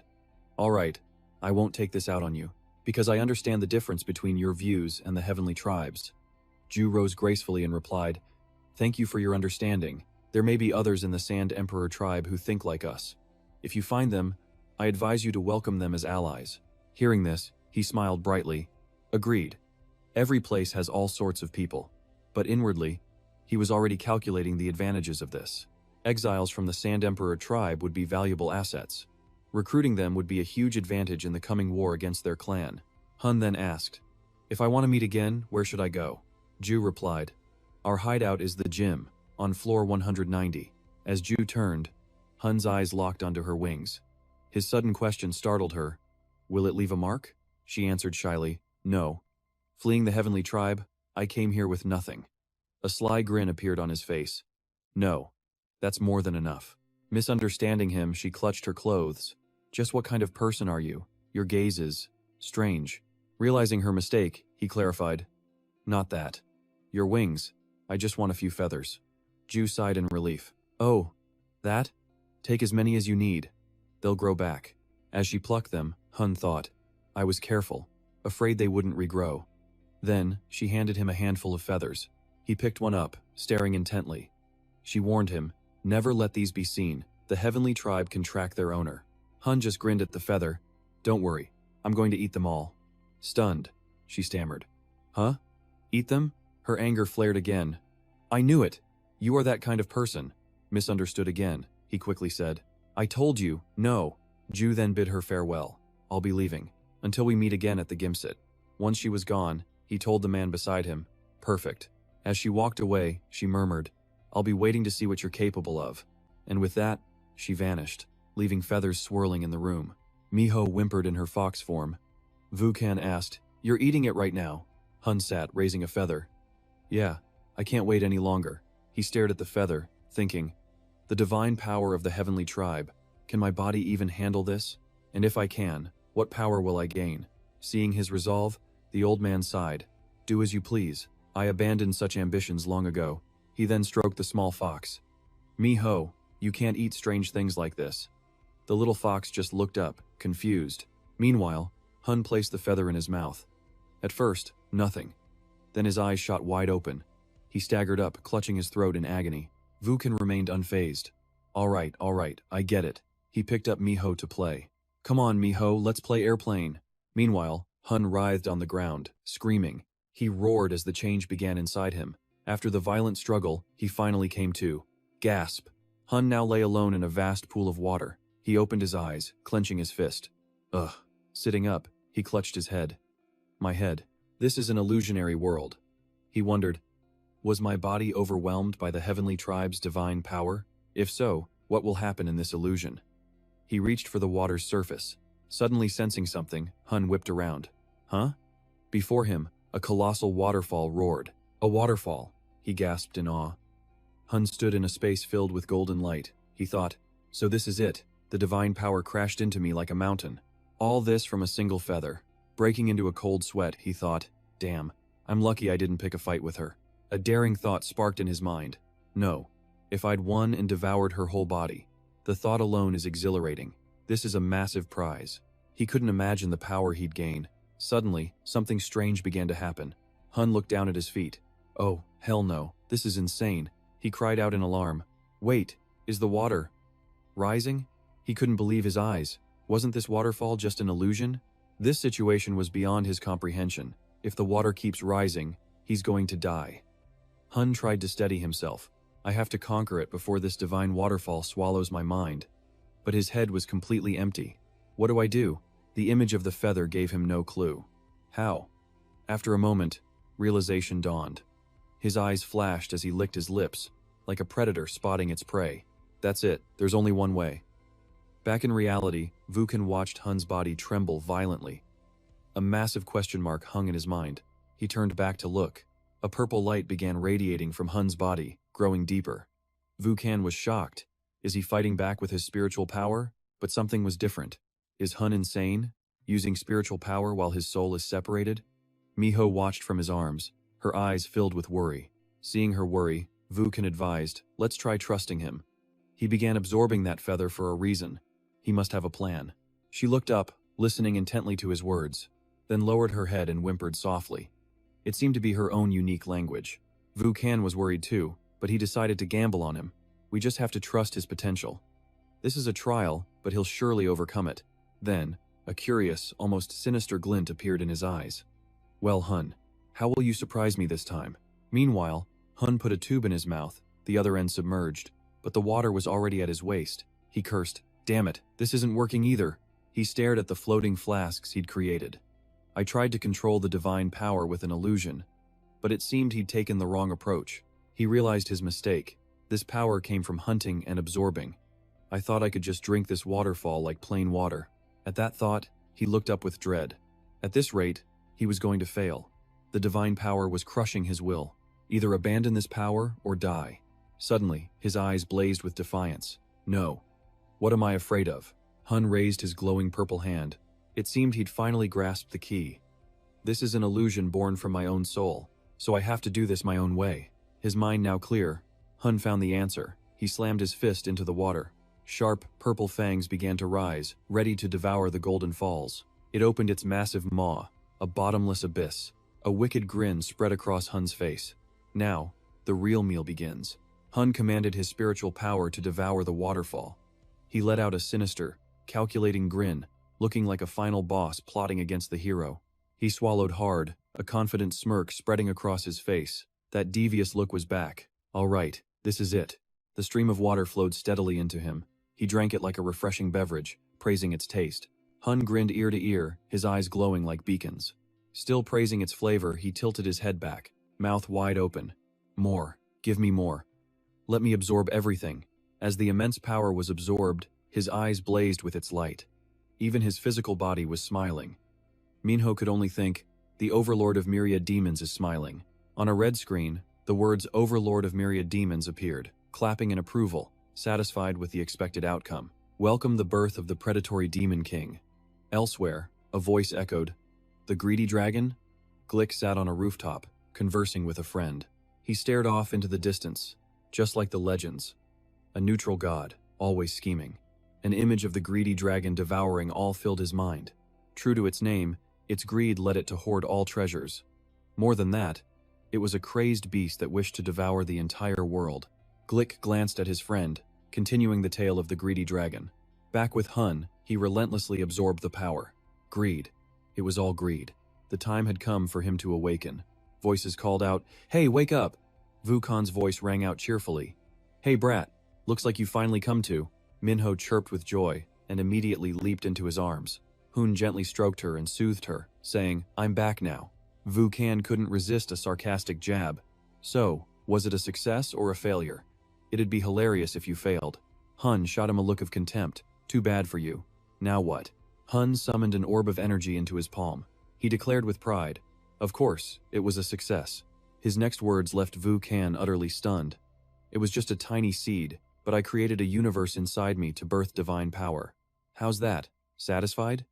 Vu Can looked like he'd swallowed a bug. He couldn't believe it. This man wasn't of the Sand Emperor tribe, just a mere human, yet he now wielded the power of the Heavenly Tribe. A sinister thought made him grin. If the Heavenly Tribe finds out, they'll hunt you down to your death. Hun seemed slightly surprised. Does it wound their precious pride? But that doesn't matter. I'm not afraid of them. This left Vu Can deep in thought. It was a great achievement, but incredibly dangerous. Hun wasn't yet strong enough to face the Sand Emperor tribe. The clear sky outside offered no comfort to his worries. His current state was far too unstable. An image of Hun appeared in his mind, arms crossed, standing with defiant confidence. If something went wrong, Hun's expression tightened. Facing the Sand Emperor tribe was unpredictable. Days later, on the 10th floor hunting grounds, a monstrous roar erupted. Rosane was battling a brawny, bald-headed man. A barrage of blows made the man spit blood. Swiftly, he fell in defeat at Rosane's feet. He stood there, face ferocious, growling endlessly. Suddenly, purple light coalesced into a humanoid figure and attacked. It grinned, revealing razor-sharp teeth. Rosane swung his axe at the creature. From high above, Hoon and Vu can watch the fight. Hoon finally spoke. Let's begin. The Green Goblin was still spoiling for a fight. Refusing to yield to the Soul Soldier, it swung its axe hard. With blood-red eyes, it roared in fury and aggression. In a flash, the Green Goblin instantly defeated the Soul Soldier. It roared, asserting its dominance. But where the soldier fell, a brilliant light suddenly flared up. The goblin stared, bewildered and alarmed by the strange sight. From within that mystical glow, a massive hand emerged. The next moment, a new Soul Soldier appeared, its eyes and cloak glowing. It radiated a powerful, holy aura. Hun stood on the cliff with Vu Can, observing. So, how's the new Holy Soul Soldier? As expected, Vu Can was more than satisfied. The skill is just as I'd hoped. It turns out the Holy Soul Soldier had a special purpose, healing the undead and other soul soldiers. Since summoned units are weak, necromancers typically rely on overwhelming numbers. This partial upgrade is a massive improvement. They went down to inspect the pile of goblins. As Vu Can remarked, divine power is certainly something else. Look, some of them are on the verge of evolving. But Hoon disagreed. They may look close, but there's still a long way to go. Suddenly, something stirred within the goblin pile. A moment later, the little fox poked its head out, looking refreshed, as if after a satisfying feast. Vu Can looked on with interest. Looks like it ate them all. Hun asked, You like that? At this pace, the quest will be done by tomorrow. A notification window appeared. Second quest. The Neutral God, 9, Tailed Fox. Have the little fox consume 999 living livers to restore Minho's power. Livers consumed, 890, 2 of 999. Reward. Increased affinity with the 9-tailed fox. This surprised Hun. He never expected to get the War God of Slaughter achievement a second time. Before the next quest, he needed to check his progress. Status window. Name, Hun. Class, Necromancer. Sub, Class, Almighty Master. Body stats. Constitution, Mana. Ability scores. Strength, 35 plus 33. Stamina, 37 plus 33. Agility, 34 plus 33. Intellect, 50, 1 plus 33. Mana, 60, 6 plus 48. Demonic power, 0 plus 10. Divine power, 3. Traits, predation, all. Rounder, skills, all. Out attack, endurance. A quick glance left Hun satisfied. Just days after planting the seed of divine power, the stat had already increased by 2. Model. 3 points wasn't much, but it was a lifeline. Tired of standing around, Vu Can finally asked, So, what's the plan? A cunning smile spread across Hun's face as he answered, Henrik, it's time we paid him a visit. After hearing the intel, he asked, Is this information solid? Vu Can confirmed positive. They say he hasn't moved from that spot. He can't climb the tower. It's like he's waiting for someone. An eagerness grew within Hun to meet Henrik face to face. The Dragon Slayer in a dragon's body. Regardless, I've wanted to meet him for a while now. He couldn't help but be curious. If he stopped on floor 10, there had to be a reason. Like Duel, who heard gods and demons, perhaps he too was waiting. After a considerable walk, they finally reached their destination. We're here. He's just outside this alley. Hun stepped out from the dark alley into the light.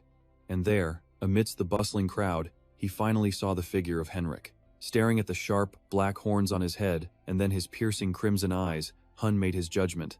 He certainly looks the part of a dragonkin. With his target in sight, Hun didn't want to waste time. Alright, let's go. Seeing his haste, Vukan stopped him. Wait, are you just going to approach him without a plan? Sensing this was a terrible idea, Vukan warned him. The person he's waiting for might not be you.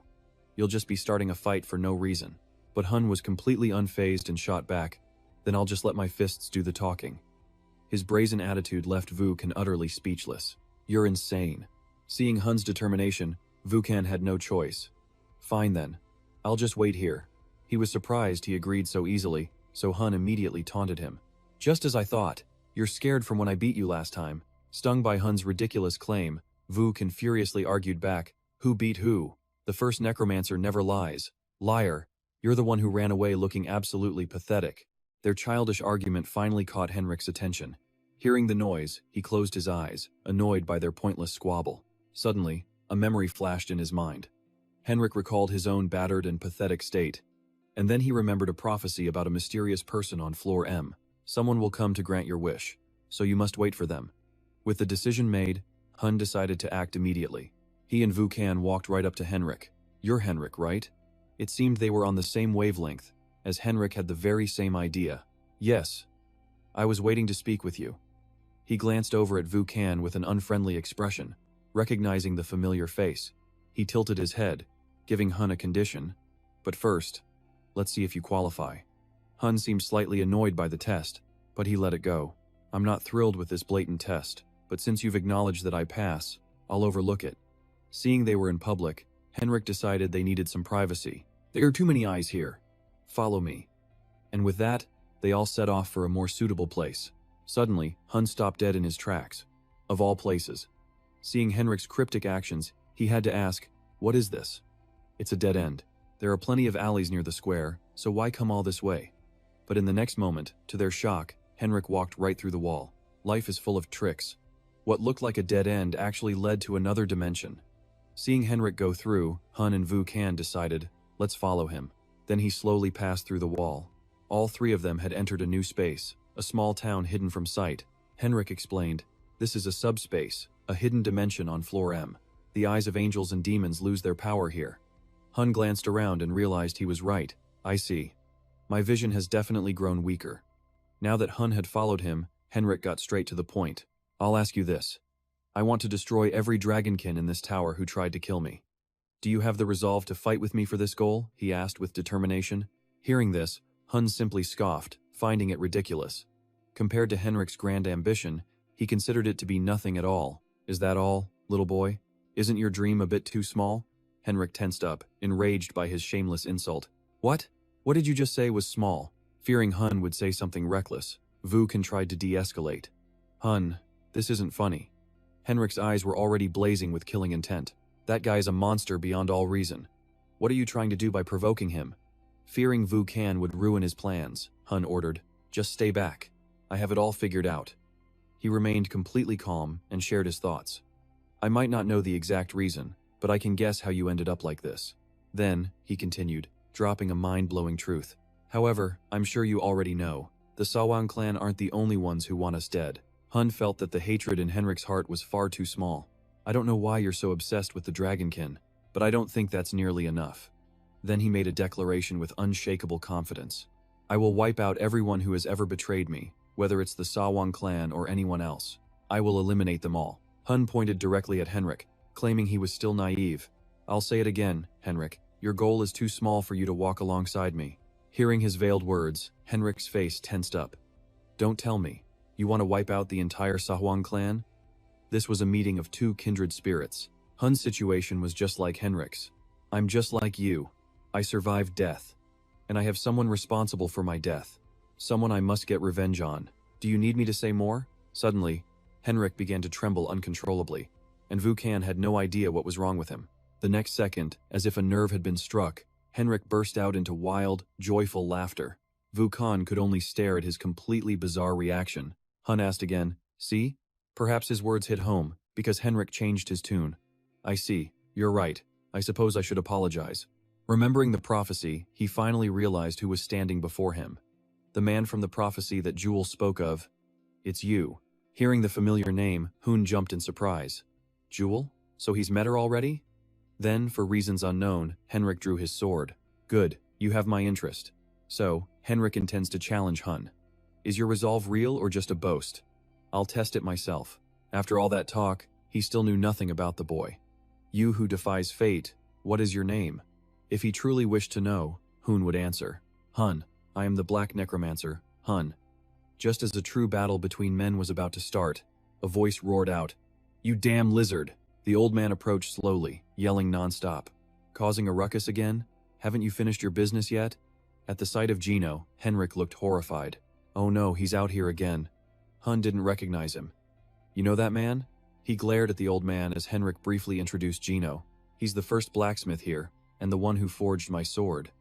The old man had a fiery temper, and was clearly annoyed by them both. Enough, just take the sword and go.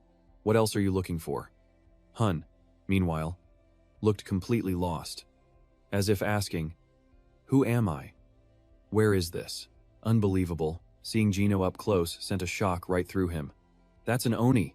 The old man just stood there, curious about Hun's presence. What a strange soul combination, and who is that shadowy familiar?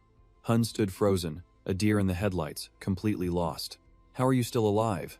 Fate had a cruel sense of humor, pitting enemies together. You attacked my village? That's right, and I'm still here. You got a problem with that? Hun stammered, trying to explain. No, that's not what I meant. But his slip of the tongue froze Gino solid. On the spot. How did you survive that village's destruction? Ah, so you've chosen death. The old man's patience snapped, his hammer raised high. Hi. You. I've tolerated you long enough. Gino prepared to crush the boy who had torched his village. But before the hammer could even connect, a hair on Hun's head, he was stopped. Fearing Gino's rage, Henrik intervened to de-escalate. But Gino wouldn't back down.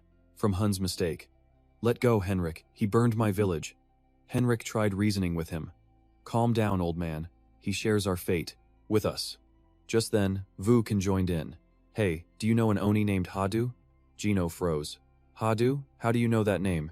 The sun began to set. In a quiet house, Gino's rage subsided as he asked calmly, Hadu, is that child still alive? At this twist of fate, Henrik couldn't help but wonder, how can this be a coincidence? Old memories flooded Gino's mind like a film reel. In slow motion, it was the village's festival. All the Oni gathered on the 100th floor. The old man recounted in a solemn tone. I was old and my health was failing, so I stayed behind to forge swords. And then, the tragedy he never wanted to witness unfolded. That day, he then shifted, asking about Hadu's well-being. Where is she now? Is she safe? Hun answered honestly, holding nothing back. She's currently on the 9th floor. She'll meet us soon.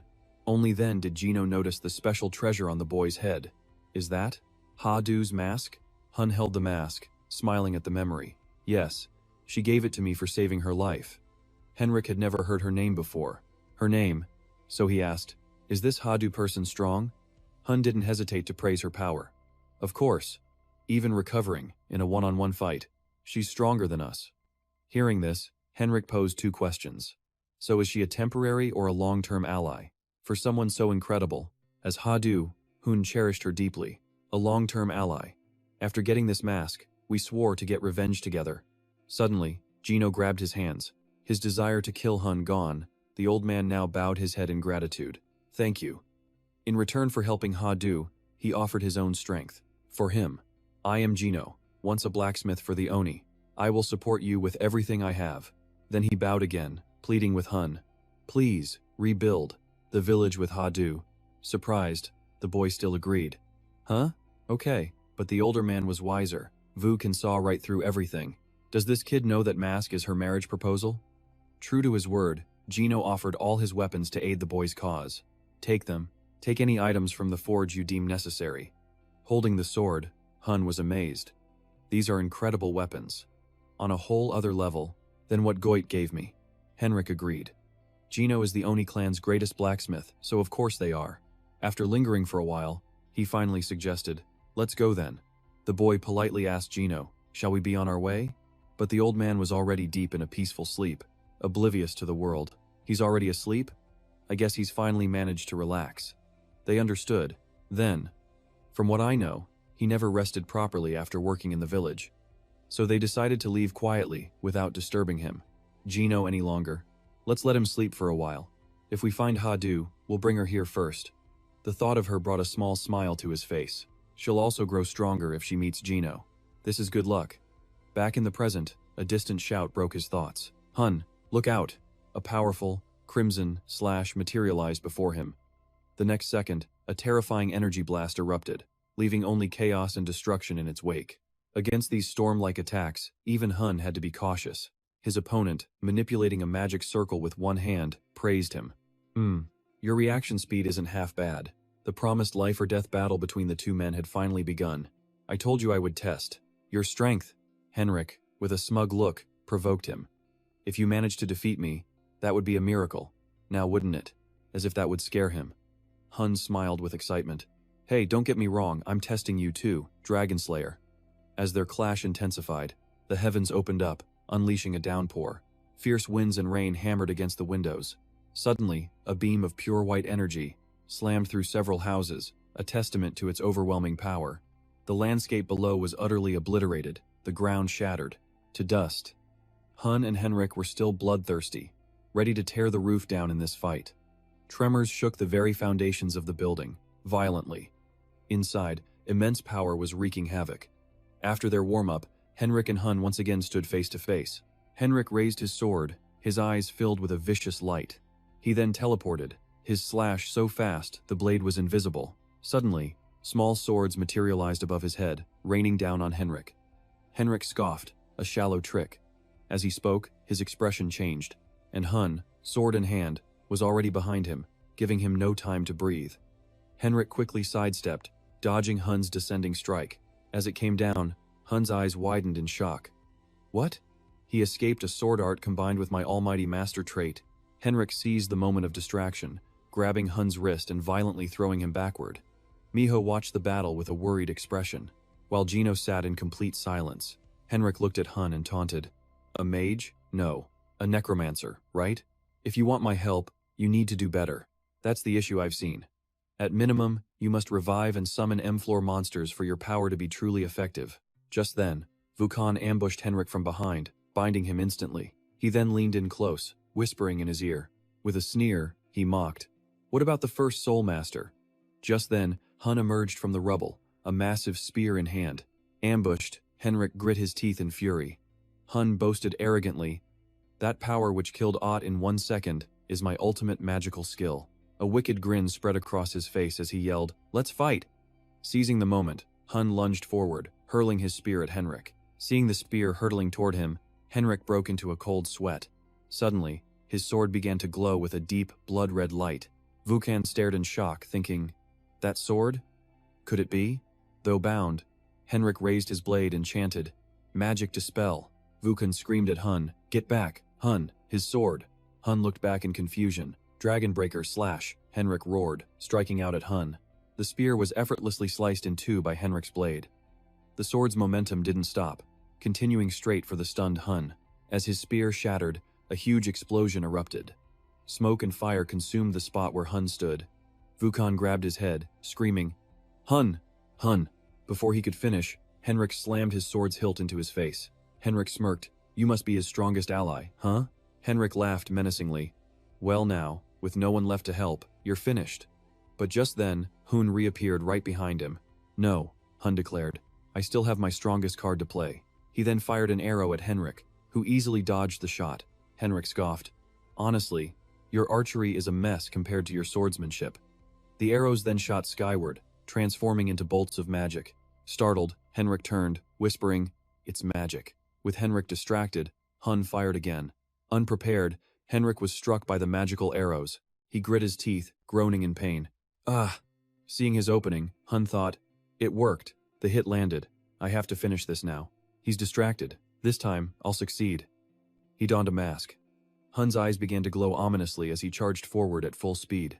He closed in on his falling opponent. As Henrik plummeted, he grit his teeth in rage. Suddenly, a fiery tornado erupted from where he fell. Hun cursed under his breath, damn it, I missed my chance. He's not that easy to take down. Henrik stepped out of the flames, laughing loudly. Haha, you're strong, Hun. I was surprised, but this isn't over. Not yet. Rushing Dragon Flash. Henrik aimed his sword skyward and roared, "Come at me with even more spirit." From behind his mask, Hun watched Henrik carefully. He worried he couldn't see the attack path, only predict its trajectory. He could predict the move's path, but his speed wasn't enough. If that hits, it's over. With that, he quickly made his decision. In that case, Hun revealed another mask. Miho received the signal, her ears twitching. Hun put it on. It was the fox mask. Gino groggily opened an eye, groaning. Seeing the chaos, he fell back in shock, stammering. "What is going on?" he fearfully asked.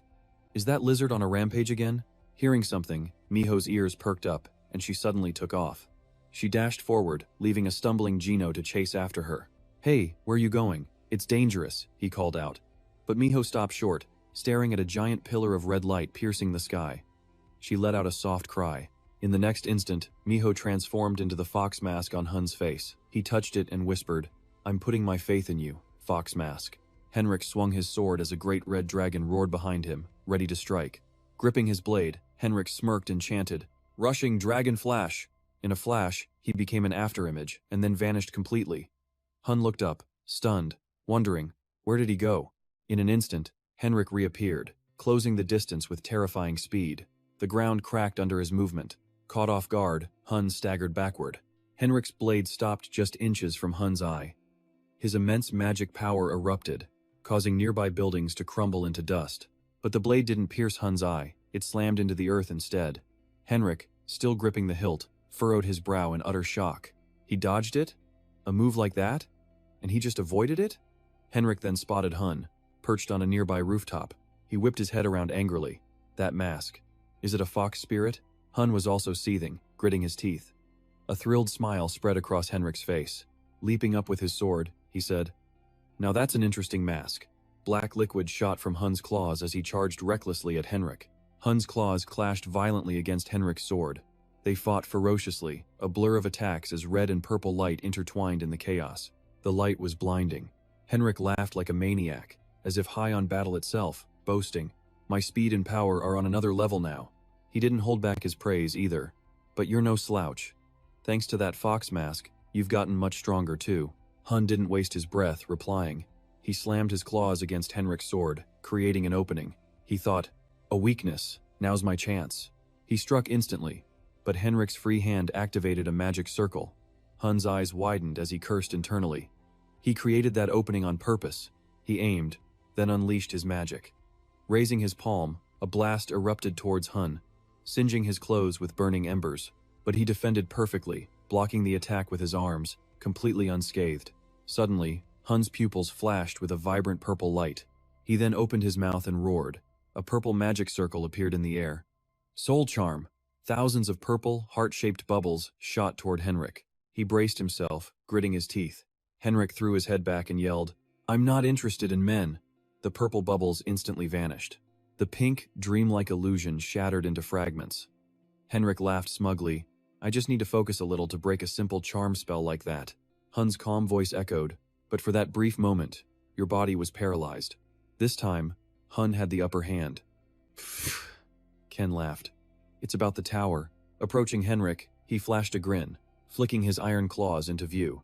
He clenched his fist, his mind racing. At this range, weapons were useless. This had to end in one blow. Recalling Cho Jung-hoon's form, he thought, "Jung-hoon, lend me your technique." Two distinct energies surged through Hun's arm. Golden spiritual power and violet demonic energy spiraled together, converging in his fist. He focused his will, all mastery skill, combined the fox's agility with a strength enhancement hex. Spirit and demonic power fused, funneling everything into his fist, which glowed with a deep purple aura. He declared with glee, "It's over for you, kid." Hun dove from the sky, unleashing Cho Jung-hoon's technique. First form, soul-shattering palm. The punch landed squarely, unleashing a storm of dark purple energy across the land. The terrifying power erupted skyward in a massive explosion. Nearby buildings were obliterated, reduced to a storm of battered and trembling. Vukan crawled through the dirt. He still had enough strength to curse Hun. "Damn it, you madman, what's the outcome?" Then, Vukan saw a figure emerge from the swirling dust. It was Hun, standing tall amidst the desolation, blood streaming from his eye. His clothes were shredded, the fox mask hanging from a pocket. Vukan cried out his name in alarm. Not only was his eye bleeding, Hun was coughing up blood before he crumpled to his knees. Vukan struggled to his feet, shouting, "Hey, Hun!" Blood still streamed from Hun's eye as his mind screamed, "I'm completely drained. My body won't move. Damn it!" He spat through gritted teeth. He couldn't believe it wasn't over. Across from him, Henrik looked just as wrecked but was still standing, leaning on his sword. He pulled the blade free, clutching his stomach. "I am the victor." Henrik's absurd claim sent a jolt of rage through Hun. He somehow found the strength to point and yell, "You lost! You're the one who lost! That was my final attack! You were down, you monster!" Henrik rubbed his chin, conceding, "You're tough. I never expected to be defeated like this." Hun snapped, So annoying.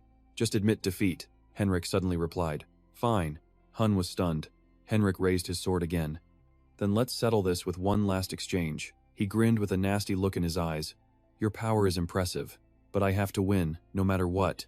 Hun yelled in a panic, "Wait, hold on, I can't move my body." But Henrik ignored his plea, activating a magic spell.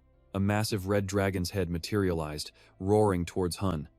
"Fire dragon," Henrik commanded. Hun could only kneel, paralyzed, as it lunged for him, his hair blown back. Suddenly, pink petals began to drift down from nowhere. He whispered, "Fine, I will win." A blinding light flashed, catching the swirling petals. A voice echoed in a dark room. "So, you lost?" Silence. The voice taunted, "And you called me the loser." A reply came, "That's enough," but the voice persisted. And after all that confidence, the other voice repeated, "I said, enough." The commotion was loud enough to wake Miho. The voice was relentless. "What was it you said?" "I will test you too, Dragon Slayer."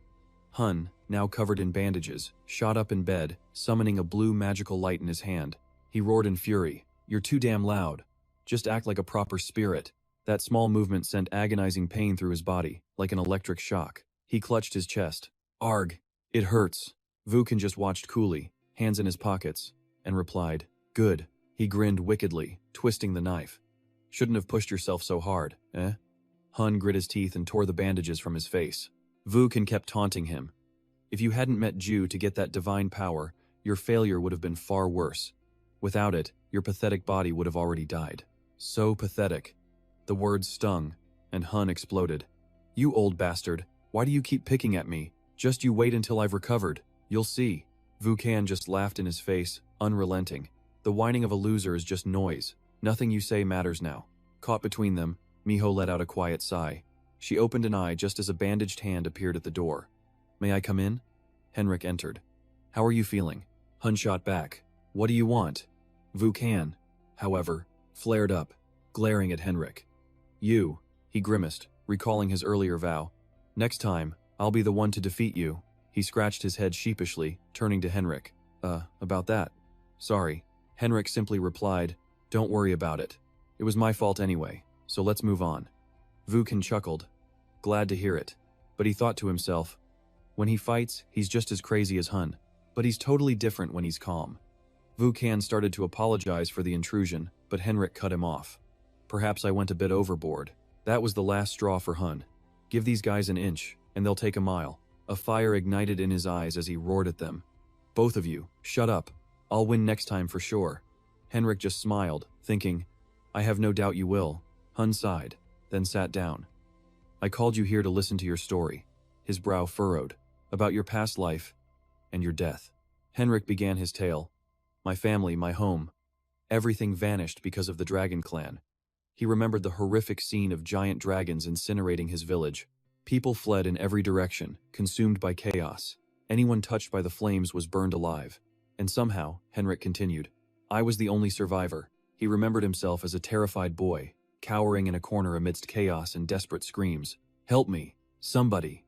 Tears streamed down his younger self's face. He glanced up to see the sky filled with dragons.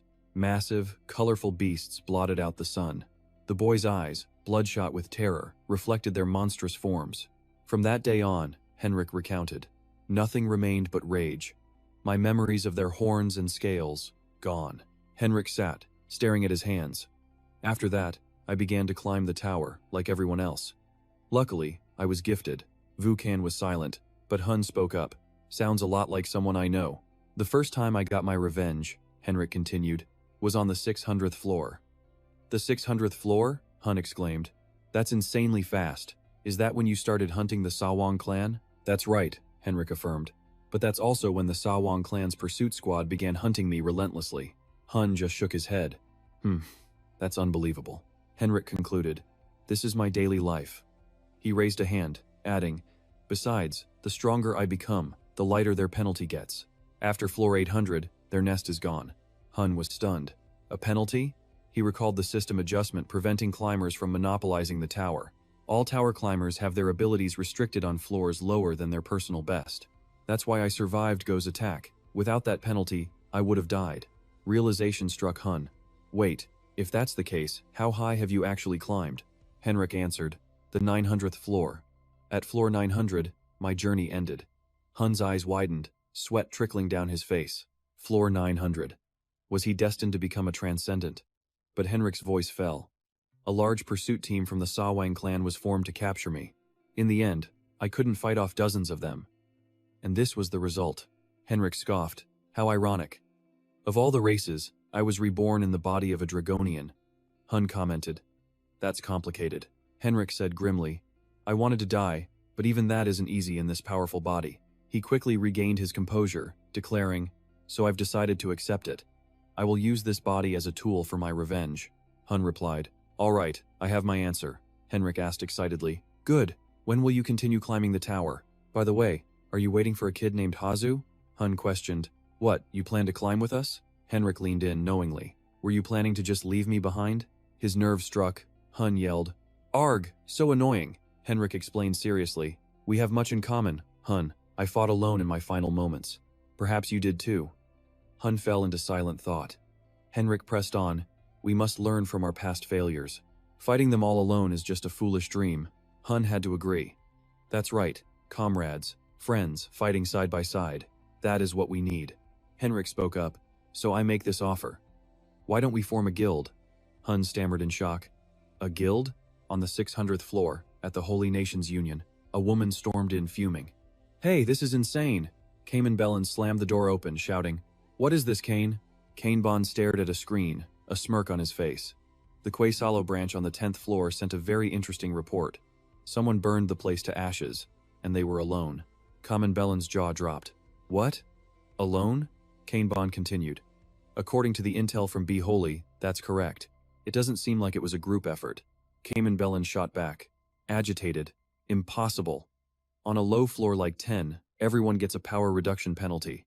With a snap of his fingers, Kanebon dismissed the screen. Correct. Even we, the 9 stars, couldn't avoid the penalty on the 10th floor. That's an unbreakable rule. The glass reflected their grim expressions. Kanebon stated, Therefore, the culprit has overwhelming power on the 10th floor, just like we did when we first climbed. Kanebon was shocked into silence, but Kanebon remained calm. But this is still something we can handle. I'm still not convinced, he asked worriedly. If such a person exists, with unknown power, how will you handle it? Cayman Bellin smirked. Of course. His face turned vicious, the same way as 10 years ago. We'll pull them out by the roots. Hire a bounty hunter.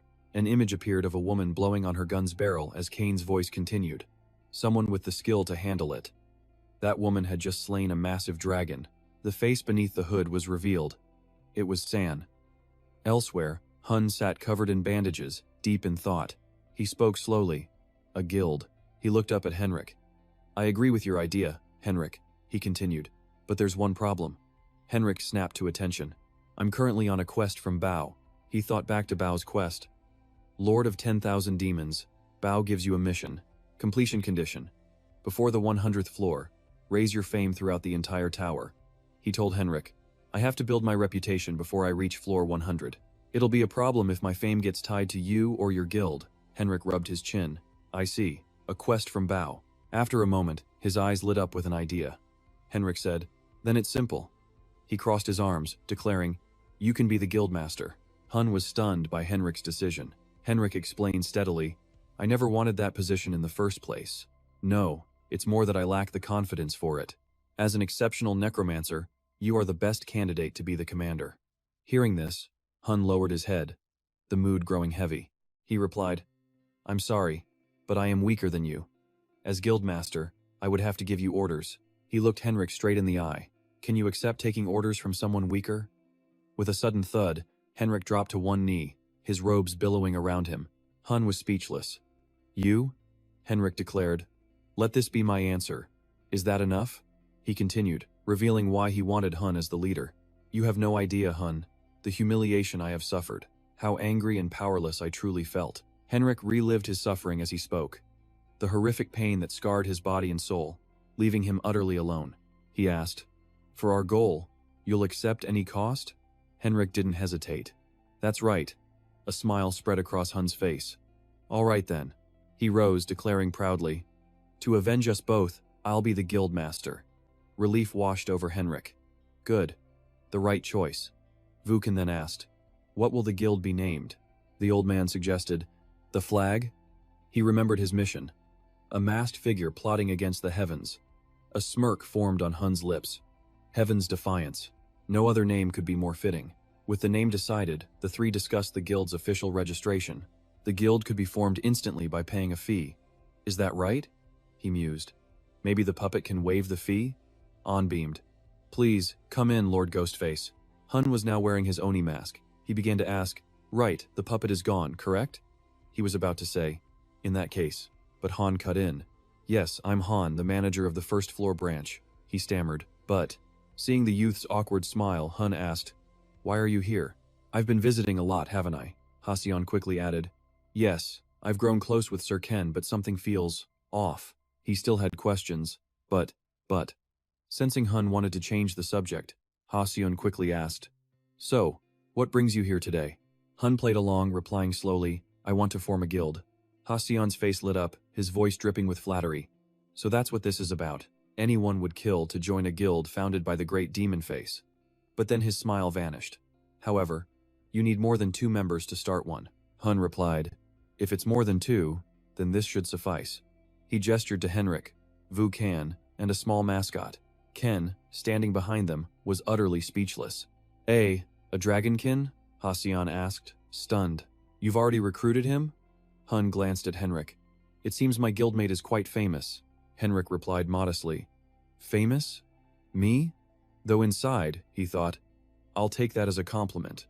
Hun then told Halcyon, "And these aren't all of our members. Invitations have already been sent to the others. Once they gather, process the formation immediately." And right on cue, the so-called invitations arrived. An invitation found its way to old Gino at his forge, and another to Glick. Halcyon replied, "Understood. Sir Glick told me to obey your every command, demon face." An invitation even reached Hadu while she was slaying a demon. Glick stared at the letter, opening it with a smirk. Forming a guild? How interesting. In a realm of shadows, tendrils of dark purple energy swirled. In its center, the masked Hun unleashed the Ten Lands' eternal sigh. He moved like a demon, launching a frenzied attack. He gazed into a magic circle, chanting an incantation. Once fully charged, the formation began to erupt. Its energy shot towards the demons below, a homing spell of destruction. This was the magic known as separation. The demons shrieked in absolute agony, but Hun had no intention of showing them any mercy. When the battle ended, corpses were piled high. Henrik and Hun stood casually amidst the carnage, conversing. Henrik began, "I received the quest from the nine-tailed fox." Hun replied, "Oh? Then this should be over quickly." Noticing the mascot snacking, he couldn't resist teasing it. "Hey, enjoying your meal?" Watching the counter tick closer to its goal, he declared, "It's time to finish this." The numbers finally hit their limit. "All right," Hun said. A blinding pillar of light erupted into the sky. Henrik and Hun shielded their eyes. Henrik yelled, "What happens now that it's consumed all that life force?" "I don't know for sure," Hun replied. From within the light, a pink egg materialized. A system window appeared. "The nine-tailed fox is manifesting. The nine-tailed fox," Hun murmured. Suddenly, Vukan shouted, "Hun, look." A girl's faint silhouette emerged from the shimmering pink light. Hun stammered, Is that?" he whispered. The nine-tailed fox's true form. The figure suddenly fell right into his arms, making the legendary moment incredibly awkward. Hun cried out in surprise. Vukan rushed over, shouting his name. Henrik asked frantically, "Are you okay?" System messages began appearing for both of them. "What a cute kid. Aren't all children cute?" Hun managed to reply, "Yeah, we're both fine." With sparkling eyes, the nine-tailed fox called out, "Daddy!" A horrified Hun repeated, "Huh?" The little girl shyly called out again, "Daddy," Hun said awkwardly. What daddy? But she persisted. Daddy! Just then, Hadu appeared. She was completely stunned. Ah, brother, who is that little girl? Hun was practically losing his mind. Why did she have to show up right now? He thought. The nine-tailed fox whined cutely. Papa. At that word, Hun, Vukan, and Henrik all froze solid, unable to believe their ears. Papa. Just then, a voice echoed from behind them as footsteps drew near. Hadu stepped forward, her face etched with shock. Appa? She saw Hun holding a beautiful little girl, and her heart sank. Why? Is he holding a child? The nine-tailed fox pointed at her, asking Hun, who is that? But the word Papa just echoed in Hadu's mind. A dark aura enveloped her as she muttered, Papa. Seeing things were escalating, Hun quickly asked, Hey, nine-tailed fox, what is going on? A system window appeared. Quest complete. Life Force 999 of 999. Congratulations. My hoe has become your pet. Hearing this, Hun stared blankly. Pet? So this is the special reward you mentioned? The system continued. I entrust my daughter to you. At this, Hun desperately yelled, Wait, explain yourself before you disappear. Seeing his panic, Vukan laughed heartily. Congratulations, my friend. Henrik was still puzzled. Can humans even give birth to fox spirits now? Hun shot back, annoyed. Are you two making fun of me? Suddenly, Hadu collapsed to her knees. She looked utterly devastated, whispering sadly, A daughter? If his daughter is that old, how young was he? He's strong and handsome. It's not surprising he'd have a lover. Yes, that must be it. Her eyes were a storm of confusion as tears began to form. I should have just accepted this from the start and moved on. And I actually thought I meant something to him. It's fine. I'm okay now. Then, footsteps approached. Hey, you must be Hadu, right? Henrik greeted her warmly. It's a pleasure to meet you. I'm Henrik. I've joined Hun's guild. I look forward to working with you. She slowly looked up but said nothing. As her eyes focused on his face, a memory ignited. A tragic vision surfaced. Her beloved village, engulfed in a sea of flames.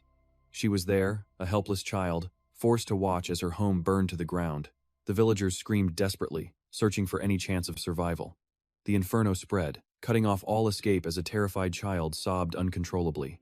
And then, a shadowy figure emerged from within the blaze. His face was twisted into a demonic, malevolent grin. He was the monster responsible for it all. She ground her teeth, whispering with pure hatred, The enemy of my village! With a cry of rage, Hadu drew her sword and lunged straight for Henrik. Die! She screamed. He quickly parried her strike, his face a mask of confusion, having no idea what he'd done. Panicked, Henrik turned to Hun for help. You have to explain. This girl has the wrong idea. Hearing this, Hun just smiled calmly. Oh, really? She got angry just from seeing you? You handle it yourself. Henrik felt utterly helpless, but still warned, She's going to get hurt. To which Hun simply replied, Don't worry about it. She can take it. Hadu was furious, wanting nothing more than to send this man to his grave. At Hun's words, Henrik's expression grew excited. In that case, I won't hold back. As if to test her, the moment he spoke, he struck, sending her flying. She cried out in pain from the force of the blow, which launched her a great distance. She crashed hard into a clearing, throwing the area into chaos. Dust and debris flew everywhere, completely obscuring the chaotic scene from view. She burst forth, her fighting spirit blazing brighter than before. Henchi and Hadu clashed again, face to face, steel meeting steel. He could no longer afford to underestimate her. Your spiritual power is impressive, but that alone won't be enough to defeat me. He then unleashed a terrifying wave of energy directly at her. Under the crushing force, Hadu struggled. This power. She was sent flying, landing hard on her back dozens of meters away. Exhausted, she lay in agony on the ground. The gap between us is this massive? My enemy is right here, but I lack the strength to avenge my people. At this thought, tears streamed down her face once more. Her soul felt like it was being torn apart. Suddenly, the sword spirit appeared, laughing manically. That's right, that bastard is one of the dragon clan, little Oni. I will lend you my strength. For this one time only, I grant you the power to slay that dragon. Do you finally understand why I am the dragon-slaying sword? Show him. Empowered, Hadu's presence intensified. A pink aura enveloped her as she shot toward Henchi at blinding speed. He looked intrigued and said, A sentient sword, is it? How interesting. Very well, come at me. Her eyes promised only death as she coldly uttered, Die. Yet, he blocked her overwhelming power with just a single hand. Seeing this, she thought in disbelief. The dragon-slaying sword's power stopped with one hand? He then drove a kick into her stomach, making Hadu double over in pain. She collapsed heavily onto her knees. With a brutal look, Henchi sneered, "Don't think my sword is common. The materials it was forged from are stronger than you." She grunted weakly, exhausted. In her mind she pleaded, "Dragon-slaying sword, grant me strength, the power to finally claim my vengeance." The sword spirit gave a wicked laugh. It cackled, "Hey hey, yes, that is the spirit." The sword surged with newfound power. Radiating an intense killing intent, Hadu stepped forward once more. Seeing this, Henchi was stunned. "Is that sword intent?" She stared at him and roared, "You burned my village to the ground. I will avenge the fallen Oni." With a mighty swing of her sword, she kicked up a storm of dust. Witnessing this, he thought in shock, that strength isn't hers, it's being granted by the sword. If this continues, the wielder will be in grave danger. He then lunged forward, grabbing her hand. "Drop the sword!" His sudden action clearly surprised her. He continued, "That power is a parasite. It's devouring you. You are not yet strong enough to control it. Let go now." His words only infuriated her more. The image of her burning village flooded her mind. Her eyes blazed with murderous intent as she screamed, "I'll let go only after you have paid with your life. You slaughtered my entire village. I will never forgive you," she shrieked, swinging her sword wildly and destroying everything. Henchi roared back in frustration. He yelled again, "That power is a parasite that's eating you alive. You haven't reached the level where you can control it." He commanded her to release the sword immediately. Hadu finally collapsed in agony. Trembling, she called out Kyundu's name, sinking to the ground as she watched the flames greedily consume her home. She grit her teeth in rage and pain. The power within her body threatened to explode as her eyes began to glow. "I'll let go only when you've paid with your life," she screamed. She unleashed a flurry of wild attacks, shattering the earth around her. She kept repeating, "You massacred my village. I will never, ever forgive you." After a moment, Hadu stood alone in the desolate wasteland. All the while, Henchi had been silently watching her from a safe distance. He thought to himself, "I see. So you also hate the Dragon Clan? A hatred so deep it's uncontrollable." As he pondered this, the cold aura around him grew stronger. His expression darkened as a red-orange power blazed behind him like a wildfire. Then, Henchi thought, as one who has held that blade far longer than you, there is something that I must do. Behind him, a massive, ferocious crimson dragon materialized. He stood within its center as it coiled around him. Hadu could only watch. Henchi looked at her. "This is going to hurt immensely, but you will not die." Hadu was stunned. He struck the ground, and a powerful pillar of energy shot toward the sky. It was like a deadly firework, beautiful yet lethal. The blinding light from the immense power forced Hadu to turn her face away. A thunderous explosion rocked the very air, as if a massive bomb had just gone off. The force of the blast launched Hadu high into the sky. The sword was torn from her grasp. Exhausted, her eyes fluttered shut as she drifted into a deep sleep. In her dream, she found herself in a field of flowers. A mystical green light filled the air. As Hadu walked on the lush green grass, she realized where she was. "This is the forest of the Oni village," she whispered. A dirty, old ball suddenly rolled to a stop at her feet. She picked it up, wondering, "A ball?" Then, a child's voice called out, "Sister Hadu!" She turned toward the sound. 3 smiling children ran toward her, waving. "Can you hold our ball for us?" She thought, "It's the children from the village." Hadu smiled warmly, handing the ball over. "Here you go," she said. "Thank you," they cheered. One of them called out, "Sister Hadu?" She leaned down. "Yes?" The little girl wore a pretty flower in her hair. With a worried look, the child asked, "Why were you the only one who survived?" The other children's faces turned black, revealing only glowing green eyes. Hadu was horrified. "Huh?"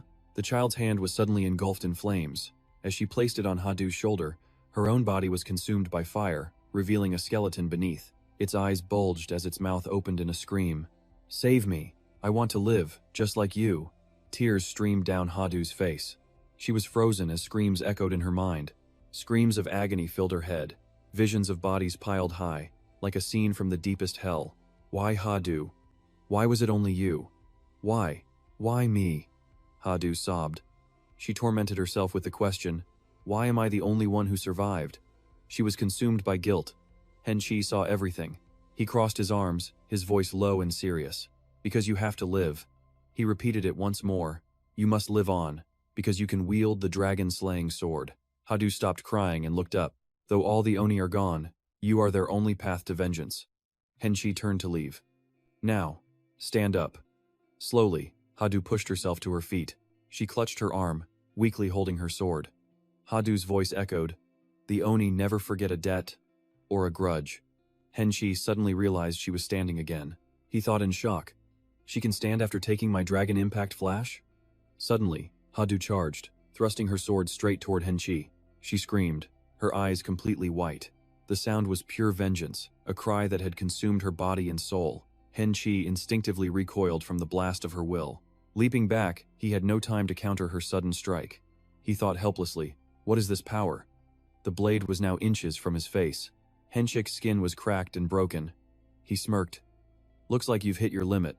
You'll have to get stronger than that, kid." Exhausted, Hadu faintly heard Henshik's voice. "Until you can kill me." She collapsed on him as he kept talking, urging her to get revenge for her tribe. Just then, Hun and Vuan arrived on the scene. "Hadu, Henshik," Hun yelled. "Are you two all right?" Henshik struggled to answer. "I'm fine. Looks like she ran out of power before her last strike." He managed a weak smile. "Just let the kid sleep." Later, Hadu rested peacefully in a bed. Henshik theorized, "It's complete exhaustion. She's been pushing way past her limits. That sword must have drained her completely." He worried for his own well-being. "Think she'll try to kill me again when she wakes up?" Henshik asked. Hun replied, "Probably. Her story is a lot like yours. You might be one of the dragons who destroyed her village." At those words, Henshik fell silent, lost in thought. He crossed his arms calmly. "Then I'll accept her hatred. It's my duty to take responsibility for that sin." Hun looked at him, surprised, then said, "Follow me." "Outside," Hun stated. "I rented the whole second floor. Stay here until Hadu wakes." Henshik politely refused. "Thanks, but you don't need to do that. Like I said, I have to face this." Before Henshik could finish, Hun exploded, roaring in his face. "You think I'm doing this for you? Hadu can't rest with you around." Henshik froze, completely deflated by the real reason. Golden sunlight streamed through the window. A gentle breeze made the curtains dance. Hadu stirred, her eyelids fluttering. After a long sleep, she slowly opened her eyes, her vision blurring in the light. "Huh? This feeling?" she thought. Seeing the little girl before her, she wondered. "Miho." The girl let out a happy gasp, her eyes lighting up with a brilliant smile. Realizing who it was, she looked like she'd seen a ghost. She shrank back, stammering, "Miho, you." The girl cheered. "She's awake." Hun walked in. "So you're up?" She was still stuttering. "Miho." Answering Hun, she said, "Yes, I'm just a bit dizzy." Seeing Hun, the girl turned happily. "Daddy's here." Hadu was struck completely speechless. She barely managed to whisper, "Daddy?" before passing out again. Miho looked on, confused. "Oh." She went back to sleep. Realizing the problem, Hun quickly scooped up the little girl. "If you keep calling me that, you're toast," he warned. The girl asked innocently, "Who says? Who's gonna get me?" "Her, that's who." Wearing his demon mask, Hun asked Hadu, "Got everything you need?" "We won't be returning to the first floor." Hadu smiled, full of new energy. "Yeah. Even if my dragon sword breaks, it feels like it's a part of me now. It'll always come back." Henshik looked weary, his arms crossed. "All my things are stored with magic, so I'm good." Miho timidly added, "Daddy, I mean, big brother." "I didn't forget anything either." Hun immediately turned to the little girl. "Oh? So now it's big brother instead of daddy?" Hadu quickly jumped in. "I taught her that." She put an arm around Miho, explaining with a grin, "She may be a legendary creature, but she's still just a kid, you know? She can't really tell the difference, so I gave her a super simple and kind explanation." Miho then whispered softly, "But Miho likes daddy more. They say kids don't know how to lie." But one demonic glare from Hadu was all it took. Miho fearfully corrected herself. "Ooh, no, I misspoke." Hun produced 3 scrolls. "Okay, everyone take one." Holding his scroll, Henshik listened as Hun explained. "These are teleportation scrolls.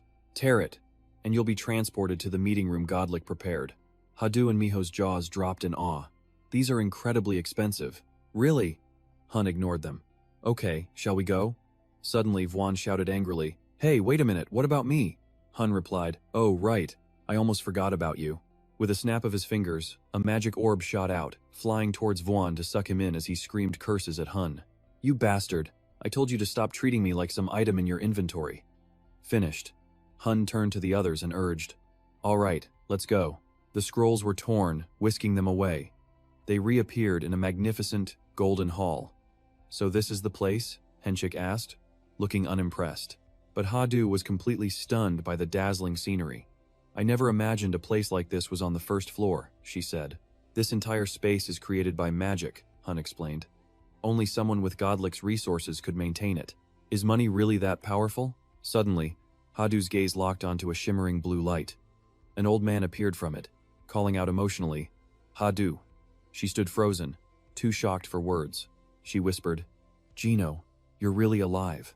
They rushed into each other's arms, tears of joy streaming down their faces. He cried Hadu as she sobbed, "Sir!" They held each other, sobbing with the joy of their reunion. Vuan smiled. They finally found each other. "Yeah," Hun agreed. "It's a relief." Just then, a door swung open and Godlick appeared. "You're all late." With a dramatic flick of his coat, he chided, "Isn't it proper etiquette to arrive 10 minutes early?" Unfazed, Hun shot back, "You know my circumstances. Cut me some slack." Godlick's voice was ice. "You've grown soft." Hearing this, the puppet reacted in shock. "Violet Crystal? But isn't that the legendary tower climber who died 10 years ago? You betrayed humanity in your lust for power." Hearing that, Hun removed his mask. "You seem to know quite a bit about me." His face was now revealed to everyone. He declared proudly, "I am the man who died 10 years ago." Godlick, holding a book, addressed the room. "And that's everything we know up to this point." The room fell into a dead silence. You could have heard a pin drop. The puppet wearily covered his face, then raised a hand. "Hold on. So He continued.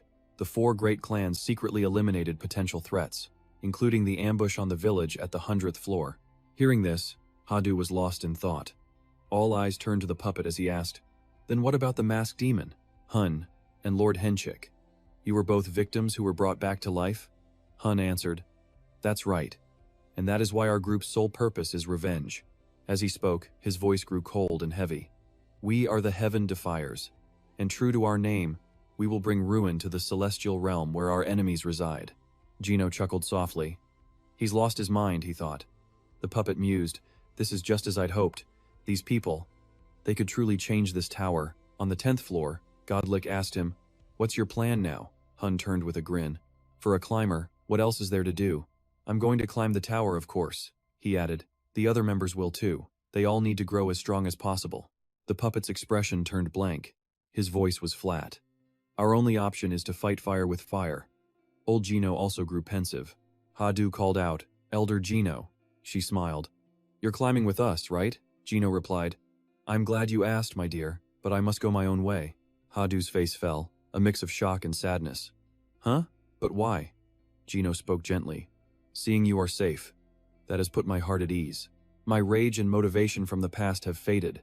A kind soul like you must understand that feeling." He closed his eyes. "If I journey with you, I'll become content. And then, my power will stagnate. Besides, this old Oni cannot be the reason the last sword of our clan falls." He looked up as text appeared before him. "From now on, I will be called Shadowless. I am no longer Gino of the Oni, but a humble blacksmith." Hadu stared in shock. He told her gently, "Hadu, never forget the duty and the hatred of the last Oni." She could only whisper, "Elder." Just then, Hun spoke, placing a hand on her shoulder. "Gino? No. Elder. Shadowless. I have another task for you." He turned to God Lick. "Lick, I want our base on floor 100. You need to investigate the Oni village too, correct?" His expression remained unchanged. "Not a problem, but who will be the manager?" Hun smirked. "He's right here, and he's perfectly qualified." He added, "He's the greatest Oni blacksmith. He lived on floor 11 for a long time. He knows the terrain and its secrets." Godlick nodded, his hand on his chin.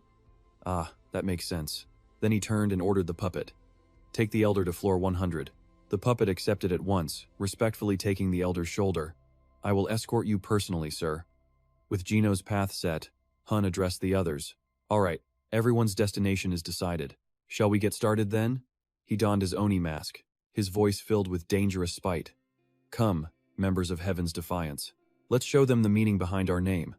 At the entrance to floor 11's safe zone, Hun materialized in a flash of blue light. He gazed up at the tower before him. Floor 11, he thought. His eyes were cold steel, promising a path of bloody vengeance. This is the true beginning. Faces flashed through his mind. The ones he hunted. He gritted his teeth. You bastards who made me this way, just wait for me. I don't care what floor you're on. I'm coming to tear every one of you apart. Meanwhile, an unknown figure appeared behind them. He had golden eyes, watching the crowd enter the tower. After countless trials and tribulations, Hun finally reached floor 50. In a small town, news of his conquest spread like wildfire, becoming the subject of every conversation. Did you hear the rumor? About that guy, Ghostface? They say he's already on floor 50. The remaining soldiers gathered their forces to attack. Intruder, take him out. The soldiers readied their weapons, preparing to face Hun. But against his overwhelming might, these grunts were nothing more than fodder. Awaken, fallen guardians of the Holy Kingdom. Slay all enemies of your master. The soldiers he conjured with magic became a relentless killing machine. Everywhere they went, crimson splattered the ground. Seeing how dangerous Hun was, the others swarmed him. Target, the Necromancer. But it wasn't just him. His companions were powerful too. As they rushed forward to attack, he simply stared ahead. Hun didn't need to lift a finger. This was a job for Hadu and Miho. A man screamed in shock as the girl used a cat-like art on him. Since when were you there? In the grand hall, as an explosion rocked the floor above, Hun and his legion appeared menacingly before their target. His moment of triumph shattered. The man was furious. What is this? Why now? During my inauguration as branch chief. But he wasn't an idiot. He grabbed the stone and began a summoning. You think I'll just stand here and take this? Not even from a chief of the Holy Kingdom Union. An incredible scene unfolded as massive vines and rock erupted from the ground. In an instant, an imposing stone giant took form. With such a powerful trump card, the man gloated. Answer my summons.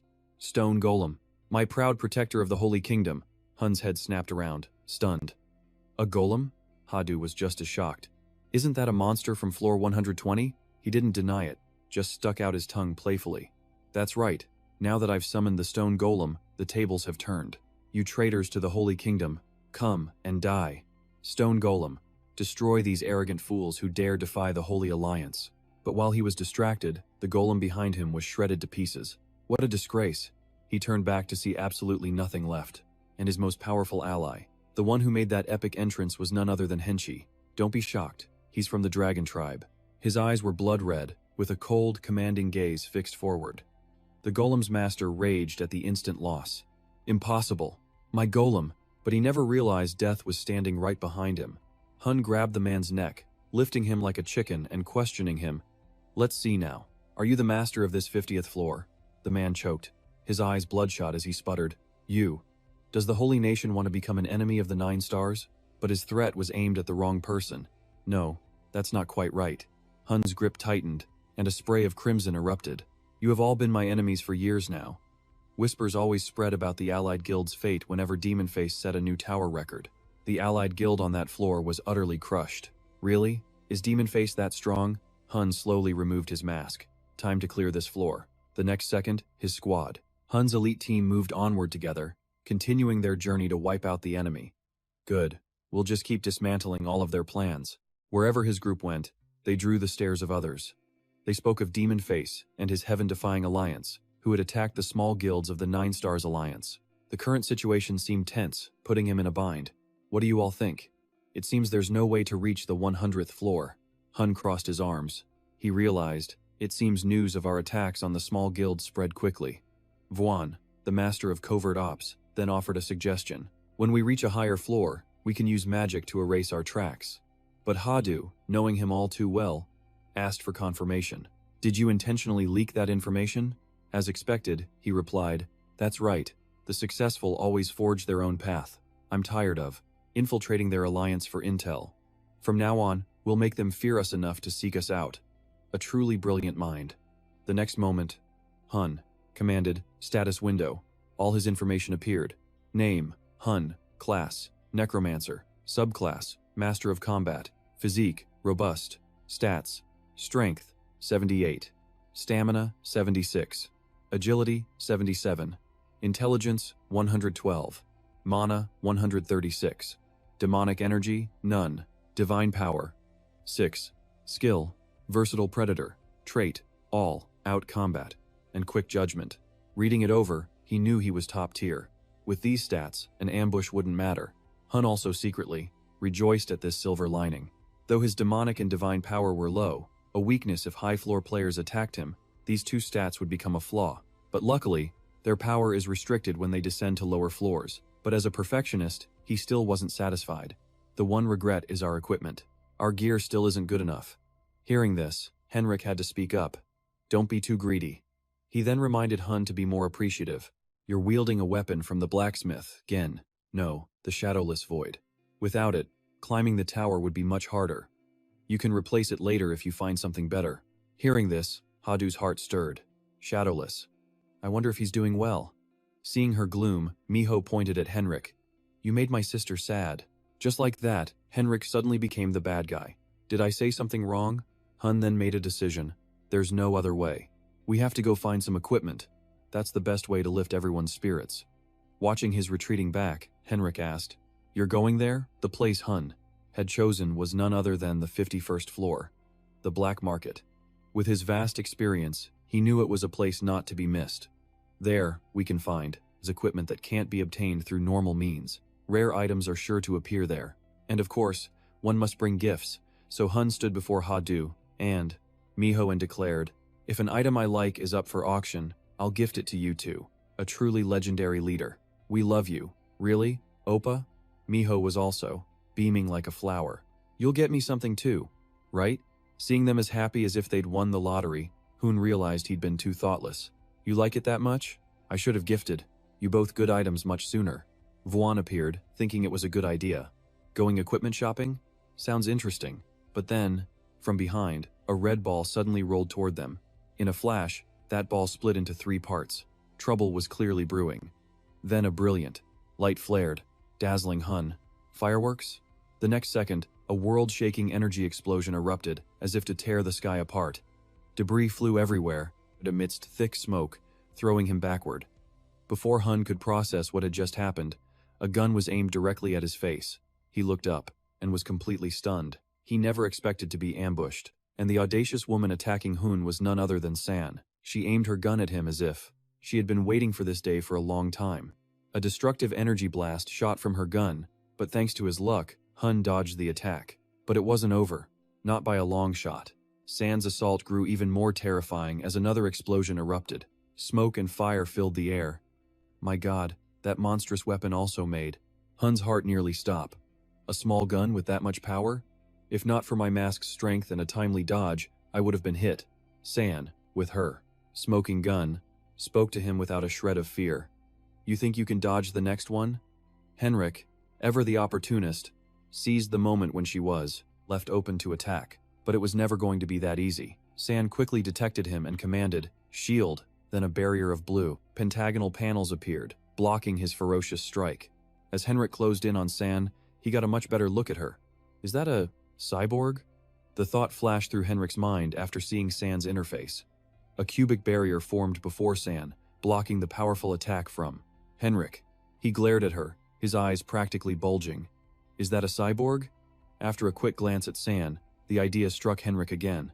The next moment, the barrier turned from blue to a deep red. Then, in an instant, a red dome formed around San, blasting Henrik away with a powerful counterattack. Seeing how incredibly dangerous she was, Hadu and Miho charged forward together. After witnessing her brazen attack, she seethed, You dare shoot our brother? Seeing Henrik thrown back, the young girl cried out in worry, Big brother, you messed with the wrong family, now you'll pay. The two girls then, they unleashed their skills on San simultaneously. Caught in their pincer attack, she seemed doomed, but shot into the air, activating a new mode. Flight. Hadu's attack missed, and he stared up in shock. She can fly? But the ever-optimistic Miho just cheered. An airplane! Meanwhile, as Hadu was still frozen, red orbs appeared in the sky. A moment later, they split apart, ready to explode. In the blink of an eye, a series of explosions lit up the sky like fireworks. The entire area was engulfed in smoke and flames. At this rate, it was a one-sided slaughter. After withstanding the barrage of bombs, the little fox's body was battered and pathetic. To think they were defeated so easily right from the start, San scoffed in contempt.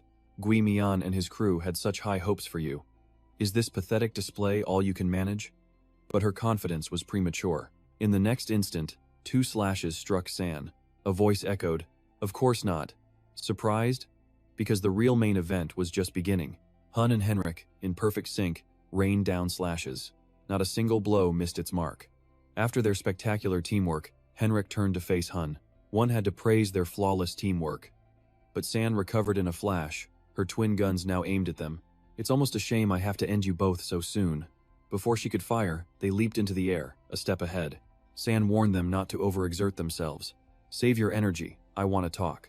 The scene shifted to the dead of night, as the world slept. In the silent town, she faced them and finally introduced herself.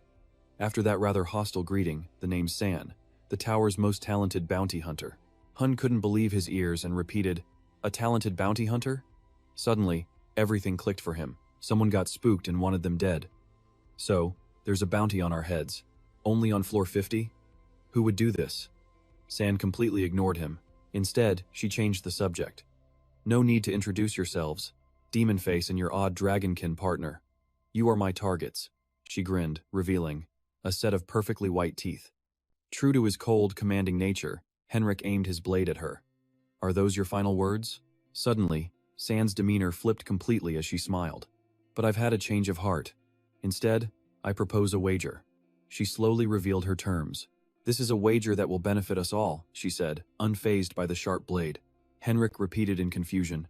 "A wager?" San then laid out her tempting conditions. "If you win, I'll back off. What's more, I'll tell you who issued the bounty." Hun flinched, as if a thought just struck him. But the hot-headed Henrik raised his sword. "I've heard enough. Your life is mine." Hun immediately stopped him. "Wait, Henrik." Ever the rational one, Hun needed to see this through. "If the mastermind is 9-Star or the Tsar clan, we've been targets from the start. We need that information. Let's hear her out." Henrik was practically itching for a fight, but he reluctantly held back. Seeing Hun had given the green light, San confirmed, "Then we have a deal." He asked before sealing it, "What's the wager?" It seemed all San wanted was a real battle, a thrilling fight against powerful opponents. Dressed in armor and a hood, she looked surprisingly stylish as she said, "Let's have a match." Henrik, tired of her pointless chatter, shot back, "So we're still fighting in the end." But San had to be dramatic about it. "I have conditions. No matter who wins, all 3 of us must survive. I have to live so that you can get the information. And for the record, I have no ulterior motives." Hearing that bizarre condition, Henrik couldn't help but wonder. No killing?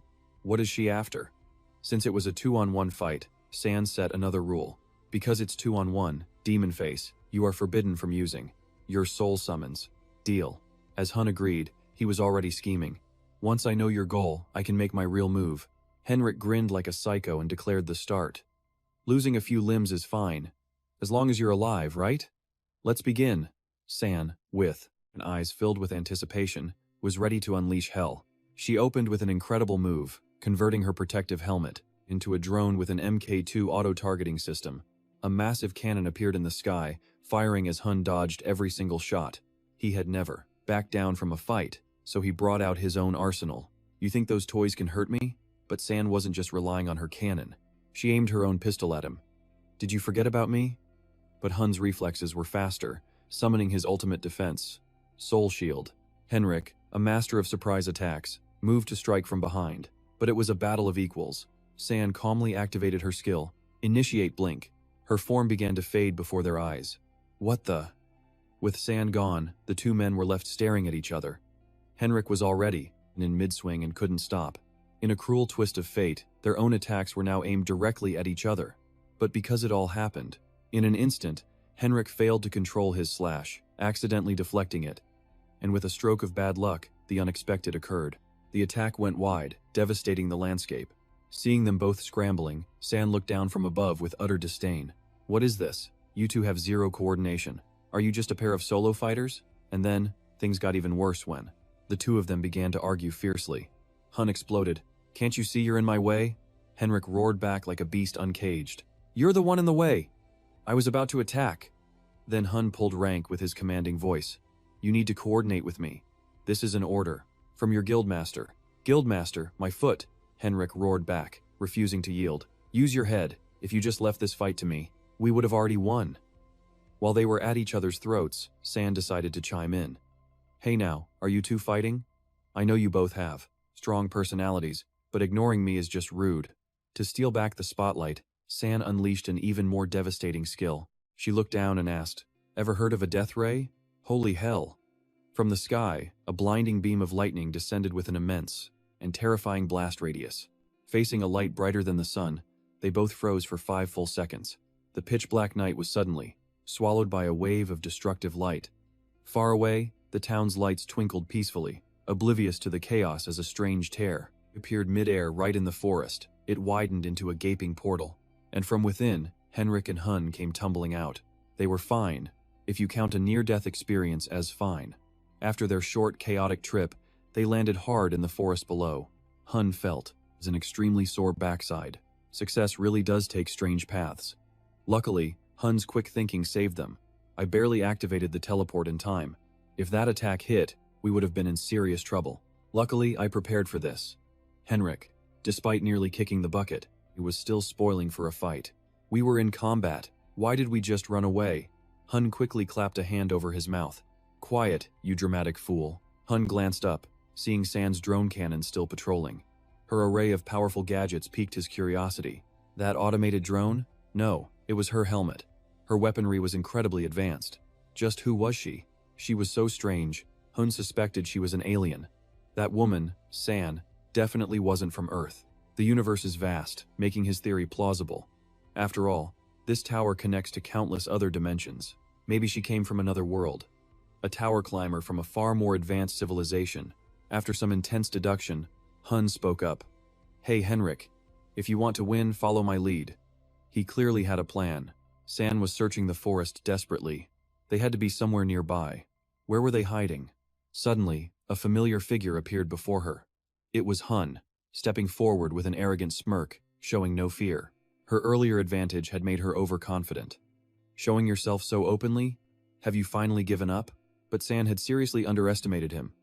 Sorry, he declared. I don't plan on dying yet. Soulbind. It was Hun's moment to shine as he summoned countless grotesque hands. But San remained unfazed and confident. What is this? I expected a better move. You think this simple binding spell can stop me? You know nothing. As she gloated, Henrik emerged from behind her. Aren't you ashamed to use such a petty trick? He seized the opening, lunging forward with a decisive slash. The surprise attack made her eyes widen in disbelief, but San reacted instantly, firing a beam of annihilation. Henrik's entire upper body was vaporized by the blast. She was baffled by his reckless, amateurish attack. He just charged in like that? No, something wasn't right, but it was all a feint. He was completely unharmed, a grin spreading across his face. I like this trick. The very spell she'd just mocked now left her stunned. What? A protective shield around his head? While San was frozen in shock, Henrik landed a direct hit, a clean slice right across her body. Even as crimson blood sprayed, San was completely unfazed. You think that little scratch can defeat me? Hun's hands were already forming a seal. Spells aren't a necromancer's only weapon. With my almighty trait, I can transfer all my buffs to Henrik. He clapped his hands, ready to teach her a lesson. Now, witness the true support of an almighty master. A massive burst of energy exploded from Hun. After transferring the power-enhancing aura, he yelled, "Go, Henrik!" San was stunned by the sudden transformation. His speed has increased dramatically. What kind of buff did that demon face give him? He has so many powerful tricks. She pulled out a hand cannon, firing relentlessly. Stay away, but her attacks were futile. With his newfound agility, Henrik dodged every shot perfectly. Trying to run away now? Don't even think about it. With a murderous look, he slashed again as she struggled to defend. But it wasn't over. San's eyes widened in shock at what she saw. A colossal dragon now loomed behind Henrik. Thunder Dragon! Henrik smirked as the tables finally turned. The terrifying beast began firing destructive beams from above. Completely stunned, San couldn't react as he dashed past, slashing her. But as he landed, Henrik stepped on something. To his confusion, she simply said, "You stepped on it." San was just as cunning, having set a trap. I led you here specifically for this gift. The trap Henrik had triggered was a miniature nuke. Hun never imagined they'd fall into such a trap. He screamed out in pure panic, "Henrik!" He rushed over as fast as he could, but he was too late. An immense flash of light vaporized everything around them. Smoke and fire billowed up from the crater. It seemed like San had won. Hun couldn't believe it. Damn it! What kind of world produces technology like this? As he was lost in thought, a shot pierced through his chest. Gun in hand, Sand slowly approached him. Checkmate. After that intense battle, she was still completely untouched. That dragon of yours is out of commission. Looks like you're the only one left unscathed, aren't you? Though badly wounded, Hoon forced himself to stand. Oh, you really think so? He then revealed a shocking truth. I forgot to mention. A little explosion like that is nothing to him. From the shadows, another dragon emerged. That monstrous explosion was truly impressive. Sand flew up to evade it, forced to acknowledge their incredible power. The strongest in the tower is on another level. But even now, she seemed perfectly fine, still full of energy. But I haven't gotten serious yet, either. Sand summoned more drones, surrounding the dragon with overwhelming firepower. The resulting blast was a catastrophic burst of energy, as beams of light carved paths of pure destruction. But from within the dense black smoke, the dragon stood tall, completely unfazed. Facing her overkill tactics, it mused, all this, just to slay a single dragon?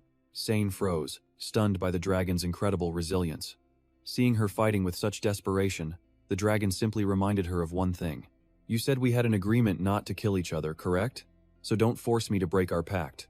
This joke isn't funny, and I'm losing my patience. It opened its massive jaws, gathering energy into a fireball, ready to blast Sane into oblivion. But she remained supremely confident in her own power. She scoffed, "You think I can't block that? Barrier, maximum output." At her command, a blue pentagonal shield materialized before her. The tension in the air became electric, neither would yield. The dragon's torrent of power slammed into her barrier, creating an overwhelming pressure. A moment later, the inevitable happened. A heaven-shattering explosion rocked the entire battlefield. While the battle raged outside, he was stuck healing. He'd used his divine power, but the recovery was too slow. Was I hit by some kind of special bullet? Henrik's transformation was affecting him greatly. After Henrik took his dragon form, all of his own buff and defense skills had vanished. Hun guessed that the dragon's very existence was disrupting the flow of magic in the area. Meanwhile, Sane was thoroughly enjoying her game with the dragon. Dragons truly are powerful creatures. First heavy weapons, now she's creating clones. She has plenty of tricks, but they're all useless. Sane and her duplicates spread out, trying to distract the dragon. Henrik had thought his dragon form could contain her power, but he was wrong. I should be the only one who can control the magic here. How? Sane was like a magician with an endless bag of tricks. She was like someone from the future, with so much advanced gear. This isn't magic, it's science. Holographic illusions. Even for a dragon, the ruler of all magic. There's nothing you can do. As she spoke, dozens of guns materialized, aimed at the dragon. These are all physical weapons, not magic. Sane's countless guns unleashed a relentless barrage. But even with its nigh impenetrable armor, the constant impacts were becoming a major nuisance. Shrugging off the attack, the dragon rose to its feet. It let out a mighty roar, asserting its dominance. You can fire those toys 1,000 times. It will be useless, if that's how you want to play. Sane drove a large pylon into the ground. Out of options, she brought out a massive assault rifle. The sight alone was enough to make one retreat. Seeing Sane's resolve to fight to the bitter end, the dragon recognized her unyielding determination. So, this is your answer? Sane had finally decided to play her trump card. That's right. This is my most destructive weapon.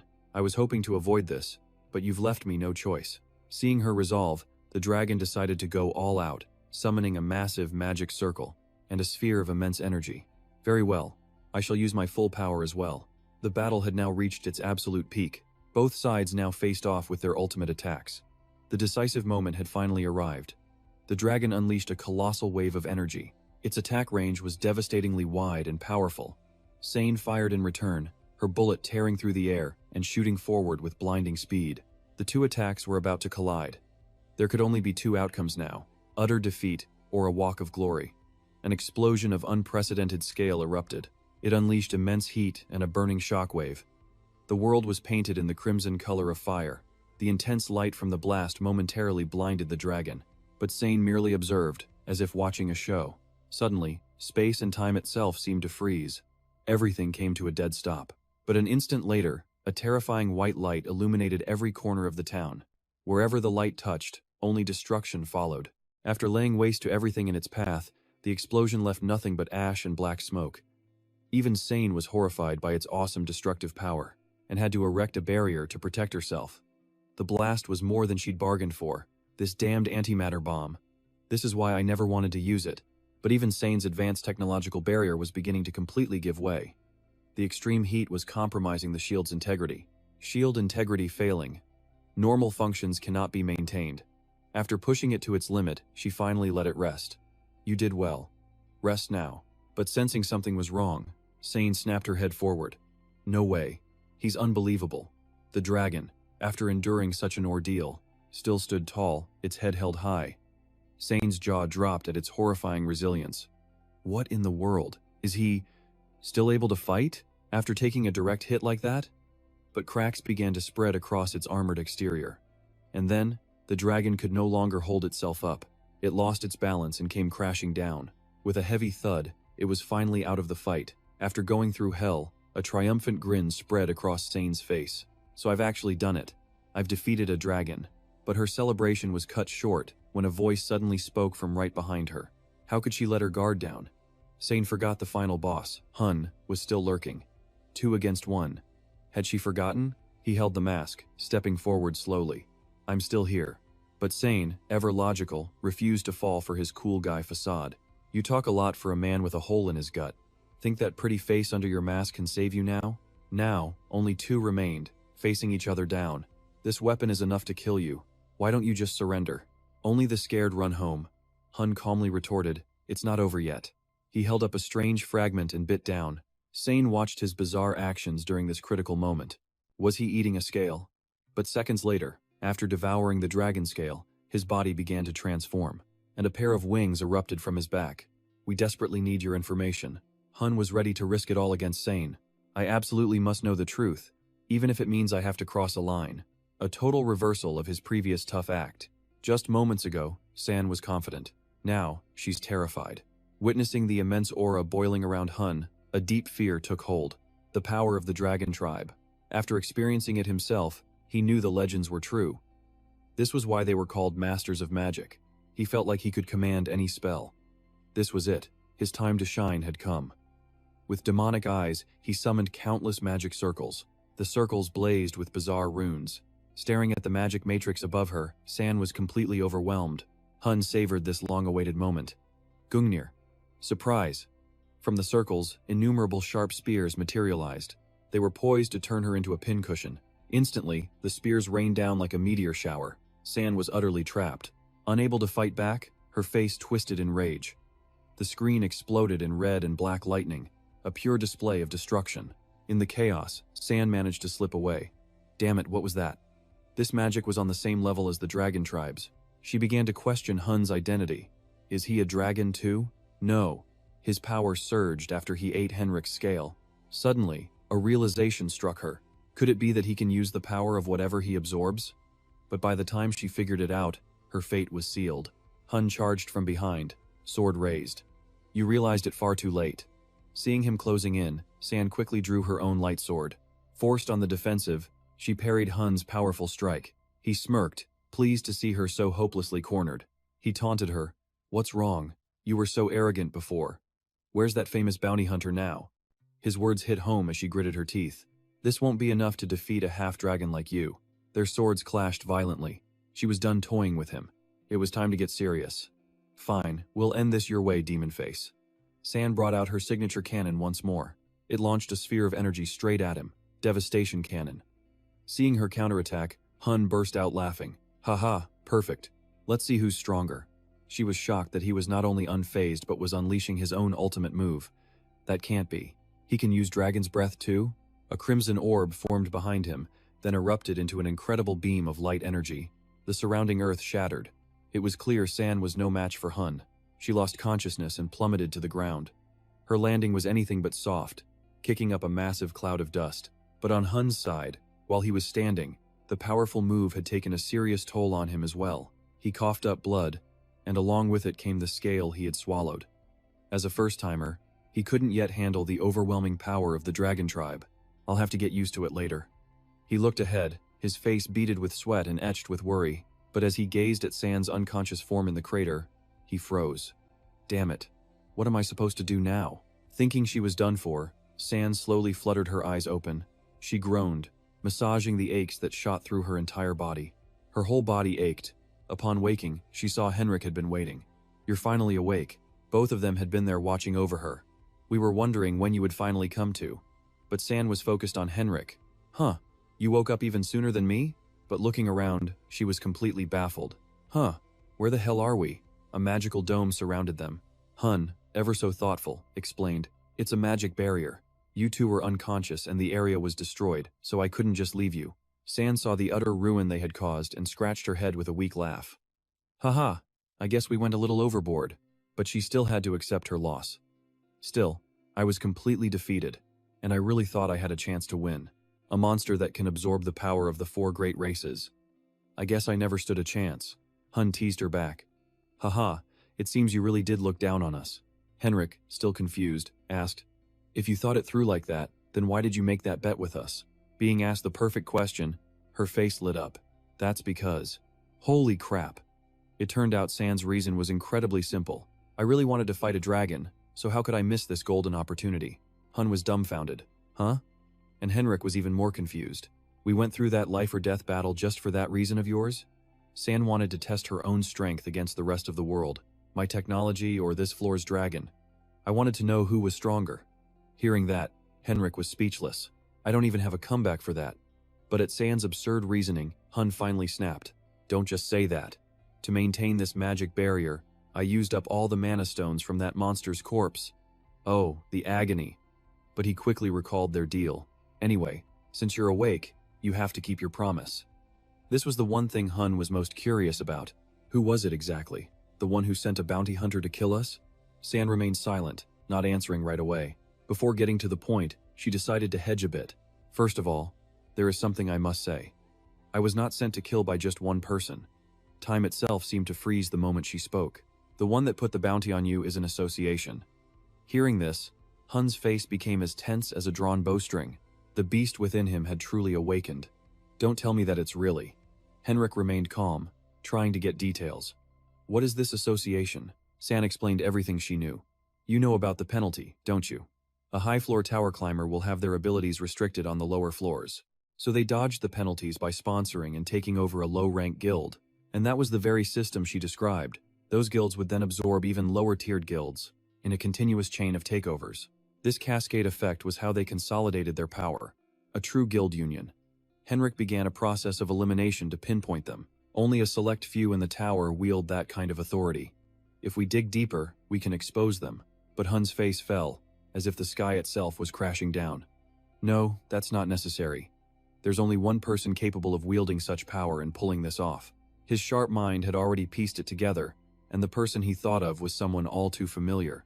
The leader of the 9 Stars Holy Nation Guild, Kanban. It had to be him. The one man Hun despised more than anyone in his life. Kanban faced the window, not turning as he spoke. Thank you all for coming. Among those in the room, one man's voice cut through the silence. 9 stars? He is the 9 Stars Holy Sword, Donis Tayer. A mocking smile graced his face. I know why you've summoned us. I heard the beloved Holy Nation Union was attacked. The 9 Stars Archmage Marin added, it was Maskface, wasn't it? That powerful climber from the 50th floor. The 9 Stars Poison King, Jiang Raun, frowned. The 50th floor? You were hit by a low-level punk like that? A sudden footstep slammed onto the cold floor as a voice boomed. Hey, Kanban. An immense pressure radiated from him, his voice filled with burning rage. Have you said enough? Donis Tayer was unfazed, his hand moving to draw his sword. Oh, you want to fight? Kanban stood between the two hotheads, speaking slowly. Can you guarantee your union won't be the next target, Donis? Donis Tayer faltered at his words, frowning, unable to form a reply. Kane stepped closer to the group as he spoke. I've confirmed that Maskface is a growing disaster. He bowed his head in thought, then looked up with a chillingly inhuman smile. I propose we crush this threat before it can bloom. Donis retracted his killing intent, looking at Kane with a raised eyebrow. How do you plan to eliminate him? Will we go down there ourselves? Kane gave a faint smile and shook his head. No, the penalty would be too severe. His crimson eyes then blazed with pure killing intent. We will have to borrow a mercenary, of course. He thought of the tower, now desolate and in ruins. Kane revealed his plan, and I have already found the right person for the job. None other than Sa Ne. You have survived a grueling battle. Now cornered by 2 men, she showed no fear, smirking instead. We are all 300 floor climbers, and yet, the skill gap is still this vast. She eyed the 2 unscathed men, unable to hold back a word of praise. King-level climbers are truly on another plane of existence. Hun spoke coolly. You failed, and you even gave those bastards information. Basue beside him chimed in. The trail for Maskface's team went cold after they contacted you. He then stroked the snake on his shoulder with a wicked smile. Dinner has arrived, Basue roared. Kamen. The tiny snake instantly became colossal, lunging to wrap itself tightly around Sane's body. Her body was being crushed, she couldn't breathe, and blood vessels popped in her eyes. The snake opened its massive jaw, with 4 sharp fangs, and lunged for Sane. In another dimension, surrounded by absolute darkness, a trembling voice echoed, "Save me." Hadu was floating in the black void. The plea for help kept ringing in her ears. "Save me, please save me, help me." The cries grew louder, jolting Hadu from her sleep with a scream. Hadu sat bolt upright. The young man beside her asked, "You're awake?" Hadu looked up and saw Hun, along with little Miho. She whispered, "Opani." Hadu looked around. "Where's that woman?" "Henrik isn't here either," Hun replied. He left ahead to gather intelligence. He thought of his brother Henrik, carefully scouting their surroundings, and continued, "The people hunting us are quite serious. It seems he'll be scouting for a while, even with the information Sane gave." Hun looked at her and asked, "You seem okay. Shall we go?" Hadu was confused. "Huh? Where are we going?" He smirked. "Did you forget? Our next destination is the 51st floor's commercial district." The black market was bustling with people coming and going. Little Miho pointed excitedly at a cotton candy stall. "Brother, can I have one of those?" Hun agreed at once. "Of course. We have a while until the black market opens." Miho ran off happily. Awesome. Unlike their high spirits, Hadu was still haunted by the dream from before. What in the world was that dream? Hun noticed her worried expression and asked, "What's wrong? You're not going to eat?" Hadu shook it off with a smile. "Ah, sorry, I was just a little distracted." Miho returned, her eyes shining, holding a mountain of snacks. "Look sis, let's eat together." Hadu gave a stiff nod and smiled. "Okay, let's eat together, Miho." As night fell, the market began to empty. Hun instructed the two. "Before the black market opens, Hadu, you'll stand out as an Oni." With a snap of his fingers, Hadu's outfit transformed into a magnificent white dress. She cheered with excitement. "Thank you, Opani." He turned to Miho. "Miho, change into your fox form and jump onto my shoulder." The little girl immediately obeyed, becoming a white fox and leaping toward him. At the black market entrance, 2 guards were checking customers. "Verified, you may enter." "I'll take the next person." The 3 of them approached, and Hun presented a black card. "Here." The guard's eyes widened when he saw it. A black card. The card that grants entry to every auction in the black market. You can't get one without a powerful sponsor. Hun saw him freeze and spoke. "Is there a problem?" The man stammered. "No." He stepped forward to lead the way for them. "I will guide you to the VIP seating area." The crowd began to whisper as they passed. "Enjoy your time here." He then stepped out, pulling the door shut. The click of the lock left the 3 of them alone. Once all the guests had arrived, the auction began. The host presented priceless items one by one. A fierce bidding war erupted below. The announcer continued. "Today, we have a summoning-type accessory. We acquired it for 350,000 gold." Hun watched for a moment, then sighed. "Nothing here is worth buying." Hadu nodded. "I agree. There are too many people," he said from behind his mask. Though his face was hidden, he thought, something isn't right. He scanned the packed floor below. This crowd means a major item is on its way. The host presented the next item. He boomed. "And now, for our next piece." Hadu's eyes flew open in utter shock. Without saying a word, she leaped from their balcony. Hun was caught completely off guard by her action. "Hadu!" he yelled, stunned by her recklessness. "Where are you going?" When the item appeared, a voice cried out in her mind. "I'm here." Hadu charged the stage, following the desperate plea. "Save me, save me." The voice grew louder with every step. "Please, save me." Hadu reached for the veil. "Just wait. I'm coming." The guards were stunned but remained alert, weapons drawn and ready.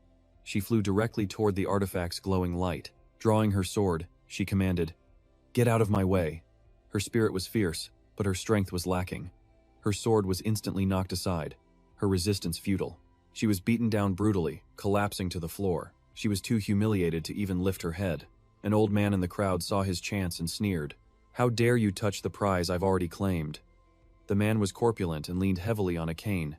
With a single milky eye, he was the picture of greed, and his words were just as foul. He sneered at Hadu, such an arrogant little girl. Just then, Hun appeared, descending like a deity. You're the one who needs to move. Who do you think you just touched? The guard and the old man froze, shocked into a stammering silence. The demon face? Him? The one-eyed man asked again in disbelief. It's the demon face, isn't it? But Hun only focused on Ha-Du, gently helping her to her feet. He asked gently, Ha-Du, are you all right? What happened? She pointed at the item, stammering. I heard a voice coming from it. She was terrified he wouldn't believe her. Just then, the auctioneer intervened, diffusing the tension. He laughed loudly, expertly taking control of the scene. Well, we seem to have some commotion. When a brilliant piece is revealed, guests can get overly excited. His energy was electric, as if he were on a high. He gestured wildly with his hands. All right, let's channel this energy into our next reveal. As he spoke, the veil over the item was slowly drawn back. This piece will surely spark a bidding war. Ha-Du stared, her jaw dropping in disbelief. That's it. The item was painfully familiar. An image of a young girl with that pin in her hair flashed through her mind. The item was announced. A flower hairpin of the fallen Ani tribe. Hearing this, Ha-Du's blood boiled. She gritted her teeth in pure rage. How dare you sell a relic of my people in this wretched auction? Understanding her pain, Hun placed a hand on her shoulder. With a calm confidence, he simply said, Trust me. The auctioneer boomed. Shall we begin the bidding? The starting price is 100,000 gold. The room instantly erupted with bids from all sides. 150,000, 200, 250. The bids climbed ferociously, no one backing down. Then, the one-eyed man raised his paddle. 1 million. The auctioneer raised his gavel. 1 million. Do I hear any other bids? Seeing no challenger, the old man smirked, victory in his grasp. With this, I'll add another species to my collection. A shame I couldn't get an Ani corpse, but this will have to do. Ha-Du trembled with rage, her hand on her sword. I cannot let that monster have it, she thought. But before she could move, Hun's hand gently stopped her. The auctioneer declared, going once at 1 million, but a new voice cut through the air. 3 million. The staggering sum left the entire hall in stunned silence. The one-eyed man thought he'd misheard. 3 million? Hun stepped forward with a confident smirk. 3 million. If you can't afford it, then disappear. The entire auction house went completely still. Everyone was frozen in shock. The nervous announcer finally stammered, Sold, for 3 million gold. The final word was punctuated by the gavel's sharp crack. The deal was done. Murmurs spread through the crowd. I never knew the demon face was that wealthy. The one-eyed man seethed, cursing under his breath. That bastard. Meanwhile, Hun started to worry. Damn, he thought. I've drawn too much attention. Buying it at such a high price. I should leave now. He turned to the announcer on stage. I'll take the item now. Have it wrapped immediately. The announcer quickly agreed. Ah, of course. Night had fallen, the moon casting a serene glow. Ha-Du clutched the hairpin to her chest like a sacred relic. She walked beside Hun under the moonlight. Thank you, Orabioni. That must have cost a fortune. He explained honestly. It's not my money, so don't worry. You can thank Go LCK later. Suddenly, the hairpin began to glow brightly. Ha-Du felt a spectral embrace from behind as a voice whispered, Thank you, Ha-Du. And with that, the spirit vanished, leaving an ache in her heart. She silently vowed, For my people, I will have vengeance. Hun watched her quietly from behind. So that's why she was so desperate, Hun realized. The hairpin holds the soul of a fallen Ani. Suddenly, an ambush erupted from the shadows. A blade swung directly for Hun's head. Sensing the danger, he spun and drew his sword to parry the blow. Ha-Du screamed in terror. Orabioni! Hun threw his attacker back and demanded, Who are you? He already knew. You're from the auction, sent by that fat pig. The one-eyed old man emerged from the darkness. Standing behind his minion, the old man chuckled. How impolite. Did I not graciously let you have that little trinket? But Hun was not about to back down. If you truly wanted it, you should have paid the price. Let me be clear, you are not getting this. And I don't need your money. Leave before you get hurt. The old man let out a hideous laugh. The hairpin? His target shifted, pointing a greedy finger toward Ha-Du. I'm no longer interested in that. Because now, then I'll have a true Oni specimen. The old man's words enraged Ha-Du, and she charged into battle. Go on. He taunted his prey. He swung his massive hammer down, but she dodged nimbly. Panicked, Hun shouted a warning. Ha-Du, don't lose your cool. The old man's lackey seized the opening for a sneak attack. In a flash, his blade nearly took Hun's eye, but he dodged in time. He declared confidently, I will be your opponent. Hun sized him up. He was on Henrik's level. No, perhaps stronger. Meanwhile, Hadu calmly planned her attack. Then, battle sight. He's strong, but so slow. I can win if I predict his moves. Using battle sight, now's my chance. She raised her sword, charging the old man.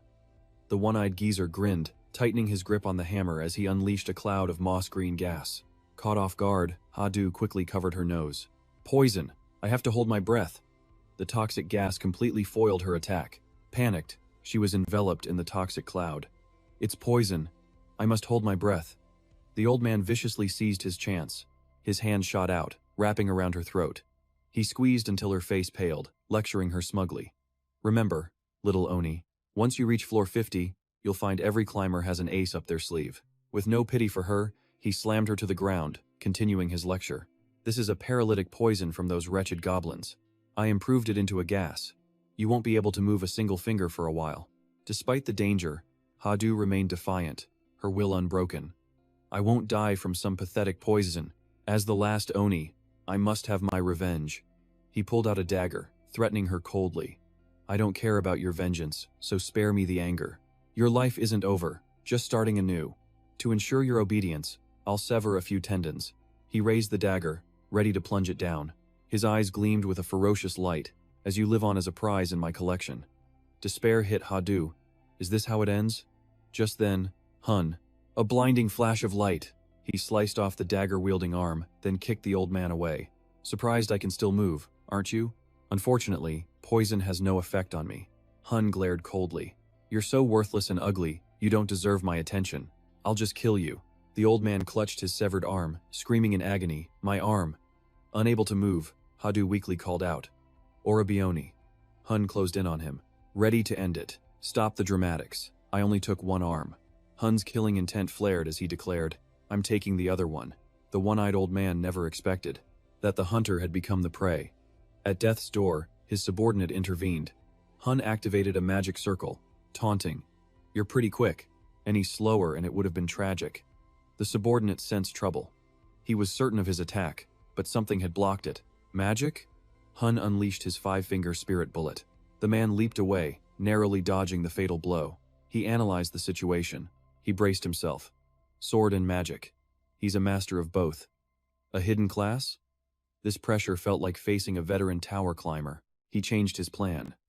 Against such a powerful foe, retreat was the best option. He dashed behind the old man, whispering urgently. The situation has changed. We must retreat and treat your wound. The old man exploded with fury. What? Are you joking? A living Oni is right here. How can I leave? The subordinate's loyalty vanished. He pressed his blade to the old man's face. Have you forgotten the terms of our contract? In exchange for your protection. In his weakened state, the old man had no choice but to recite the terms. While you fight, I must not interfere. The subordinate scowled. Get lost. But the stubborn old man refused to yield. He scrambled to his feet, running for the hairpin. If I can't have the Oni, this is mine. Miho tried to shield the hairpin box with her own body, but it was futile. With everyone distracted, the greedy old man threw a single punch, sending the girl flying. Miho slammed hard against the ground. Clutching the hairpin box, he fled. I'll add this to my collection. Just then, the poison wore off.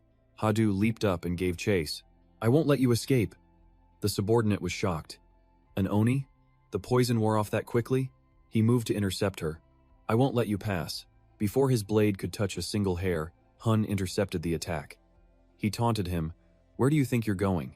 Once you start a fight, you should finish it, right? The towering skyscrapers stood silent. Suddenly, brilliant flashes lit up the sky. It was the signal for a world-shaking battle.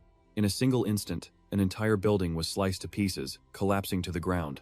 This was the aftermath of Hun's battle with the subordinate. Their fierce clash continued, perfectly matched. The man brought his sword down with all his might, locking them in a struggle. Slowly, Hun broke the silence. No matter how I look at this, you're far too talented to be wasted in a place this filthy. But he disagreed, his tone defiant. It's in filthy places like this I meet the truly strong. Hun looked shocked, then replied with scorn. Huh? What was that? You're just a coward who fled the tower climb. His pride wounded, he furiously shoved Hun away, refusing to accept it. The truth stung. He raged. What do you know? With all his might, he swung his sword again and again, shattering the ground around them. But strangely, Hun was completely unharmed. He declared calmly, You're too weak to face me. The henchman stood frozen, stunned by his speed. Before he could react, a sword pierced his chest. A fatal blow. Blood poured from the wound in his mouth. In that moment, he saw everything clearly. The journey he had endured. Reaching the 431st floor, he had seen the tower's true form, a place built on deceit and lies. Betrayal. Every vile form of human nature. After his comrades turned on him, he lost his eyes there. The truly hurt always want to hurt others. He was living proof of that saying. Everything boiled over. In his despair, he cried, "This filthy place." He then unleashed his demonic energy. He fought back with his remaining strength. At least these humans don't hide their own filth. Pathetic. But his blade didn't even graze Hun. The sheer force of the swing shattered the earth around them. Hun understood his powerlessness. I know that feeling. Of betrayal and death. He never imagined someone like Hun would feel the same. What? Hun continued. Your mind is far too weak. If you're truly strong, then rise higher. Hun leaped, fist raised. And kill those who betrayed you. His resolve was clear, as he sent the man flying with a single punch.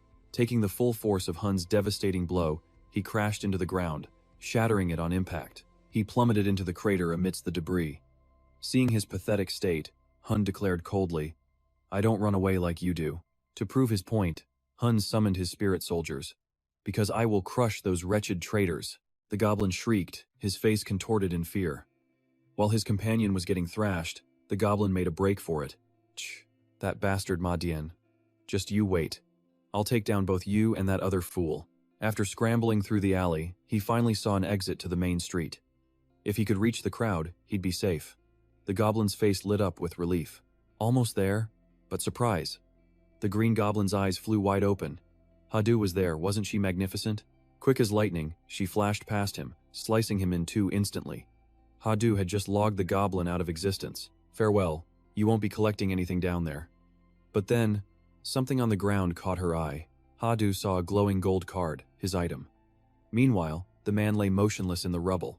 He couldn't understand why Hun hesitated. Why aren't you killing me? Despite his overwhelming killing intent, Hun spared him. You still have something you need to do, don't you? Those bastards did that to your eye. Annihilate every last one of them. As a man driven by his own revenge, Hun demanded it. Hearing this, the man lowered his head and smirked. When I'm finished, I'll come for you. And you'll regret not killing me today. Bring it on, I'm not afraid. Hun just smirked, eagerly awaiting that day. With their business finished, the group prepared to leave. But seeing Hun's cold expression, Vokan couldn't help but taunt him. So cool, even sparing your enemy. Do you pity him because you both seek revenge? Hun gave him the cold shoulder. Shut your mouth. Just then, Hadu returned. Hun turned his head. Hadu, you're back. Seeing her safe return, Vokan asked, What about the fat one? What happened? Hadu answered bluntly, I killed him. Hadu then presented the gold card she had found. This was one of his assets. Vokan recognized it instantly. A card? It looks a lot like yours. Hun examined the card in his hand. It seemed connected to the auction house, but not for regular trading. An item like this? Looking at the gleaming card, an idea struck him. It's a key. He couldn't believe his luck, finding something so valuable. A key to a high ranker's exclusive auction. I can get my hands on a truly rare item. But suddenly, Hadu's expression darkened. Orabioni. Her face was filled with remorse as she blamed herself. I'm sorry. My anger put everyone in danger. But to her surprise, Hun simply patted her head. It's all right. He didn't blame her at all. I know how much that hairpin meant to you. Besides, I could handle it. Still, Hun had to warn her. But remember this, there are times when you must put revenge aside. Hadu's spirit seemed to lift. She nodded gently. Wasting no time, Hun went straight to the auction house, presenting the card. Is this a secret key? The man was stunned, but Hun spoke calmly. I trust this auction's quality will match this card's standard. He quickly ushered them inside. Yes, right this way, please. Looking down from above, Vokan noted the small crowd. There aren't many people here. It turned out they were now VIPs. This is a secret key, Hun explained. Very few people possess one. Finally, the long-awaited moment arrived as the spotlight hit the auctioneer. All right, everyone, this is the final item of the day. He gave a mysterious, intrigued smile. Are you all ready to behold our main event? Down below, the bazaar patrons grew excited, their eyes gleaming. It's finally here. I will definitely win it this time. Hun silently observed from the sidelines. The entire hall was buzzing with a strange excitement. Let's see what's about to happen. Come on, show us. As the crowd roared, a cage draped in red cloth was slowly lowered. Hadu was shocked by the strange item. A cage? Hun guessed it was a mythical creature or a divine beast. The auctioneer, brimming with energy, announced excitedly, "Here it is, a special finale prepared just for you. The final item of the auction." The red veil was slowly lifted, revealing the hazy silhouette of a young woman inside. Hun was disgusted by this inhuman act. What in the hell are these insane bastards selling? The one caged for your amusement is Ellen, a dark elf slave we secretly captured. Her eyes were a haunting mix of despair and emptiness. Even from a distance, he could feel her aura. Such incredible killing intent. But was that all? I'm sure she doesn't have good intentions. And yet, it wasn't that simple. Hun sensed something contradictory. Strange. Besides the dark elf's evil energy, I can also sense the pure mana of a high elf. This was impossible, as dark elves were a corrupted offshoot of the original race. Pure mana is a high elf variance trait, the opposite of dark FP. They cannot coexist. But Vulcan saw this. It's not entirely impossible, if a high elf is forced into contact with demonic energy. Hun disagreed with him. What? A high elf wouldn't be corrupted so easily, but looking at Elwan, a thought struck him. Did they create the 4 royal families? Below, the dogs in the crowd howled their bids for her. 1.5 million, 1.5 to 5 million, 1.6 million, damn it, 2 million.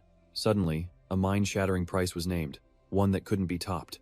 5.5 million. The auctioneer's eyes slowly focused on a figure. A girl. And the one who cast down these pure feathers was none other than the Angel of Eternity, Hamiel. Fearing he didn't hear clearly, she repeated, 5.5 million gold. Elwyn gripped the iron bars like a dying chicken, screaming, Hamiel, how dare you? She was faced with Hamiel's bid. She protested violently. Never. I will never sell to you, Hamiel. Though she looked like an angel, she was a cunning fox. Seeing her devious smile was unbearable. Elwan wanted to lunge and tear her apart. Never. If I escape, you're the first I'll rip to shreds. To pieces. Enraged, Elwan gripped the bars tightly, reaching out one hand and screaming, Never. I will never sell myself to you. Hamiel was amused by her reaction, a twisted smile on her face. Elwan screamed one last time, Never. If I get out of here, I'll tear you to pieces first. Hamiel calmly said from below, Don't be so angry. Just think, princess. In the audience, grotesque creatures, neither human nor beast, stared at Elwan with hungry eyes. Hamiel spoke slowly. Instead of being a toy for those old fiends, I have a proposal. Why don't you become my pet? Elwan gritted her teeth, groaning in fury. Just then, the auctioneer spoke up. All right, if there are no more bids, I will close the auction. 5.5 million. Hamiel winked, smiling with satisfaction. Amid the calls of 5.5 million, Elwan could only shut her eyes and wait. Damned fate. Is this the end? The voice still echoed loudly. 5.5 million. The hammer was about to fall, closing the bid at 5.5. A new number was instantly called out. Elwyn's eyes flew open. Another 4.5 million. Hilly couldn't believe it, whipping around to gasp. 10 million. That much money is like throwing it out the window. It was none other than Hun on the upper floor, looking down like someone at the top of society gazing at the bottom. Oh, even a pigeon can cause such a big surprise. The auctioneer was stunned by the sum, stammering, T10 million gold. The shouts began to echo as everyone grew excited. 10 million gold, the largest bid ever made on the 5th floor. Oh my god, that's impressive. Elwyn looked up wondering, Someone? Who is that? Hilly gritted her teeth in anger. Demon face. She cursed inwardly. How dare he? She immediately used her magic. A pair of eyes filled with resentment appeared. Hun raised his hands in surrender. Oh my. Is she using her power to force me to withdraw? Is that even legal? Hilly glared at him, her lips curling slightly. I should be the one saying that. Stop changing the subject. How can you possibly afford that amount? Hun didn't answer. The killing intent radiating from him was the only response she needed. She frowned, wondering, what should I do now? Hilly finally had no choice but to sigh. She raised her hand, signaling, Fine, I will match the bid of 10 million gold. But Hun showed no mercy. A new number made her eyes bulge with fury. 20 million gold. Vuan and Hazu, watching nearby, gasped in shock. 20 million. Are you insane, Obioni? If you're scared, go home. He leaned on the railing nonchalantly. If you're that scared, just kill yourself. Hilly seethed. That bastard. He isn't trying to manipulate things. He really wants to buy the elf. Hun looked down coldly. Why are you staring at me like that, pigeon? It just makes me want to gouge out your eyes. Behind him stood Vuan and Hazu. He continued his thought. One day I'll kill the 4 royal families. But we're not strong enough yet. At that thought, Hun smirked with excitement. But when it comes to money, I can beat you. For now, this was satisfying enough. Hilly flinched, sweating as she frowned. Damn it, 20 million. How do you have that much money in your account? The auctioneer's voice made her turn back with a start. 20 million, ladies and gentlemen, 20 million. If there are no other bids, the wooden hammer finally fell, announcing the item was sold. This dark elf will be sold for 20 million gold. Later, in the hallway, the auctioneer told Hun, please wait here a moment. We will prepare your merchandise immediately. They handed him a key. And this is a magic key. The shackles will unlock when you approach the cage. The man put on a fawning expression, asking sweetly, may I ask when you might grace us with your next visit? Hun was losing patience. Get lost, and bring me my item. Hazu tugged his sleeve from behind. Obioni. She looked at him with worried eyes, asking meekly, are you really going to use that dark elf as a slave? Hun turned, confused. Huh? I'm not crazy enough to do that. Vuan made a scary face and asked, what about me? Hun crossed his arms, helpless. You're a spirit, not a person. He glared and muttered, damn bastard, always teasing me. Hun leaned down to Hazu. What is it, Hazu? Do you think I'm that kind of person? She gave a nervous smile. No, of course not. It's just. Hazu's cheeks turned red as she lowered her eyes. That elf really is beautiful. Just then, Hilly appeared, interrupting. Oh my. I'm glad you're still here. She placed a hand on her chest with a friendly smile. A pleasure to meet you, I am Hilly. Hun's guard went up. Ah, if you're here to steal my property, then get lost. Someone tried that before, and now they're pushing up daisies. Hilly denied it, closing her eyes. Of course not. I was just, if you don't mind. She looked at him thoughtfully. Could you tell me why you brought her here? Hun faced Hilly and answered bluntly. If you think it's rude, why ask? Even if you are one of the 4 royal families, don't expect everyone to treat you kindly. She frowned. Hilly smiled and walked past him. Then I can't help it. I just wanted to take some time to get to know you better. She lingered, giving Hun a dangerous look. But a report about you has already reached the higher-ups. The atmosphere instantly shifted. Hun turned to look back at her. Without hesitation, he drew his sword, moving so fast Hilly had no time to react. She never expected such a fierce response, gritting her teeth in rage. With one clean strike, Hun severed her wings. He looked down coldly, realizing it was all in his head. Hilly had already walked past him. No, I can't die yet. I could kill that dove, but the penalties are immense. He hesitated. He imagined angels like Hilly hunting him endlessly. But the consequences were clear. Stronger angels would surely come for him. If he stayed this weak, he'd never face them head-on. Hun clenched his fist, veins bulging. For now, he had to wait. Passing Hazu, Hilly suddenly spoke. Ah, that hairpin is beautiful. A pity I'll never see it again, she whispered in Hazu's ear. Because I burned it all. That's right. The girl's eyes widened in shock. Hun was furious. This damned dove. Her target wasn't me. It was to provoke Hazu. He feared something would happen to her, calling out anxiously, Hazu! Though she tried to stay calm, her face darkened.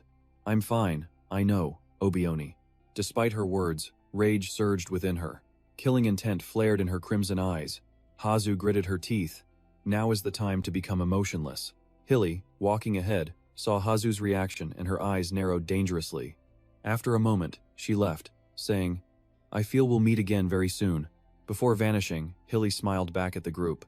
I'll be waiting on the 10th floor. Seeing her leave, Hun rushed forward. Wait, how much do you know? But before he could ask, Hilly took flight, leaving a shower of feathers behind. Watching her go, Hun mused. All right, I don't know what you're plotting, but just you wait. I'm coming for your head. Meanwhile, on the outskirts of the 15th floor, Vuan commanded his soldiers, spirit soldiers, hold them back. Let no one near the master. Then, an iron cage slammed onto the ground. Vuan gave a final command. No one is permitted to hear this conversation. The female elf, trapped inside, agreed without hesitation. Yes. What do you plan to do with me? Hun appeared before her cage, reassuring her. Don't worry. If I meant you harm, I wouldn't have brought them. At his words, Elwang looked down, dejected. Everyone's the same, aren't they? How are you any different? Seeing this, Hun didn't try to persuade her, instead changing the subject. Believe what you want. What's your name? Knowing her disadvantage, she answered readily. Elwan. Elwan von Yggdrasil. Hearing that surname, he couldn't help repeating it in his mind. Von Yggdrasil. Hun then began to recall information on this family. The royal house of Yggdrasil originated from the name of the World Tree Elf tribe. At that, a bold thought entered his mind. She's a noble elf. Meanwhile, in the forest, a figure leaped through the trees. While on the move, a girl in the group asked, "Are you sure it's in this forest?" Split up in search, a true noble elf. Back with Hun, he stood before the cage, silently assessing her. She's a high-ranking elf. Moreover, as a noble, she still has room to grow. The dark energy she'd absorb as a dark elf would become even stronger. Lost in thought, Hun suddenly remembered something. Speaking of which, Hamili. Her enraged expression made him suspect she holds a deep grudge against the four royal families. Returning to reality, he stared at a defiant Elwan. She's perfect for the heaven-defying plan. Being watched so intently made Elwan uneasy. She quietly schemed. How do I escape? A new idea sparked, and she looked down at her chains. These shackles are suppressing my power. No, even if freed, I won't be able to use my powers for a while. Meanwhile, Elwan was still lost deep in thought. She didn't notice a key appearing, tapping lightly against the cage. The moment it touched, the cage imprisoning her shattered instantly. Not a single piece remained. The scene left Elwan in utter disbelief. With the cage gone, Hun held up the key and commanded, "Get up. We need to talk." Instead of talking, Elwan acted. She lunged for the key, but Hun easily sidestepped. His dodge sent her sprawling to the ground.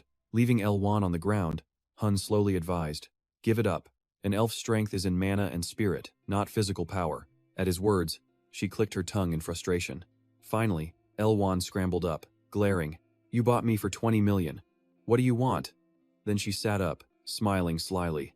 "Ah, this place is perfect. No one will know what you do to a powerless dark elf." After speaking, she pointed to herself confidently. "Like those bastards who wanted me, you plan to use me for your own lust, right?" These words made Hadu blush and cover Miho. "What are you saying in front of a child? Our master isn't that kind of person." Notifications immediately flooded in. The Supreme Demon is lecturing you, saying it's too early for such things. The Nine-Tailed Fox is explaining its sex ed plan. McQuay says as a hero, you must have many wives. Reading this, he exploded with rage. "It's not what you think. Get lost." Just then, a huge explosion echoed from the forest.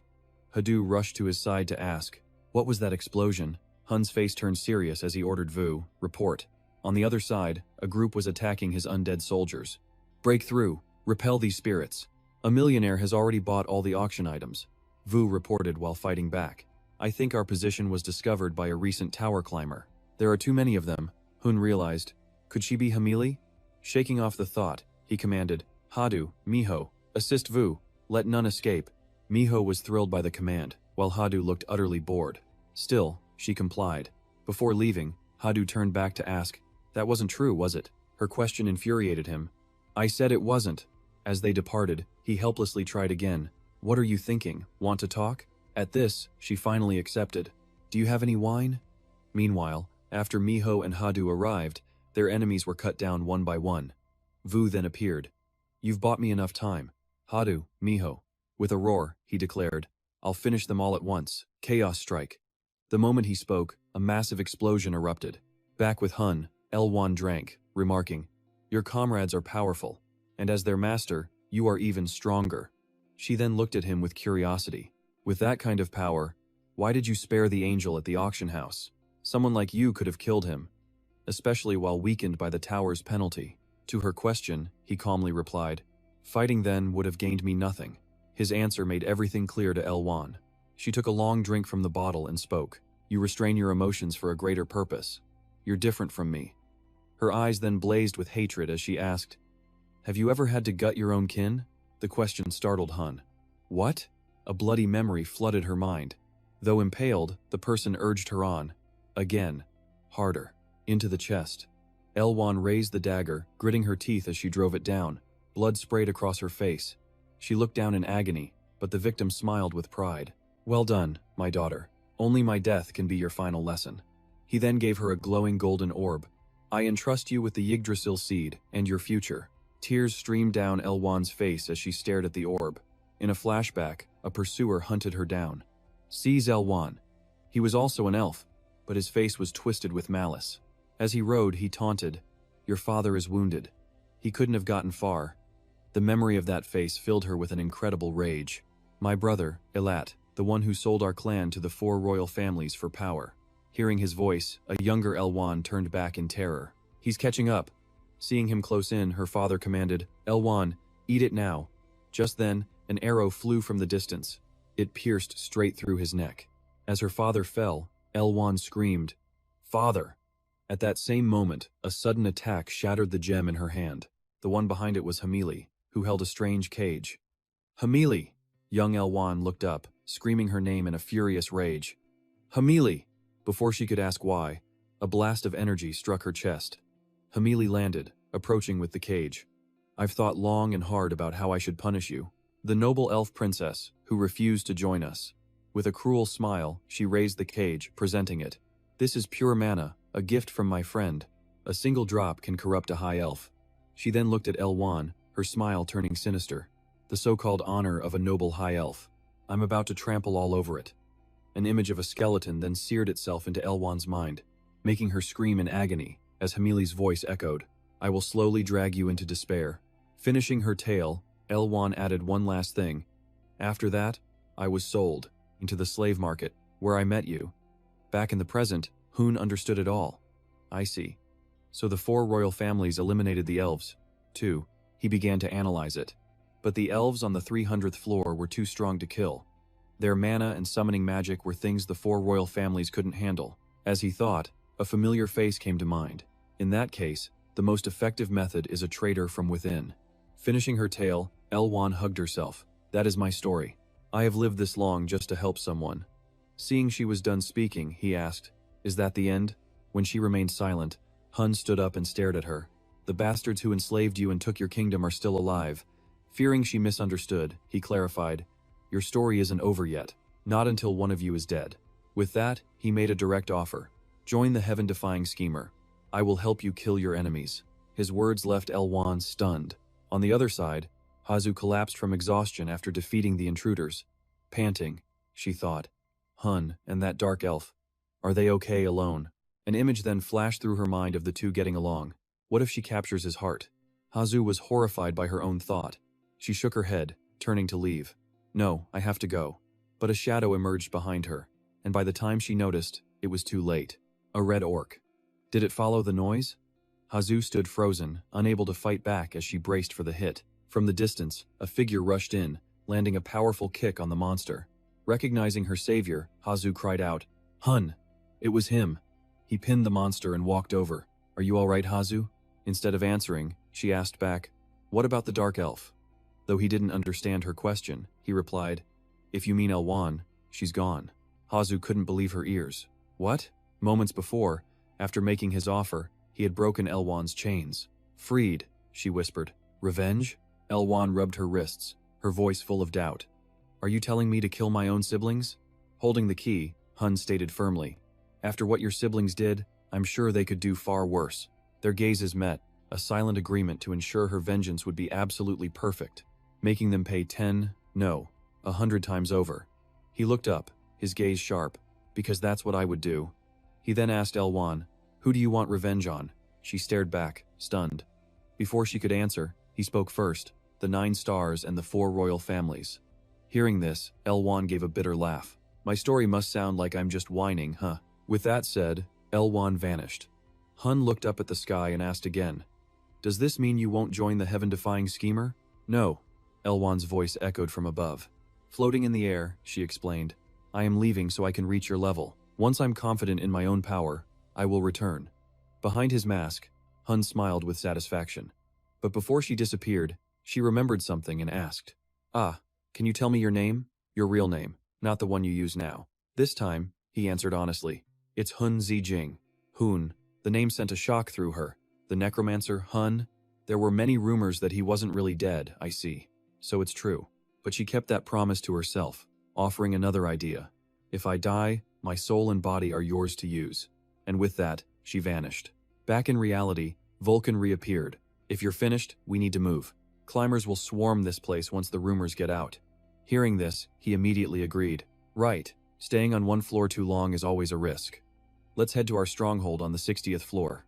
Then, he remembered. Ah, Gis said he was heading to the 60th floor too. The man they spoke of was in a brutal fight. He threw coins at his attackers, roaring, "Golden strike!" The attack dropped them, but Gosek's fight wasn't over. Soon, he stood alone in a room of fallen bodies. He gritted his teeth, seeing the chaos outside. Damn it, I've been ambushed. I can't believe they brought an army. Meanwhile, on the 60th floor, screams erupted. Hold the line. Don't let them through. There are too many. The front line had utterly collapsed. At Gis's shop, soldiers charged a puppet, crying, "For the holy nation." Though battered and bruised, the puppet stood its ground. This shop was created to support the heaven-defying schemer. If the Nine Stars discovered the link between Gik's shop and the traitors, it would all be over. His resolve hardened. He couldn't drag Gik into this. He had to protect this place. With his mind made up, he summoned countless puppets, tearing through his attackers. Just then, a figure wielding a mace descended from above. "You're mine!" The ground shattered upon impact. However, his puppet shielded him, allowing a swift escape. The attacker was surprised to see him unscathed. "Oh? You dodged?" He even offered a compliment. "For a puppeteer, you're not half bad." This was none other than Guildmaster Hossein, the giant hippo. The puppet's expression turned grim. A guildmaster? Were they really planning to burn this place down? A curse rang out in the air. "You fool."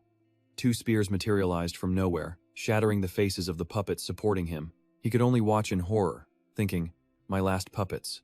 Guildmaster B. Holy of the White Goose Guild taunted Josanne as he controlled the spears. "If you want to destroy the puppets, you must aim for the puppeteer."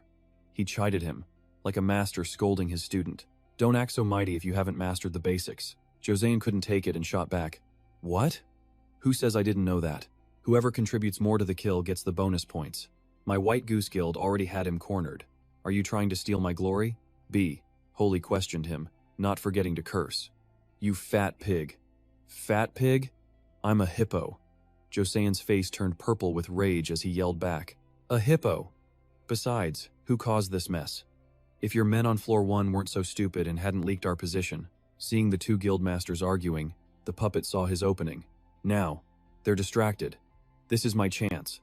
He cast his strings toward them.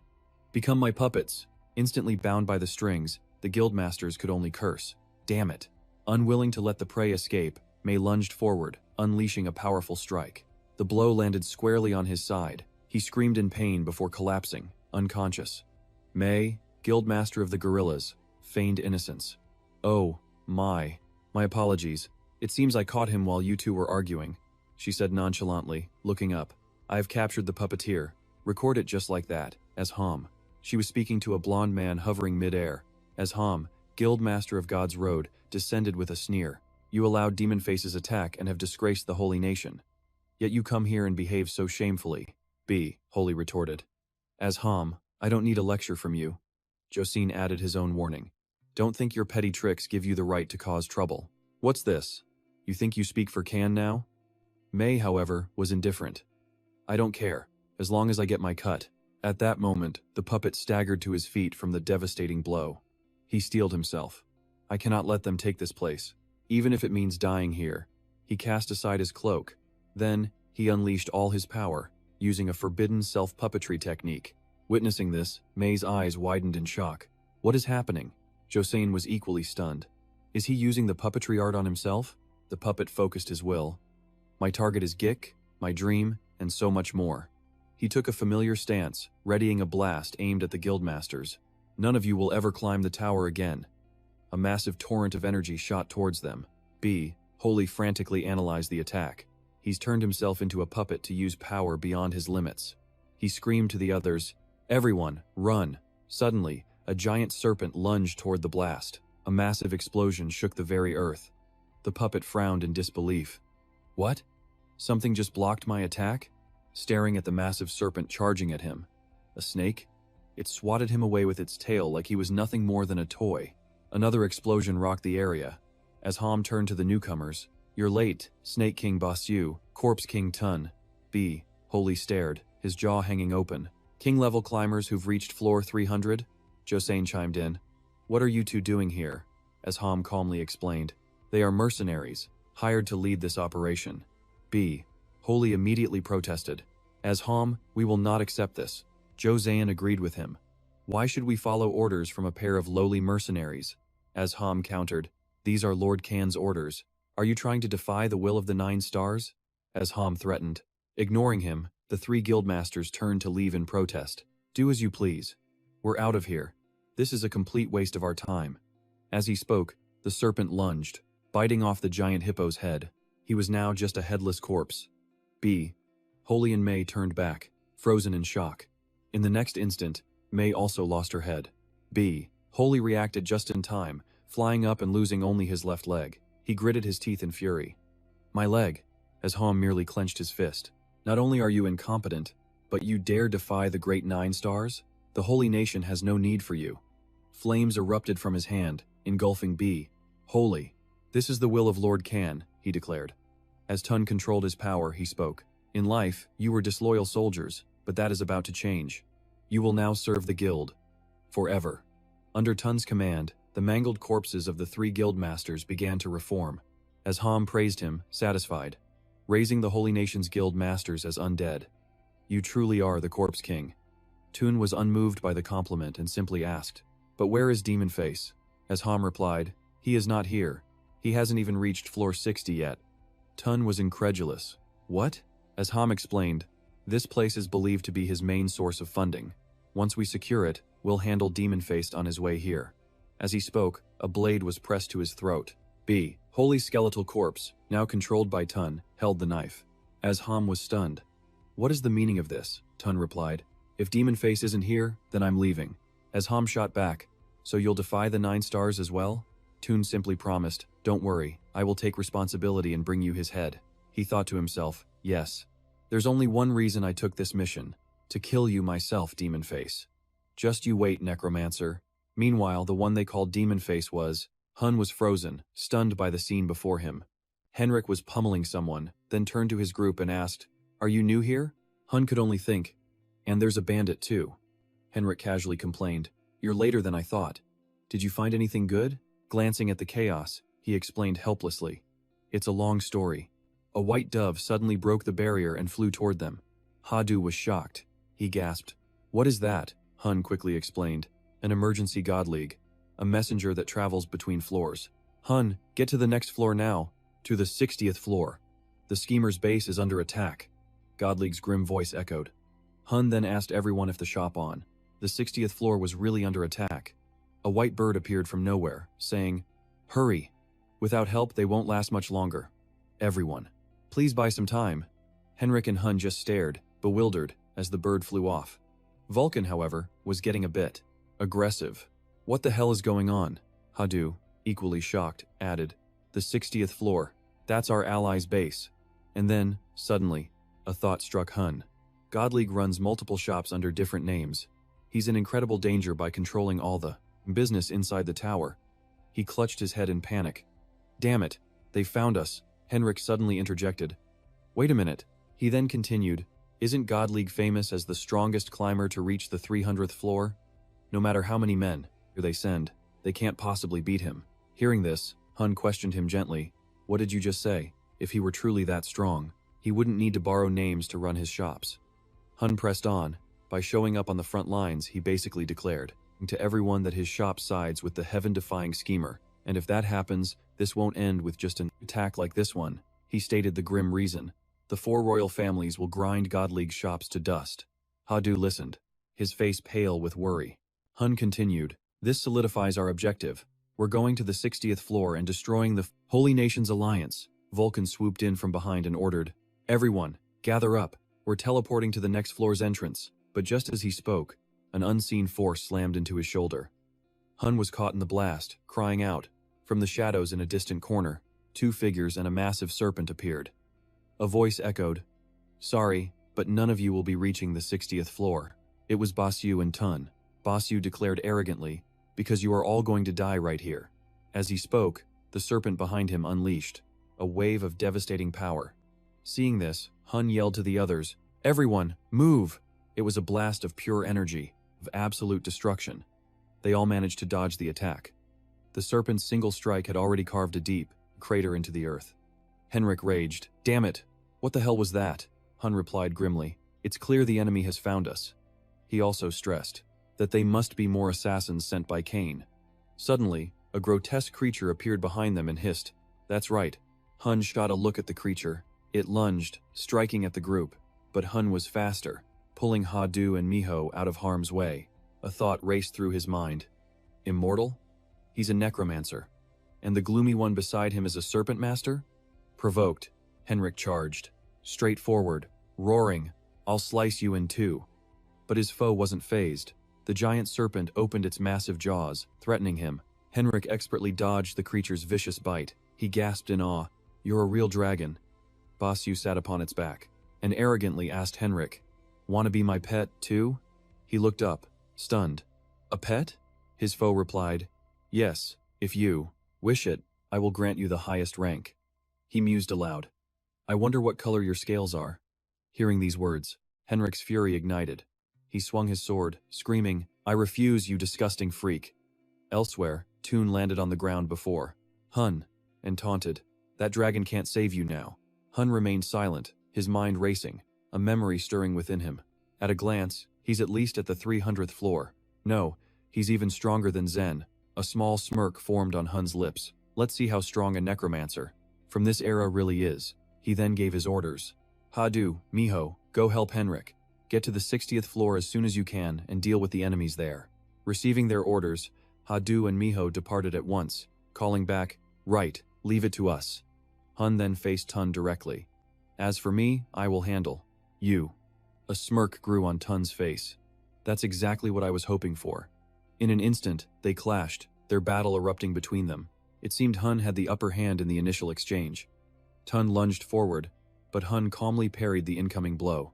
The fight had just begun. Hun and Tun faced off, their gazes locked in thought. Tun mused internally. "A normal summoner would have feared my bone soldiers, on sight. He's exactly as the rumors described." Toon then broke the silence. "Your title is Necromancer, correct?" Hun shot back. "So what if it is?" Tun's brow furrowed with resolve. "You are unworthy of that title. Surrender your power to me." But Hun was no pushover, replying, "And what if I refuse? This arrogant upstart." Tun's fists clenched in fury as he declared, "Then I will take it by force." Meanwhile, Ha-Du and Miho were still, heading to the 60th floor. Suddenly, Ha-Du sensed something was terribly wrong. They both stopped, watching as the ground began to crack beneath them. Ha-Du and Miho glanced at each other, horrified. The ground, utter terror, was etched on their faces. Hun also noticed the dire situation unfolding. It was turning for the worse. He immediately shouted, "Ha-Du, Miho." Toon used the moment to taunt him. "If you don't surrender it, your companions will die a miserable death." Fury erupted from Hun. "Shut up! Let them go, you bastard!" Just then, countless soldiers were engulfed in a sea of flames, screaming in terror. One of them was struck down. A fearsome warrior brandished his weapon, attacking the soldiers. With a ferocious roar, he yelled, "Die!" The moment he spoke, something struck his head. A nearby soldier asked with concern, "Are you all right?" Clutching his head in pain, he groaned, "Damn it, someone threw a rock at me." Then he picked up the object, his face suddenly lighting up. A wide grin spread across his face. "Gold. It's gold." He threw a gold coin. "I managed to find gold in all this chaos? How could I be this lucky?" But the scene was utter chaos, filled with cruelty and despair. Soldiers scrambled to escape the spreading flames. The inferno raged on. "Run! Get out of here!" Asim appeared then, but remained silent.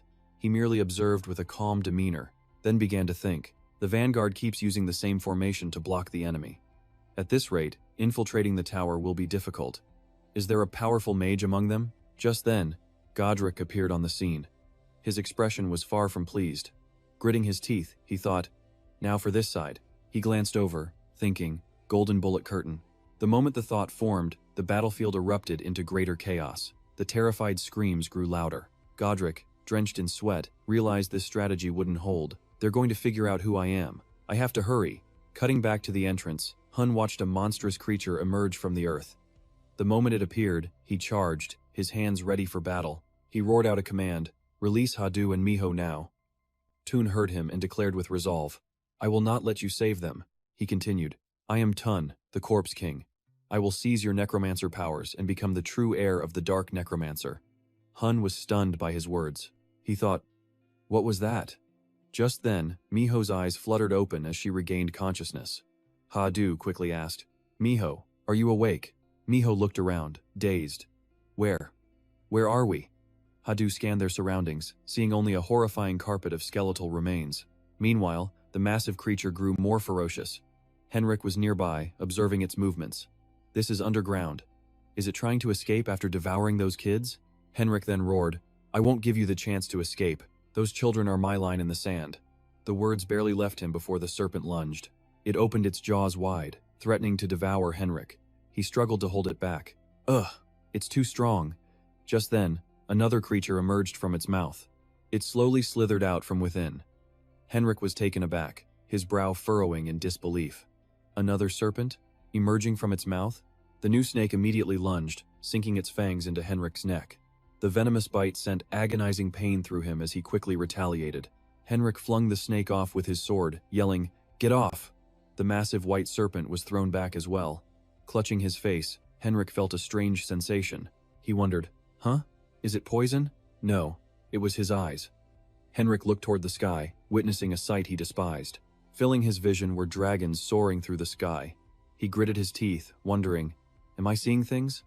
Memories flooded back of the day dragons destroyed his home, the source of his undying rage. Noticing Henrik's expression, Basyu approached him. You truly despise dragons, don't you? He added with a sneer, A dragon hating dragons. How peculiar. Henrik roared in anger. What? He then demanded, You know? How? Henrik's mind raced back to the snake bite. It can't be. That moment. He then asked, Was that the serpent's power? Basyu chuckled and replied, Indeed. He continued, This little one's bite can amplify the most painful memories from your past. But that's not all. It also transfers those memories directly to me. Basyu then asked Henrik, But I fail to understand how you can despise such a beautiful sight. Henrik scoffed in response. Beautiful, you say? He continued his taunt. And now, you've become a dragon yourself. Isn't it wonderful? Henrik couldn't tolerate his mocking tone. He demanded, What could you possibly know to say that?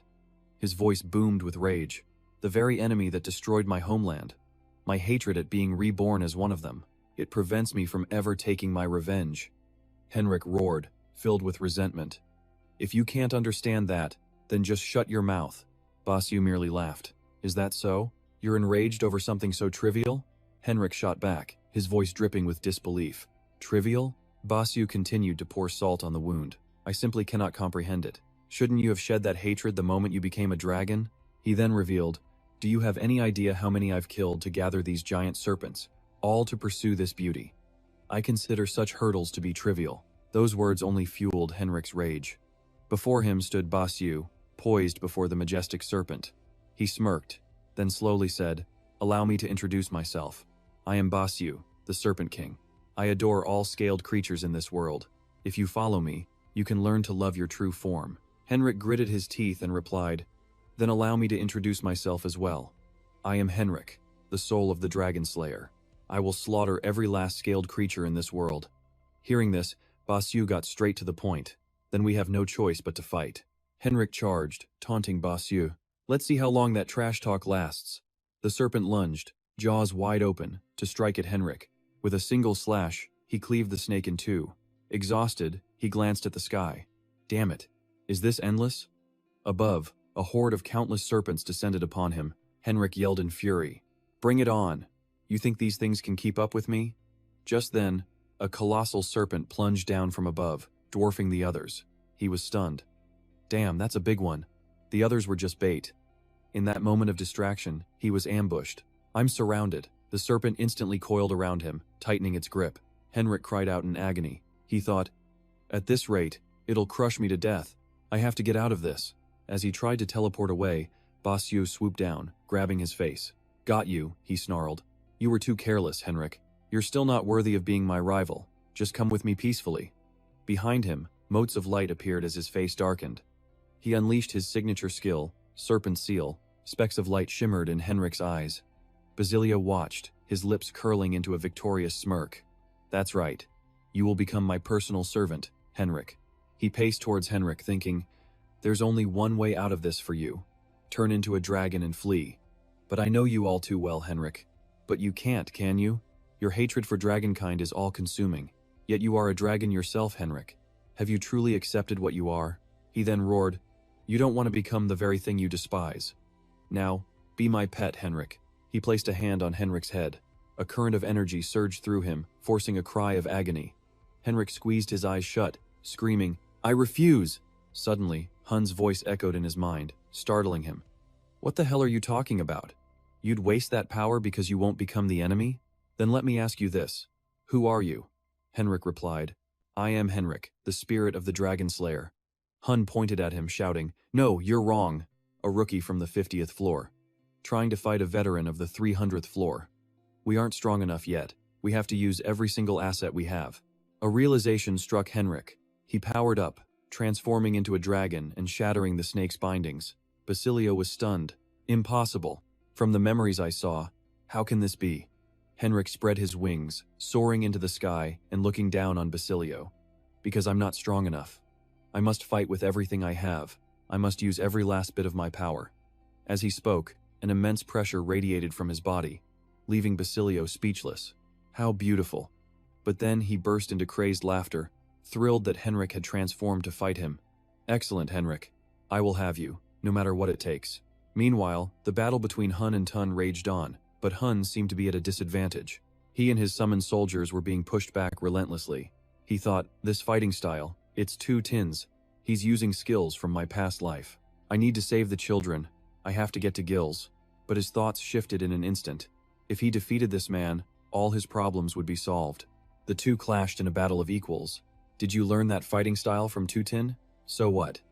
Tun replied coldly, "I assume you did as well." Hun smirked mockingly. "Then you'll never be able to defeat me, because I will become even stronger than Tutin." At his words, power erupted from his body. One hand blazed with red fire, the other with black. Tun's face twisted in anger. "How dare you claim to be better than him? Ridiculous!" While Tun was talking, Hun vanished with terrifying speed, surprising him. But as he attacked, his opponent used a skeleton to block the blow. Tun laughed maniacally. "Haha, what a fool, running straight to your death." Then, he commanded hundreds of skeletons to surround Hun. But our hero remained fearless. He combined the red and black flames in his palm, causing a massive explosion. His foe was shocked. "Divine and demonic power? You possess both sources of energy? You now possess both demonic and holy power, forces that should be incompatible with your body. This is an unprecedented achievement. Your name will be recorded in the Tower of Accomplishments." Jin Hun's body began to radiate both powerful energies. A new notification appeared. A half-god, half-demon body has been created.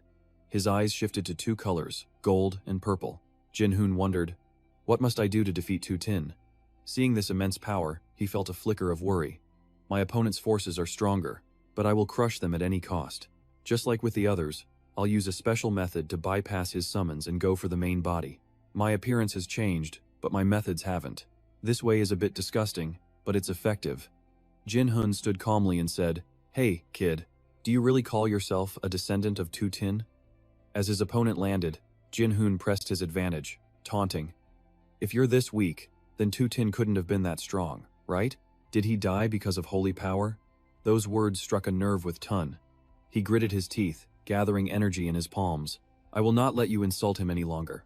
At his word, grotesque minions clawed their way out of the ground. Jin Hun readied his dual swords. "Bring it on." Right, it would be boring if this ended too quickly. His eyes sharpened as he locked onto his prey, lunging forward at the speed of light. With both holy and demonic power, his summons won't be at their full strength. "I'll cut you in half." Jin Hun swung his blade, and sparks flew. But behind the attack, Tun stood completely still, watching him. Jin Hun's eyes widened in disbelief. Too shallow. This sword is imbued with holy power, so why didn't he die? Tun's voice echoed. "Yes, that's exactly how he died. Did you think I wouldn't be prepared?" He commanded a massive, headless warrior as his own eyes glinted coldly. "You will die here for blaspheming his name." Under Tun's control, the headless being swung an 8-meter-long blade at Jin Hun. He struggled to block the attack. The immense force sent Jin Hun flying backward. He thought, a magic shield? But holy power should be able to block demonic energy. Before he could finish his thought, his arm was suddenly sliced open, gushing blood. He thought grimly, This monster is strong. The surprise attack came from a pristine white skeleton. At the same time, another enemy struck from above. Jin-hun knew he was at a disadvantage. I can't win with simple attacks. I'll have to focus both holy and demonic power into one hand. Immediately, Jin-hun poured all his power into a single sword. A red warning flashed. Holy and demonic power are opposing forces. They cannot be combined. The situation was desperate. He lost his cool and screamed at the system, "Shut up and do as I say. This is the only way." The two streams of gold and purple energy merged and separated repeatedly. Jin-hun swore, "Damn it, I can't combine them." A madness took over, his eyes wild as he laughed and roared, "Enough! Just take this." He defied everything, forcing the two powers together. The energies teetered on the brink. "I don't care if you resist. You will belong to me either way. Fuse." The two opposing powers were finally forced into one by their maniacal master. The twin lights of purple and gold swirled and became a single entity. The shield Tun was so proud of, capable of blocking any power, suddenly cracked and shattered. His magic puppet never expected such a gruesome end. The two remaining puppets now knew fear. Tun stared, whispering, "How? I created that shield to block the power of the four royal families. Does that mean his power surpasses even the four royals?" Jin-hun's eyes had now turned silver, and the sword in his hand radiated a strange, silver energy. "What is this power? It's neither demonic nor holy." A system window appeared. "Congratulations. You have acquired the trait, Fusion, an explosive power born from combining holy and demonic energy." Jin-hun was ecstatic. He whispered to himself, "Fusion, is that what this is?" Beneath his mask, a twisted grin formed. "Now this, I like." He gripped his sword and charged Tun's men. Panicking, Tun used his allies as a shield. "Hossein be holy, defend me!" Obeying the command, the two stood before their master. In a single slash, Jin-hun effortlessly sent them flying. He then turned to Tun, his eyes cold as he swung his blade. Paralyzed with fear, Tun stumbled backward, his eyes wide with terror. As the blade fell, he blocked it with his staff. The resulting shockwave created a devastating explosion. As the dust settled, it was clear Jin-hun held back against Tun. His mask had shattered, revealing a stunned expression beneath. Before he could even twitch, Jin-hun's blade was at his neck. Jin-hun looked down at him. "Your name is Tun, correct? Why are you so obsessed with amethyst?" After a moment of silence, Tun spoke slowly. "His Grace. Back when I was a boy, his expression filled with admiration. He was the one most worthy of ruling the tower. As a boy, he was saved by Amethyst from a mob of attackers. The look in his savior's eyes was something Tun could never forget. Hearing his story, Jin-hun pressed on. But he died a traitor to humanity. You still revere him? Tun roared, "You're wrong. His Grace was framed by those wretched 9 stars. Jin-hun was stunned. He couldn't believe it. How? How could he possibly know the truth? He thought. Tun screamed in desperation. It wasn't him. He looked up, insisting. His Grace was framed by the 9 stars. Jin-hun was shocked. He knows the truth? He hesitated, sword in hand, recalling the truth behind his own death. He stared at the defeated Tun, thinking, I never imagined someone else would discover the truth. Tun then asked, Can't you feel anything at all? He looked up, his voice firm. Even after inheriting Amethyst's title, Necromancer, did you never once question the story of his death? Tun recalled, he was the strongest necromancer who fell against the 9 stars. Pen was bribed. He declared fiercely, His Grace was framed. Jin-hun scoffed. Who knows? Perhaps his hunger for power made him foolish, but inside he thought, so, there is still someone in this tower who remembers and believes in me. Tun glared up in rage. How dare you insult His Grace? He put on his hood. I admit you are strong, but you are not worthy of being Amethyst's successor. Raising his staff to the sky, Tun declared, He was more than my savior. His power shone brighter than all of the 9 stars combined. His voice filled with hope. He is my pride and my ultimate goal. Enraged, a blue aura erupted around him. I will defeat you and become his true successor. Jin-hun smirked. So this is what having a follower feels like. A smug thought crossed his mind. I will make him my subordinate. He then said to Tun, Then prove your worth to me. He then began to cast his spell. A vortex of blue and white energy formed before his chest. Tun thought, It's incomplete, but it is the fruit of all my research. He roared, his pupils vanishing into a sea of blue light. You who hold Amethyst's title yet dare to insult him, I will never let you keep it. The 100 Knights ghost manifested, flying towards Jin-hun. Seeing it, he wondered. A soul armament? Not to be outdone, he summoned his own spirit, Vukan. He commanded it to attack. The soul frowned, thinking, is this truly Vukan? He assessed it. This isn't a soul armament, it's weaker. But it resembles the very first one I ever created. Did he become a necromancer all by himself? Tun declared with resolve. I won't stop until I have avenged him and restored his honor. Jinhun observed his aura and thought, talent, stability. Had I not returned, he might have become the next amethyst.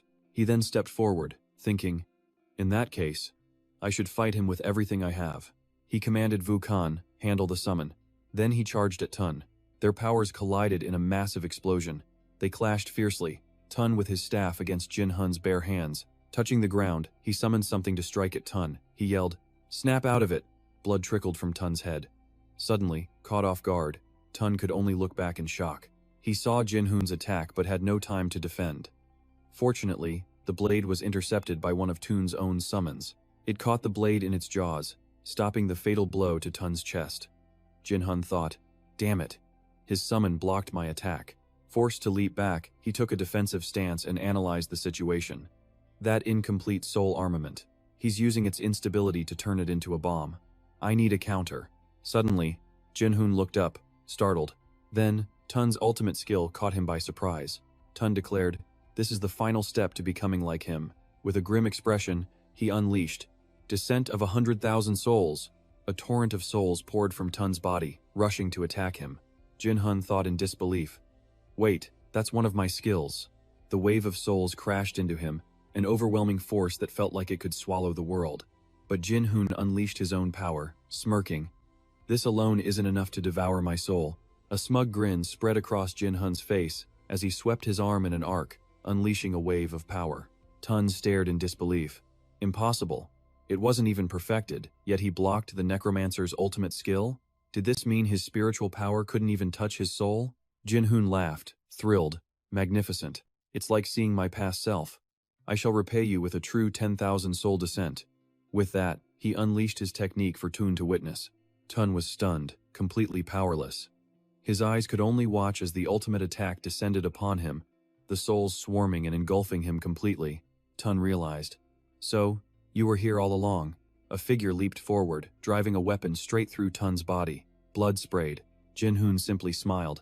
A pleasure to meet you, Tun. Recognition dawned. Weakly, he spoke. A pleasure to meet you, Zijing. As his eyes closed, he struggled to say, soon. I will. The figure replied, yes, we will meet again soon. And just like that, he had eliminated an admirer and claimed his soul. But then, Jinhun sensed something. Amiss. Still alive. Just as I'd hoped. You haven't disappointed me. Tun's power began to surge back, a blue aura flaring to life around him. With his eyes still closed, Tun's voice rang out. He opened them. Jinhun watched and grinned. Welcome. He rose and walked toward Jinhun, declaring, soul armament, assemble, then placed his palm on the ground. A current of power flared up, and Tun immediately knelt in submission. Please forgive my insolence, he pleaded. Kneeling before him, Tun continued. I failed to recognize my own master. I wasn't even loyal to my comrades. Before he could continue, the ground began to tremble violently as a massive monster erupted before them. Hun broke into a cold sweat. What is that thing? Tun answered. That is a summon I created. After a massive roar, Tun added, it has lost its master and is now on a rampage. I will take care of it. Tun summoned power to his hands. But Jinhun suddenly shouted, Tun, wait! He had noticed something strange inside the creature. He stopped Tun again. Hold on, aim for its eyes. Just then, a beautiful girl emerged from the beast's mouth. It was Hazu. She cried out, Tun, we're finally out, Hun exclaimed with joy. Hazu, Miho, you're safe, he grinned, overcome with relief. I'm so glad you both made it out alive, Hazu explained. Miho managed to charm the summon so we could escape. Miho chimed in proudly. I protected her when things got dangerous. Tun stared at his massive creature, thinking, that kid charmed a powerful undead with her necromancy? And the other one dealt with the threats from the inside. Suddenly, a crimson beam of energy pierced the sky. Everyone looked up, stunned. Hun just smirked confidently. That's Henrik's breath. That means the battle over there is already decided. Just then, a figure appeared, plummeting from the sky and crashing violently into the ground below. It landed right before their eyes. Toon recoiled in shock, coughing from the dust cloud. It was Boss Yu, one arm completely gone, collapsed on the ground. Henrik appeared with a taunting smirk. I never thought Boss Yu could be defeated so easily. He then shifted from his dragon form back into a man. He boasted to Hun, a decisive victory for me. The four kings are tough, but... He leveled his sword at Boss Yu's face, his voice turning cold. This is the end for you. You're out of dangerous snakes to command. Boss Yu could only glare back, helpless. Henrik continued. Except for that little pet of yours. Defeated, Boss Yu used his last strength to look at his serpent. It seems this is the end for us, Sula. I'm sorry. Then, Boss Yu opened his jaws wide in a grotesque display and devoured his own serpent whole. Everyone stared in horror. Hun yelled, "He's completely insane. He's eating his own familiar." Henrik raised his weapon. A desperate move like that won't help you. A brilliant light flashed as he struck at Boss Yu, but Boss Yu just laughed madly. So obedient. And so delicious. My Sula. His severed arm erupted into a serpent's head. Now, we can be together forever, can't we? The monstrous Boss Yu flicked his tongue and grinned. Now, the real final battle begins, he declared. Together, let's bring down that dragon, Sula. Henrik just smirked. How utterly pathetic. You bragged about loving your snake, yet you used it like a disposable tool, and now you've devoured it. The grotesque creature licked its lips. What could you possibly know of our love? There is no purer love than becoming one. Even Henrik felt a chill run down his spine. He swung his blade without hesitation. You disgusting fiend! Hazu and Miho surged forward to help. Hun rushed in as well, ordering, "Support Henrik now." But Henrik roared, "Stay back, you fools. No one is to interfere." His eyes blazed with resolve. This kill is mine alone. The serpent head lunged, jaws wide, to strike Henrik. But he was faster, charging forward and piercing its flesh as blood erupted from the wound. But the snake's tongue snared his weapon. Startled, Henrik was caught off guard as it bit his arm. Boss Yu cackled. "Now your sword arm is useless." Boss Yu gloated, unleashing an attack. "It's over." But a crimson aura flared around Henrik's draconic leg. Unfazed, Henrik continued his assault. Boss Yu was stunned, completely unable to defend. Henrik slashed him with his talons. As he collapsed, Boss Yu muttered, "Neither dragon, nor human. Don't you think you're a monster yourself?" Henrik gritted his teeth but said nothing. He rose into the air and declared, "I've learned something from our fight. For that, I thank you, one of the four kings." He then proclaimed, "I am the dragon's end. I am Henrik. Nothing can change that truth." Having completely annihilated Boss Yu, Henrik dragged Boss Yu's body like garbage. He strode majestically toward Hun's group, holding him by the hair, then slammed the body onto the ground before them. Toon was speechless. He thought, to defeat Sula, the Serpent King's strongest familiar? Then he exclaimed, "Impressive. No, to have an ally this powerful." Hun smirked proudly at his companions. "That's right. This time, I'll climb the tower with allies I can trust." He turned to Tun. "And you, of course, are coming with us, Soul Armament." Tun looked up in surprise, a bead of sweat on his brow, completely bewildered. Lowering his head, he said quietly, "Thank you, my lord." Just then, Henrik dusted off his hands. "I'd love to ask what happened here, but we don't have the time for it now." Hazu immediately agreed. "He's right. We're almost at the 60th floor," Hazu continued, "and things are getting extremely dangerous up ahead." Hun nodded. "Right. This battle is far from over. To the 60th floor," but Toon suddenly dropped to one knee, blocking Hun's path. "No, my lord," he said urgently. "You cannot go. The one leading the forces on the 60th floor is Asum, master of the Divine Lord Guild. He commands the Holy Kingdom's lower floors." Hun probed, "Exactly how powerful is he?" Tun replied, "He's on my level. A holy knight from the 300th floor." Henrik added his thoughts. "A tough foe, but you and the Serpent King were beaten. Maybe we have an opening?" Tun bowed his head. "That is not the true problem." He then began to reveal Asum's history. After being rescued by the Bond brothers, he swore an oath of absolute loyalty to our cause. We can stall the soldiers outside with this method. In exchange, Asum is the one and only master. Just then, a blinding light descended from the heavens. Down below, the fallen soldiers began to stir. They took up their arms and rose again. He was using divine power. He had resurrected his entire dead army. In other words, his power rivals a god from the 300th floor. Asum's grim, fearsome face materialized. He roared, "Entire army, attack!" Ha-Du was in disbelief. That's impossible. Hun faced Hun. So we can't fight back? Do we just wait for the guild to be annihilated? Then what should we do? Toon bowed his head. No, there is still one path. A way for you, my lord, to balance the scales of this war. Tun held out his hand as a purple, flame-like energy swirled above it. You must absorb my power, here and now. Sweat formed on Hun's brow. What? Tun explained. I have a theory about your true ability. A power that can absorb all things and make them yours. Even from a corpse. So we're one and the same, aren't we? Tun gazed at Hun, the vision of his lord appearing behind him. He continued. If my instinct is right, all the power I've cultivated will become yours. Henrik then added, furthermore, King X and his serpent squad are also quite strong. If you absorb them, you'll gain immense power. Hun asked once more, are you certain about this? Is no one waiting for your bodies? Tun bowed his head. There is no one. Even if there were, it wouldn't matter. I serve you. Toon knelt at Hun's feet respectfully. If I can offer my meager power to you, it would be my greatest honor. With eyes full of hope and anticipation, Tun looked at Hun. He declared firmly, please, accept my power, my lord. Hun closed his eyes in thought for a moment, then replied, I understand. He raised his hands, lifting Basio and Tun. I will take your power. His eyes flashed purple as he clenched his fist and yelled, absorb! Basio's red and Tun's blue energy surged into Hun. Meanwhile, elsewhere, chaos erupted in a massive battle. They stormed the castle, dragging out the mages. Looking down, Gottlieb saw the fortress about to be overrun. He sweated helplessly, thinking, oh God, this is a disaster. The fallen soldiers have been resurrected. At this rate, they'll breach the walls. He worriedly noted their casualties were mounting. I have to find a way to buy some time. He tossed a coin and calculated. First, create chaos to scatter their forces. Then, we switch to guerrilla tactics. Suddenly, Gottlieb froze.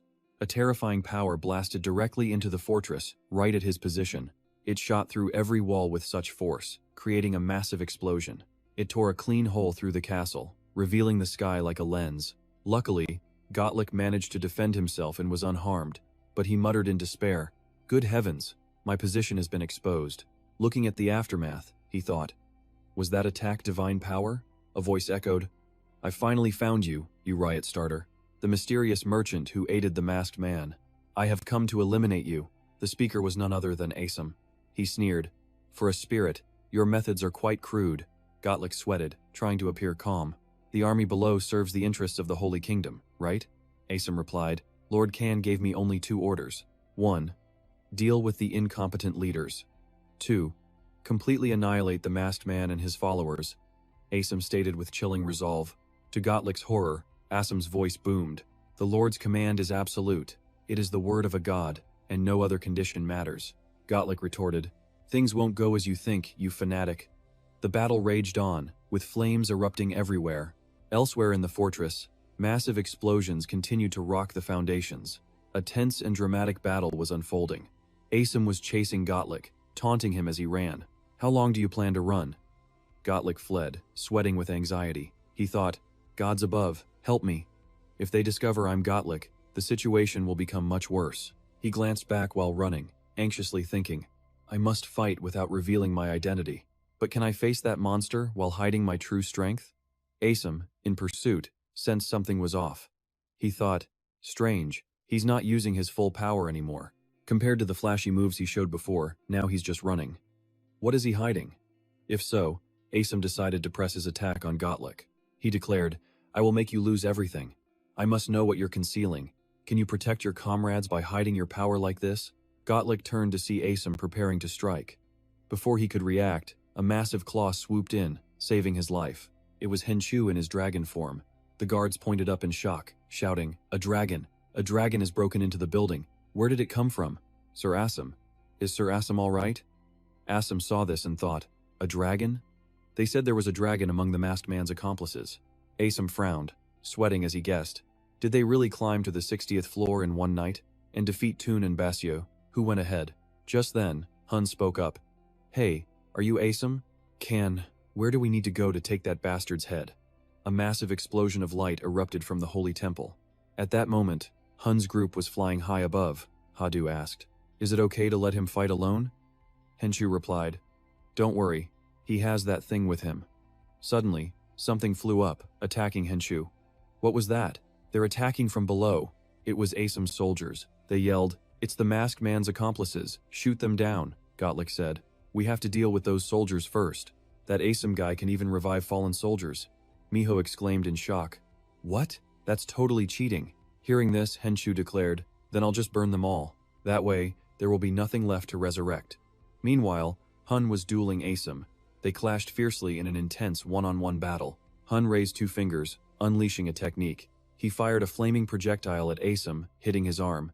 Then, Asim's holy power enveloped him, and his arm regenerated in an instant. Hun watched the wound heal immediately. "What?" He sized up his opponent. "Impressive regeneration. To beat him, I'll need a single strike he can't recover from. It has to be an overwhelmingly powerful attack. I must aim for an opening and use my ultimate skill to land the final blow." Hun taunted. "Is this the power you gained from those Bond brothers? You must have really sucked up to those maniacs." Asim's face twisted with fury. "Those men? You dare insult them?"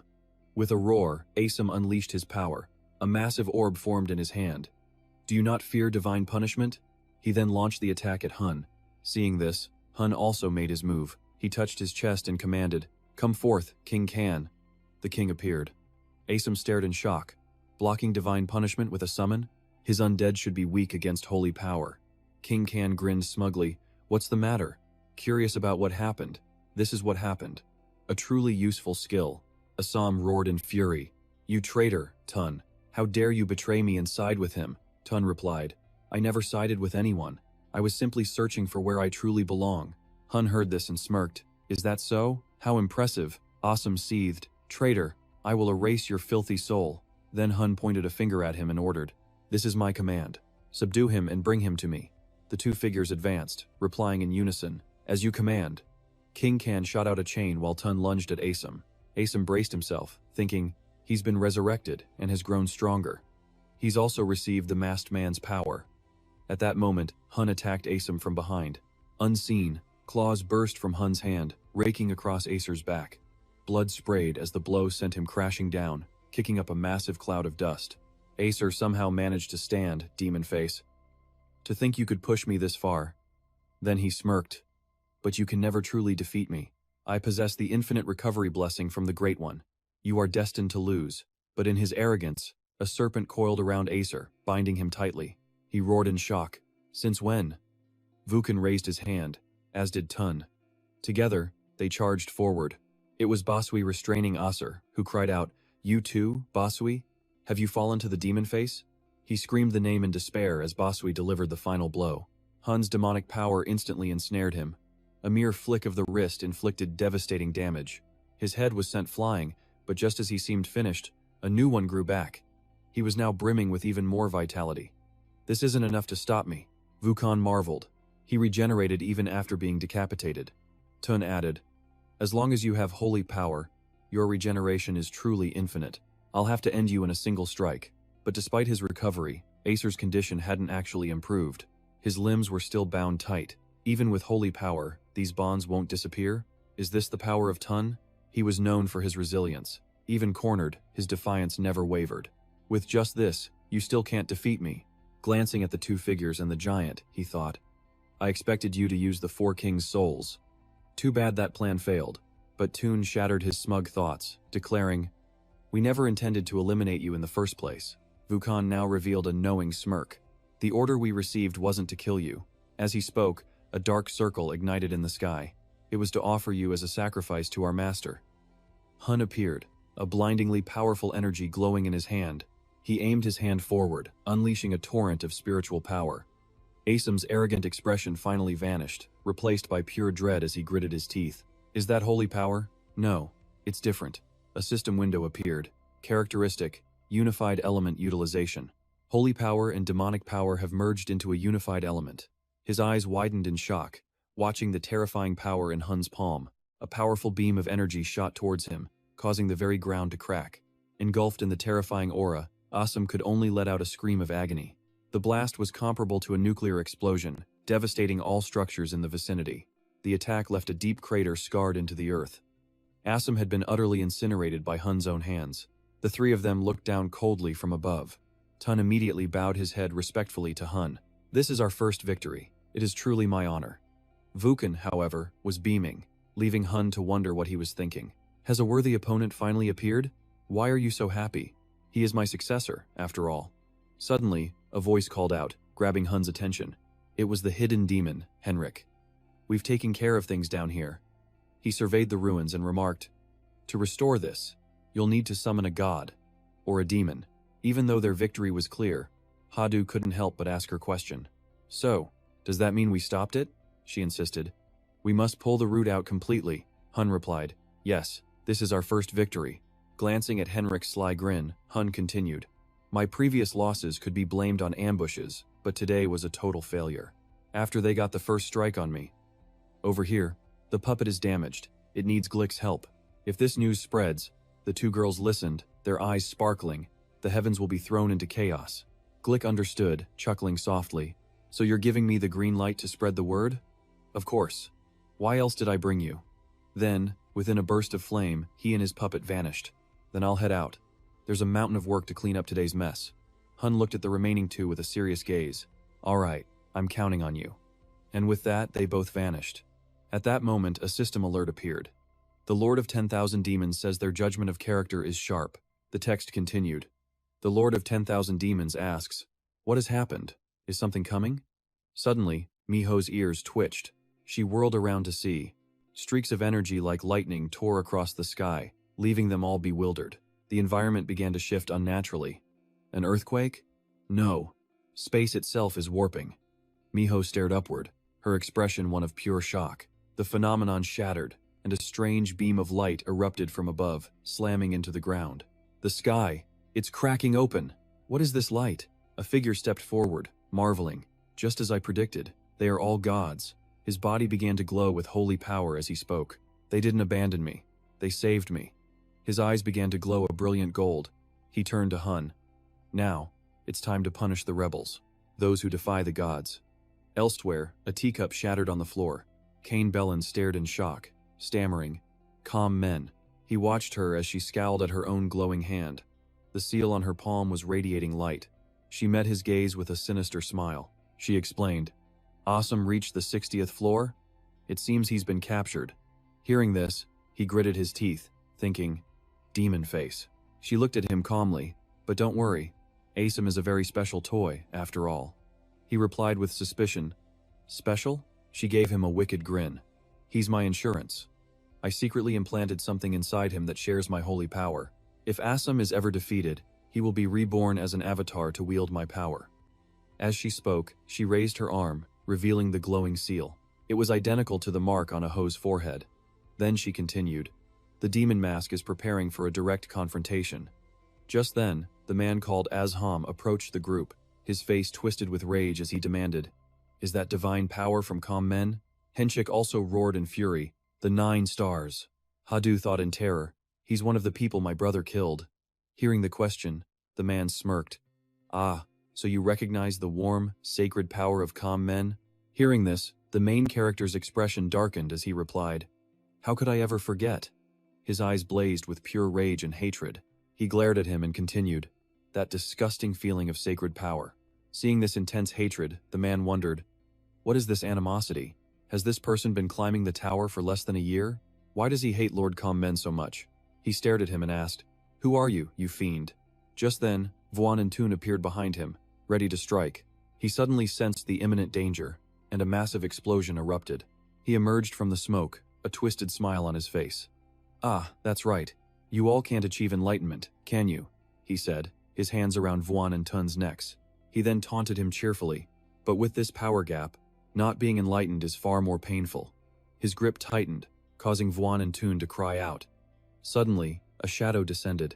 Henchik, now in dragon form, swooped down with a deafening crash. But he was stunned when the man blocked his claw with a single hand. The man spoke calmly. A powerful dragon, but I now wield the might of the 9 stars. With that, he leaped up, slamming Henchik's entire body into the ground. He laughed again, mocking them. The power of a high ranker's bloodline is nothing compared to the high rankers themselves. You will all pay the price for your defiance, and will die here. Suddenly, floating hearts appeared around him. He stared at his trembling body, confused. Is my body restrained? He looked around. Who did this? He then saw Miho casting her charm magic on him. He thought to himself, that child, this chaotic power, is she the offspring of a spirit beast? The main character was already behind him, his blade pulsing with immense energy. His eyes filled with resolve as he roared, "Begone, puppet of calm men!" He brought his blade down, cleaving the man's body in two. But suddenly, his body began to regenerate. Seeing this, he erupted into maniacal laughter. Ha! The main character was stunned, thinking, that was my strongest attack. Yet he can still recover from it? The man turned, answering his unspoken thought. Now, no attack can possibly kill me. He raised a hand, that twisted smile returning. So, I suppose it's my turn now, isn't it? A ring of light formed in his hand, then suddenly expanded to a colossal size as he roared. The main character sensed it immediately. This felt different. He whirled around and screamed, "Everyone, run now!" Miho looked back, her face filled with worry as she cried out, "Big brother!" Hadu was already carrying her, trying to escape. A beam of light erupted from the massive circle, obliterating everything in its path. When he came to, his body screamed in pain. "Damn it, I can't even move." Seeing him awake, the man said, "Ah, you're finally awake." The main character looked up in shock. The man was holding Miho by the throat, lifting her into the air as she struggled. The man spoke casually, "You woke up just in time." Seeing the horrific sight before him, the main character screamed in terror. Then he saw his defeated comrades on the ground. Henchik and Hadu. They were all defeated? Seeing his despair, the man gave a wicked grin. "Your little rebellion has failed, Demon Mask. The moment you betrayed the 9 stars, your fate was sealed." Hearing his words, he thought blankly, "It's over." He stared at the man. To lose in a place like this, to a mere pawn of calm men, without even landing a true final blow. No, I refuse to lose to them again. His face darkened as a sense of complete helplessness washed over him. He glanced at Miho, tightening his grip. The little girl cried out in pain. "You're first," he sneered. "You insolent spirit beast." Fear filled her face as tears streamed down, the light fading from her eyes. She cried out in terror, "Brother, I can't breathe." Seeing this, he roared in desperation. "Stop it!" A system window suddenly appeared. A voice echoed, "How dare you?" Miho, still being choked, spoke with a cold face. "How dare you touch another's child?" Her face became glacially cold as she stared him down, her voice dripping with rage. As Ham choked the 9-tailed fox, she showed no fear, only issuing a chilling threat. "How dare you touch another's child?" Her voice was indifferent, yet absolutely cold. In the next instant, the 9-tailed fox held back no longer. An overwhelming power exploded from her entire being, as Ham's jaw dropped at the sudden turn of events. What is this?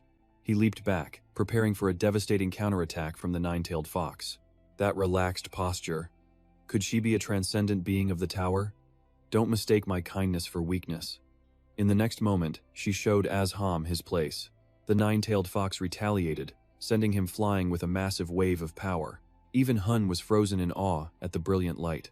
Suddenly, an explosion of energy radiated from their position, engulfing the entire space. The 70th floor, the Black Forest, was a desolate place, shrouded in gray with no signs of life. Into that silent space, a pink light descended from above. Now, all they could see were immense, pure white foxtails. The 9-tailed fox appeared before them in a completely new form, with enormous, magnificent tails. Hadu was mesmerized by her divine presence. "Miho? No, you're the 9-tailed fox, aren't you?" She gave a radiant smile and replied, "Hello. Is this the first time you've truly seen me?" Hun, dazed and clutching his shoulder, asked, "Where am I?" The 9-tailed fox calmly answered, "The 70th floor, the Black Forest." The girl was completely stunned by the news. The 70th floor? But how did we get up this high? She then revealed a secret known only to a select few in the tower. Climbing isn't the only way to ascend the tower. There are shortcuts to the upper floors, but you won't gain the same stats as you would from a normal climb. Therefore, you must return to the floors that match your current level. Taking this chance, she asked Hadu a question. "You've never climbed to the 100th floor, but you were born and raised there, weren't you?" Model. The girl hesitated for a moment. Despite their assurances, Henrik still refused to believe they were on the 70th floor. Wait, is this really the Black Forest? The place was completely desolate, without a single soul in sight, confusing him deeply. This was uncharted land. It was a barren wasteland, crawling with dark creatures.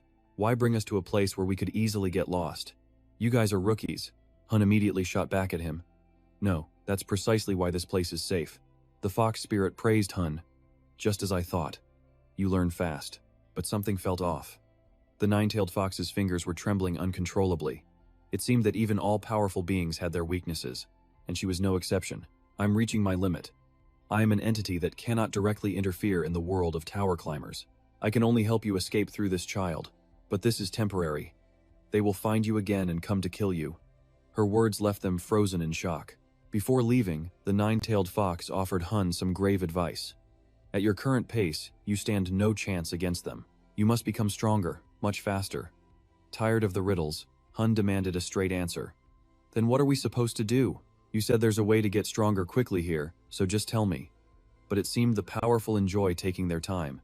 After stoking his curiosity, she said nothing more. Apologies, my time is up. From now on, you'll get the rest of the answer from him. Then, the nine-tailed fox flashed a brilliant smile and said goodbye. We'll meet again. But Hun still needed answers and reached out, shouting, Wait, hold on, too late. The nine-tailed fox reverted to a small cub. With sleepy eyes, it drifted gently downward. Hadu stepped forward, catching the tiny cub in her arms. I've got you, she smiled, gazing at the small fox. Hun couldn't understand the Gumiho's final words. Who was she talking about, Gumiho? But as he was lost in thought, an arrow flew at him from behind. Thankfully, his luck hadn't run out yet, and he dodged the two deadly projectiles. From the trees above, mysterious hooded archers challenged them. Who are you? Who dares enter our black forest? A girl with a fierce gaze drew her bow threateningly. Outsiders, leave now, or else. But she stopped mid-sentence, as if she had just noticed something. True to his nature, Hun refused to back down and prepared to use his magic. That won't be necessary. We need to find something here, Hun explained. It really is a small world. The girl slowly removed her hood, revealing her face. I never thought we would meet again like this. Seeing who she was, Hun and Hazu were completely floored. Huh? You're... Elwan? Who could have guessed they'd reunite under such bizarre circumstances? Long time no see, demon face Elwan. She then explained her attack. Sorry, we're cautious with outsiders. To Hun, it was no big deal, so he let it go. It's fine, but have you formed your own army? In response to Hun's question, she answered with humility. It's hardly what you'd call a force. Elwan then explained her work.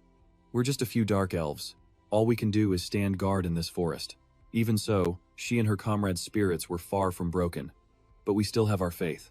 Suddenly, Hun's eyes widened as he shouted, That's Yggdrasil! Before them was a massive, ancient tree, glowing with a mystical blue light as she introduced it. That's the New World Tree. It's what gives us our power. Witnessing such a miracle of life thriving in this dead land, Henrik and Hazu were in absolute awe. Unbelievable. In the next second, Elwan dropped an even bigger bombshell. And this is nothing.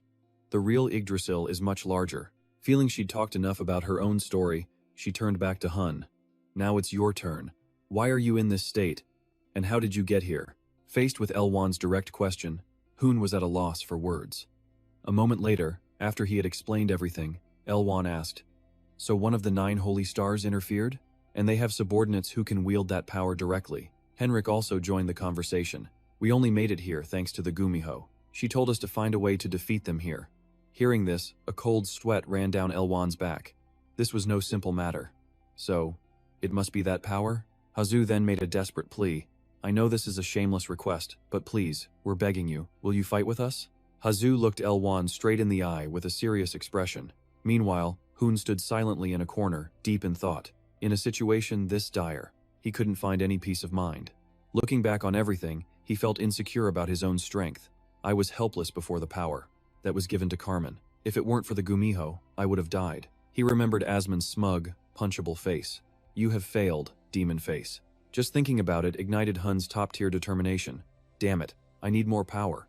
Suddenly, as he was lost in his internal struggle, a voice echoed in his mind. I sense an unfamiliar energy. Were you sent by Baal and the Gumiho? Hun was startled. He immediately spun around. Facing the ancient tree, Hun replied with a brave front. I don't know who you are, but you seem awfully familiar for a first meeting. But the ancient tree revealed a mind-blowing truth. The first time? We met a very long time ago. What are you talking about? Hun asked, confused. Then, it slowly introduced itself to him. My name is Yggdrasil, and I am the brand new power that you seek. Hun's expression was one of pure shock. What in the world was happening? Elwan stood up, her head bowed. An all-out war with the 9 stars. Finally, she smiled brightly. Of course we'll join. The Dark Elves will side with those who defy the heavens. Hazu jumped up in surprise. Really? Henrik crossed his arms in concern. Is that wise? It's not our place to say, but this is incredibly dangerous. Elwan was confident. I know. However, the reason I can still stand and fight is thanks to Demon Face. No, it's thanks to him, Hun. Besides, she added, we share a common enemy, so why wouldn't we join forces? Hazu was overjoyed. Thank you. My brother will be so happy. Suddenly, another voice cut through, calling out from afar. Where did Hun go? A call echoed from the great ancient tree. You came quickly. Hun approached it and replied, after what you said, how could I have been slow? He looked at it. Why did you call me here? The tree's voice rumbled. I find you interesting. Hun gave a bitter laugh. The last people in this tower who found me interesting weren't good people. A normal person? The system window flashed Lord of 10,000 Demons, asking if I had just invoked his name. The message continued. The Lord of 10,000 Demons is on your side. Hun was doubtful. On my side? Then, the tree trunk began to glow. A branch extended toward Hun. He wondered, is this the core? A blinding light revealed the fruit of the black tree. The ancient tree's voice echoed, I will bestow this upon you. He thought, the fruit of the world tree? That's reserved for high elf royalty. He examined it cautiously, but this was the black tree. The Dark Elves were a race born from demonic power. He stared at the orb, a crystal of pure demonic energy. Eating it would grant immense power. He grinned darkly. I could finally defeat Asham, but he restrained his greed. Why give this to me? Aren't you the elves' god? This should be for Elwan. It ignored his question. Do you know of the time before the tower? Hun was confused. The tree began its story. Geas. My true self was shaped by a god who predates the tower. I am the fruit for his creations, the elves. Hun wondered. The father of the divine tree is the elves' god. It projected an image of a goddess being worshipped. She poured all her love and effort into the elves, a deity of absolute, perfect beauty. They could speak to spirits and live for ages, even rivaling the 4 great races. Then it asked, what is the greatest flaw of a perfect being? Hun answered, arrogance. His response was perfect. Exactly. They became obsessed with their own beauty, isolating themselves from all other races. It continued, content with what they had. They felt no need to climb the tower. So after thousands of years, the number of elves to conquer it was 0. Hun was stunned. What?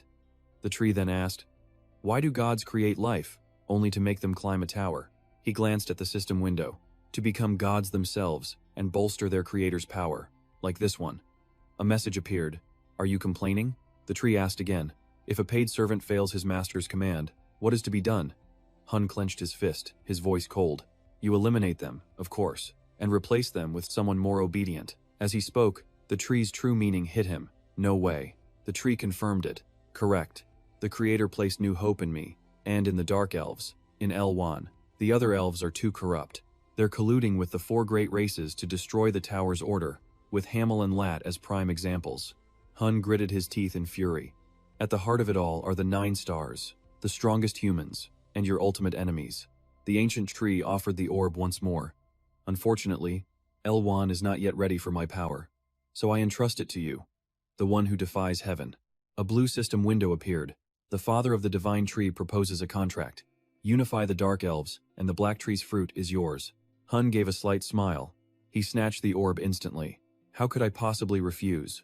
The proposal was accepted. A warning message flashed. The black tree's fruit contains immense demonic power. Absorb with extreme caution. Hun froze, staring at the item. He was right. If I'm careless, this power will destroy my body. Another message appeared.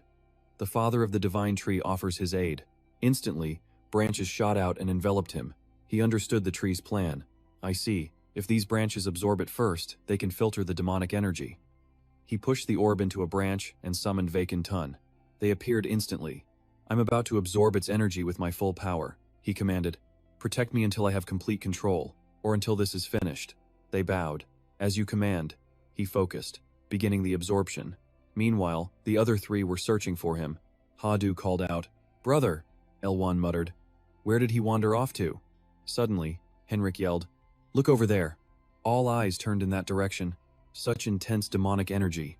It started right after he went inside. Hadu panicked. This aura is unmistakable. as she called out,